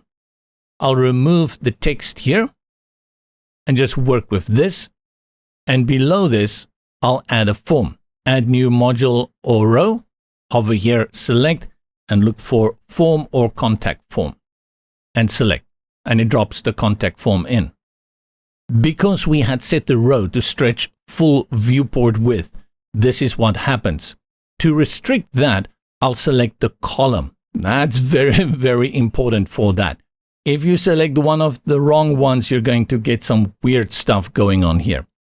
In the layers panel on the left, that's our row. Then this is the left-hand column. Oh no, and you see, not even there. Here it is at the bottom. I'll select the column here, and then we go to our spacing, padding to the left, and I'll put in 5%. And now we have that space there. Go and have a look on mobile device and on our phone. We will remove the padding here, so we put in 0%. Let's talk quickly about the contact form. Very powerful contact form that comes with Divi 5, and we'll explore that in a mini course in the future. Select and first have a look at what's going on in the layers panel on the left. It starts with a parent container, the contact form. And then within that, we get fields. So each of these is a field. And if you've ever worked with a contact form, you will know that those things that we add within a form, they are referred to as fields. And fields can have different values. Sometimes they are text, sometimes they are numbers. Select the contact form and let's see what's going on with the options on the right. Select content if it's not open, and then open up elements. Here you can see the fields that we have. We have name, email address, message. Let's say I want to add something like a telephone number. Click on Add Element. Select Field. Then go to the Edit options, Field Options, Input Field, and you choose here. This is a little bit restricted, I think, at the moment. There's no specific place for telephone numbers or other types of fields, but for this one, we'll go to Text Area. And this is where you will style it out and add a number with the field settings. Go back to the contact form, elements, and we delete this one. So the name and the email address and the message, this is a very good standard setup for a contact form. I think what is important here to note is the structure. You have the name 50% of the width, the email address 50%, and then you have the message that runs 100%. You may want all of them to be 100%. And there are a number of ways you can do it. The easiest one is to look at this option here called Apply Structure Template. This is a template that will apply structure to the fields that you have already here under the elements. Select Apply Structure Template, and you see the same kind of outlines that we get with the rows and the columns. They appear here. Over here, you see multi-row I select that, and now they're all at 100%. Almost always I will recommend you only use that. The others don't really make sense, but let's play around with them. If you go to the top and you select this one here, 50-50, you see what starts to happen. Things get strange, and the reason they do is you don't want to use flex. You want to use grid.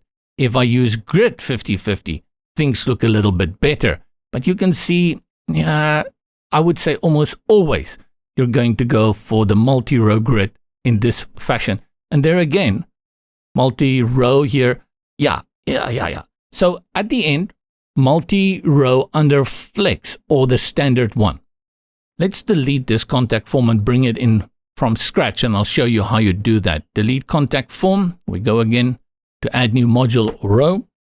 Search for form and select contact form. To change the width of this field, select the field, design, sizing, and at the bottom, column class. Now at this point, you will begin to kind of figure out whenever you are working with the width of a column in Brizy, that is done there at column class. We have it set to all of these settings that you can choose from. If I want to stretch the entire column or the entire column, I put it at 100%, like that. Same for the email address, select it. You go to design, sizing, column class, and same, you put it at full width. And that's how you can take control over the width of the fields within a contact form. I thought at the beginning, when I went to the contact form and I was playing around with this apply structure template, it's cool. But then I realized I'm definitely going to have to override it, the settings from that, bring in your default one, and then go and change them on a field by field basis. The important part with any contact form is that you need to set up where the message goes once it is submitted by the visitor. And that you do at the contact form level. Go to email and you add your email address here. And you can actually see, I keep forgetting about this little help, little icon that appears almost everywhere. Select it and it gives you a nice description. Input the email address where messages should be sent. Note email delivery and spam prevention are complex processes. We recommend using a delivery service such as Mandrill, SendGrid, or other similar service to ensure the deliverability of messages that are submitted through this form. Right, so there you go. Your email address goes here, and you add your messages in this format if you need the pattern. You have a redirect link under design. This is where you set up the whole structure. Again, the layout, do not mess with this. Your contact form is similar to a shop on your site or a blog. Don't do strange things with a contact form, as users won't know how to behave, as it may be unfamiliar to users and then they will just skip it. Oh, content. Let's just go back to content quickly and look at spam protection. You see there at the bottom, there is that calculation question, 15 plus 11 equals what? Divi5 adds this, what they call use basic captcha, which I actually think is not bad. If you are not in the mood of setting up reCAPTCHA from Google, then this basic captcha does a really, really good job. For the extra layer of protection, you go and add protection service, which is only one, as far as I know. Maybe they plan to add a few more in the future because there are a couple out there that can also do this kind of service for you. Once you select reCAPTCHA, you have to add your account here by clicking on add, your name and your site key and all of those things that you will get from Google. I'll deactivate and just stick it to the basic captcha. If you don't even want that, you deselect it. In my early days of website creation, I had destroyed how many websites because of spam and not being able to control it and all the wicked code that came through messages that were delivered through my contact form. My preferred method at this moment is usually to put it inside a pop-up, a modal. My contact form, I'll add a button here and says contact us, and when people click on it, the modal pops up, and then from there, they can send me the message. You know, once you experience something for that, you just change something. And even if people tell you, no, it is safe. And so, yeah. But this is how we usually do it. We add the contact form to our page. We add our fields. You can add the reCAPTCHA here. You have your submit button, and you have so many other features. All will be covered in a mini course in the far, far future because the schedule is so full. What I mean by that, if you look at the contact form, you have so many things. You have your success messages. If we go to design, you have your layout here, then your fields. We look at the checkbox, title text, then your success message, all of that. And then under design, you have the additional design. If you want your capture different as well, title text, spacing options like Divi5 does. Divi always has so many features to choose from in terms of design. We center align this whole section to the middle of our section. Section, open up the section. First column. There we go. Then I have a row. I'm just curious about this column, image, heading. Oh, okay. That's interesting. Because it's a row. Sorry. This part catches me off guard all the time. I cannot understand what this column is. And I remember now that whenever you work with a row, there's always a child container as a column within it. And this column that I see here is actually the column of this container for the header at the top. Yep, this is something I have to remind myself. The more I work with Divi, definitely will remember it. But this is where I get confused a lot. Where is the column for me to center align it? And that is at section level, then row, and then column. Good, got it. What else can we do here? Let's make a little bit of a separation. And go to the section on top of it, and we change the color for the section on top of it, content, background, add background color, and we put that on Snow Bright. So we have this little bit of separation. Then we remove the padding here at the top, select the section for the contact section, and we go to design, and then spacing and padding at the top, we add 0, like so. Or we can do it at the bottom as well, 0. Tablet. And then mobile device. I'm curious about this form. Is it because of this padding that we've added here on the right? But let's go have a look. Save. Then we go to the front and refresh. We are already in our iPhone 12 Pro view. And where is our image? Yeah, so interesting. I found that if you have a column and you put the image for the background in the column on tablet and mobile, it doesn't appear. Let me show you the mobile as well. iPad Air. It's not there. We had to add space there at the top and bottom as well. But I found, like before, if I put the image inside a group module, it appears. Again, I'm just so curious whether this is how it should be done. Select the column on the right, and let's remove the background first. Go to background, image, and reset the field. Now, instead of that, we click on add new module or row. We bring in group over here. Make sure the group is selected. I'll go here, make sure my group is selected.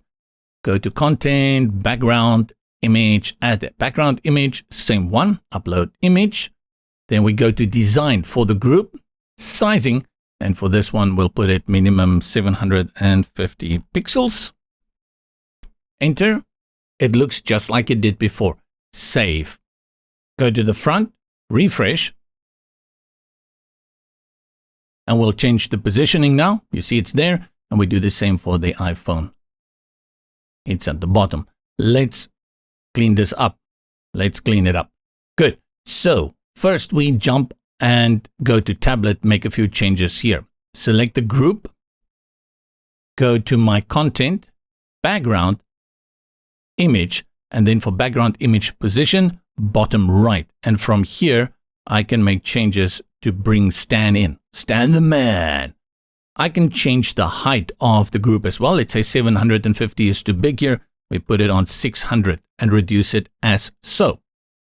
Then from here, let's jump to our tablet, mobile, and a few things we have to change here. Select the section of the tablet, and we put padding at the top. Go to spacing, padding, top, and we put around 55. Select the first column, and I'll put padding all around. This time I will put it in pixels. I'll put around 15 pixels on both sides. So we have nice little borders so it doesn't look like it's flushed to the sides. This is how it currently looks. I want to add a little bit of space there. The image looks right. Let's go ahead and refresh. Oh no, I didn't save. Save first. Save. Go to the front, refresh one more time. Good. So that's what I did with the padding. And Donovan is nicely, what was his name? Stanley? Donovan? Mel? He's there nicely in it. And that's how we've done that. Go to our iPad Air. Good. That looks much better. Workaround again. I said it earlier, and I did it in the column. When you want to use an image, you want to make sure it behaves properly. The best thing that Divi understands apparently is the group module. Let's go to desktop. And have a quick look just at our page. There's probably a lot of things that we can still tweak here and there, but in this module 1, we just get to grips with everything. Now, I think at this point, I'm like one of those people like, you've heard me complain about I cannot select a column. You've heard me complain about the image. You've heard me complain about this and that. And to be truthfully honest, those things do irk the living daylights out of me, because I think where Divi 5 is, with the incredible powerful features they have, that those things shouldn't exist. They shouldn't exist. We've seen incredible features. Since I started this tutorial, within a week, Divi released a feature that every page builder on the market will have to bring in. And I'll just quickly show it to you. Go to the sidebar on the left, and you go to the variable manager. When we started, we had set up, what did we set up? Our colors, right? We set up the colors here. Since then, there was an update, and I've updated Divi, and now you see we have this little icon that appears here, generate color palette variables. And I select that. What is this? It's not only for colors, Melinda. If you go to numbers, what is this? Divi is not the first to do this. Bricks Builder actually did it first by bringing in this generator for your typography and sizes, like your spacing. But Divi has done it much better. And this will be, I would say, cannot even be covered in Module 2 or Module 3. I'll have to do a separate one for this, but we start in Module 2 to look at these generators. This is powerful stuff that is coming in. And they've just released it. Since they brought in the numbers one, people had requested, can you do something for colors? And Nick listened and he brought in the color generator as well. Like really, they were implemented just like that. I'm very excited about Divi 5. I don't know how to tell you that. Before Divi 5, I thought Divi was goners. In my opinion, you're gonna have the people that will stick with Divi, the websites I've created with Divi, keep them there, maintain them. But I felt Divi very limited, especially in terms of mobile and tablet design. And that's why I veered away from it. But Divi 5 has put me back on that track, on the Divi train. I'm really happy with this. I've migrated a few websites from Divi 4 to Divi 5, made a few changes here and there. I'm very happy with what they are doing here. I just feel that there's a few small bits here and there that can still be improved, and I really hope that can be done in the next year. Can you use this builder currently to build the entire website? Absolutely yes, and that's important. There's a few workarounds. There's a few little things that you have to know how to make it run smoothly. But in these tutorials, you'll see those little obstacles I run into and how we can solve it by, for example, using the group module. So I ended the previous chapter, I ended a little bit with criticism and hope for the future. But in this last chapter, I want to talk about something really cool. And this is the progress that you see with Divi 5, we call interactions. What I want to create on my page is a menu at the top. Then when people click on it, it will go to different sections on the page. Let's create 3. we'll create an About Us section. Then we'll create a section on our coffees, this one. And then the last one, we'll create a contact section. This is called a jump link. Whenever you're on a page and you have this link at the top and you click on it and it scrolls to a different place on the page, we call it a jump link. Your page jumps. The old way in Divi was very problematic because it wasn't smooth. It didn't scroll nicely. And I did that originally. I thought, let me think about this. And with interactions, which is something new that's been coming into the world of WordPress, and it's slowly getting more and more focused. And you're going to see how powerful interactions is in Divi 5 in the next coming courses and modules. But we'll introduce interactions quickly here. Let's start with the About Us section. And for a moment, just think what we want to achieve. First of all, we want to put a link here at the top. When people click on it, the page will scroll and take them to this section. For that, I first will have to bring in a link. And you can do that with a button. Actually, you can do it with anything in Divi because anything can be linked, but we'll do it with a link module. The first thing is we bring in a new row. That's how it works in Divi. I'll go to the current row at the bottom and click plus and bring in a row, and I'll bring in just one column. In the layers, I will select this row and drag it on top of the row with the current content. Click to add new module or row, search for link and bring in the link. Scroll a little bit so we can see what's going on. Change the link and we call it About Us. And we go to design, just change it a little bit quickly first. This should be text and we will make it larger. Let's make it 24 and we change the color to our snow bright. And we'll leave that for now so you can see what we are working with here. Go back to content because this is where we want to create the link. But the answer is no. That is where we used to do that. We add a hashtag here and we would link it to the other section on the page. But the answer is no, we don't do that. We go to advanced. And yes, this is advanced, but it is pretty awesome. And again, you'll see how it's going to come into play with pop-ups and many other features. Go to interactions. And what interaction mean is a user, a visitor coming to the site and interacting with the site. And that is usually a click or some other kind of action. Currently, there are no interactions. So we're going to add an interaction for this element. Remember, we're in the link element.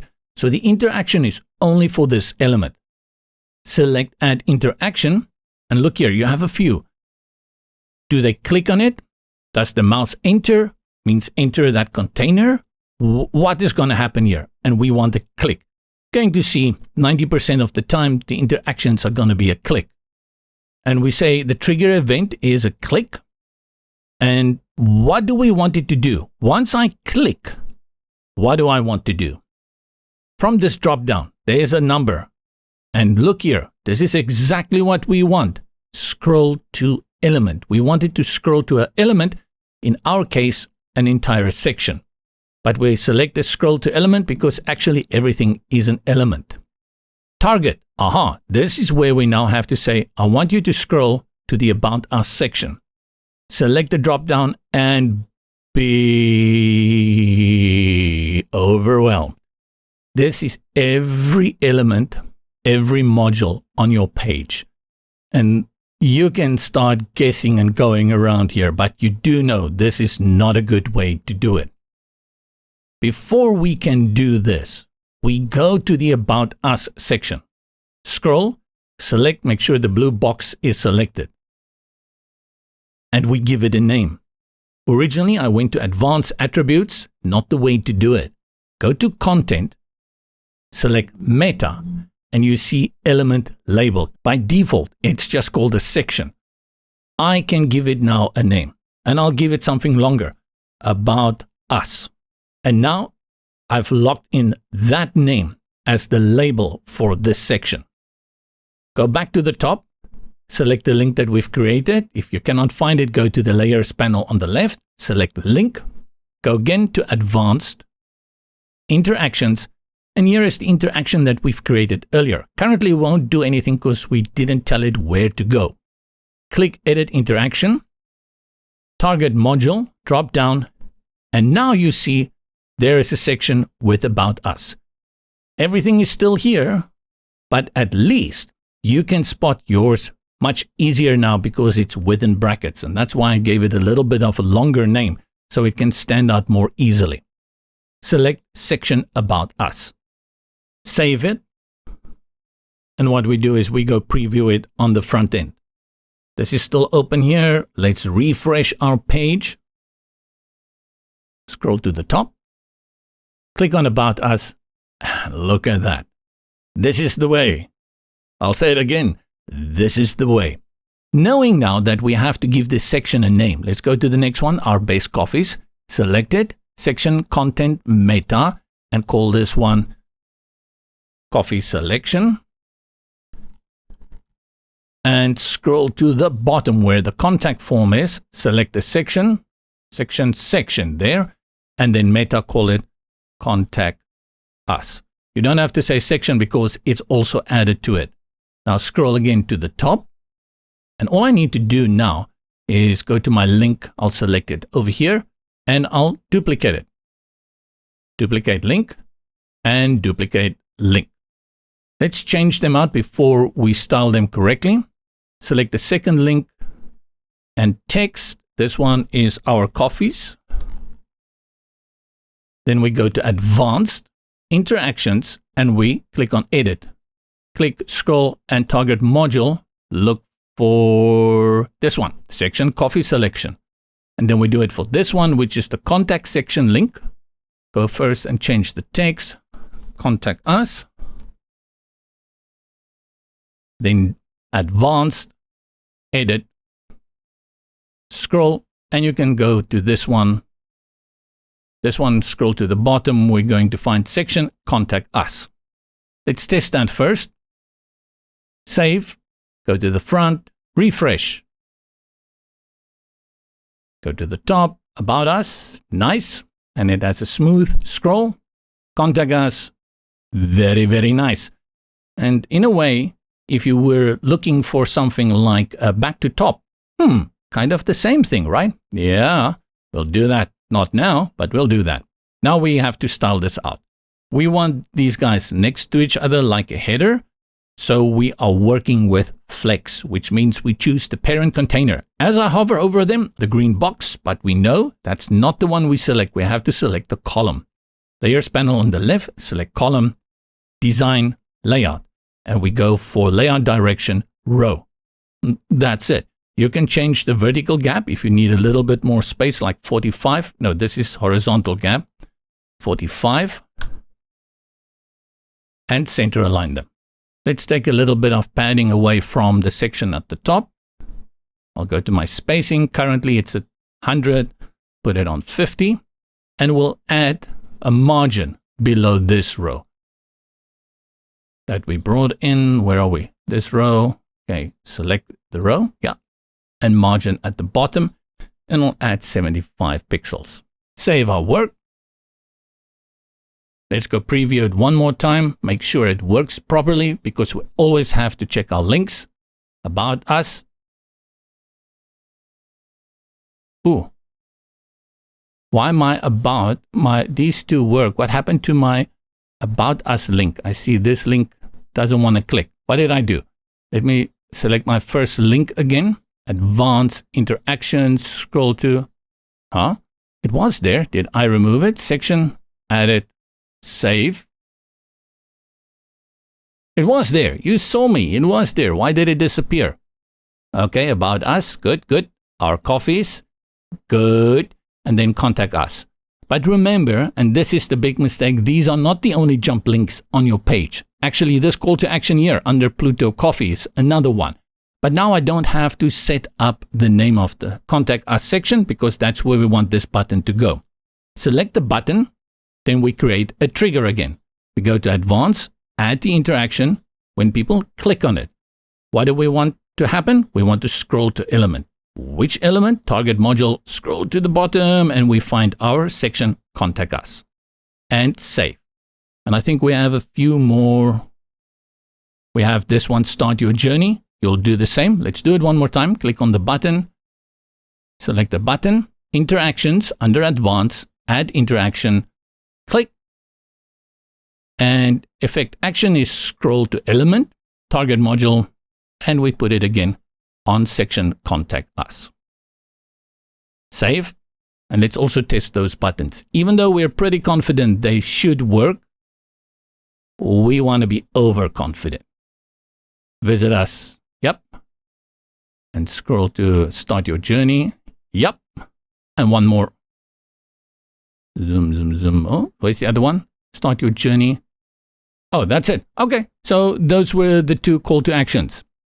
This brings us to this finale, always an anticlimax when we come to the end, but you should look back at the work that we've done. Yes, it is a long video, but as you can see, we really have to go into this and understand what Divi is doing. And I think for me, when I started working on what I want to do with this tutorial, I had just finished breakdowns. So I took the outline of breakdowns, tried to do that with Divi, and I found it wasn't working. So I put breakdowns aside. And I said, how do I want to teach Divi from the beginning? So I started from the beginning and I looked at those things that were challenging to me as Divi 5 had some changes.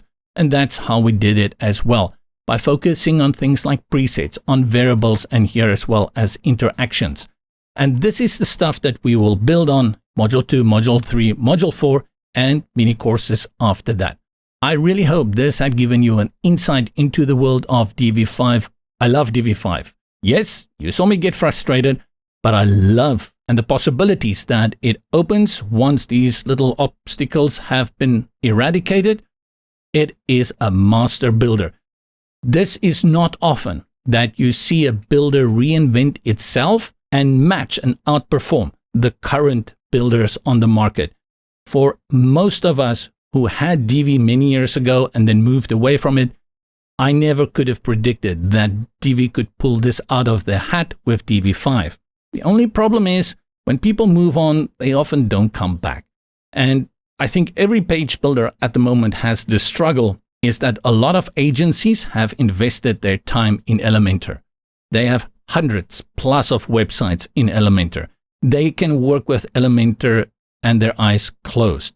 For them, even if a product like Divi 5 is superior, the chances of jumping is very rare at this moment. And that is just how the market works. That's why great builders like Bricks and Breakdowns are not getting the market share that they thought they would easily get.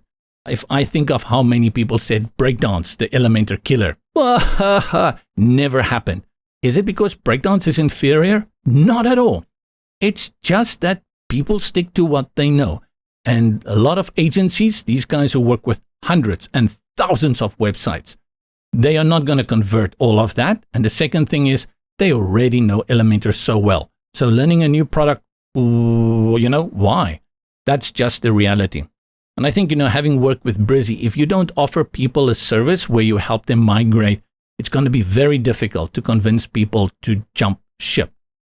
But I think if you are new and you want to try Divi 5, absolutely go for it. The pricing, especially on discount days, are awesome in terms of a lifetime deal. There's nothing that can match the value for money that Divi 5 offers in terms of a lifetime deal than any other builder on the market. Divi 5 tops this absolutely. Module 2, Module 3, Module 4, Module 2, we will look at multi-pages. We're going to touch a lot more in terms of what you can do with Divi, like variables and typography. It becomes a little bit sophisticated, but we'll be holding hands. Kumbaya, we'll get there. Module 3, we'll look at blogging, which is one of the things that Divi did very well from the beginning. The theme was always geared towards blogging and things like portfolio. And then in Module 4, we'll look at e-commerce. With that, of course, comes the header and the footer builder. In this course, we didn't touch it. Module 2, we bring that theme builder back in. From me, JP, yep, what a breath. Let's do it. I'll see you next time.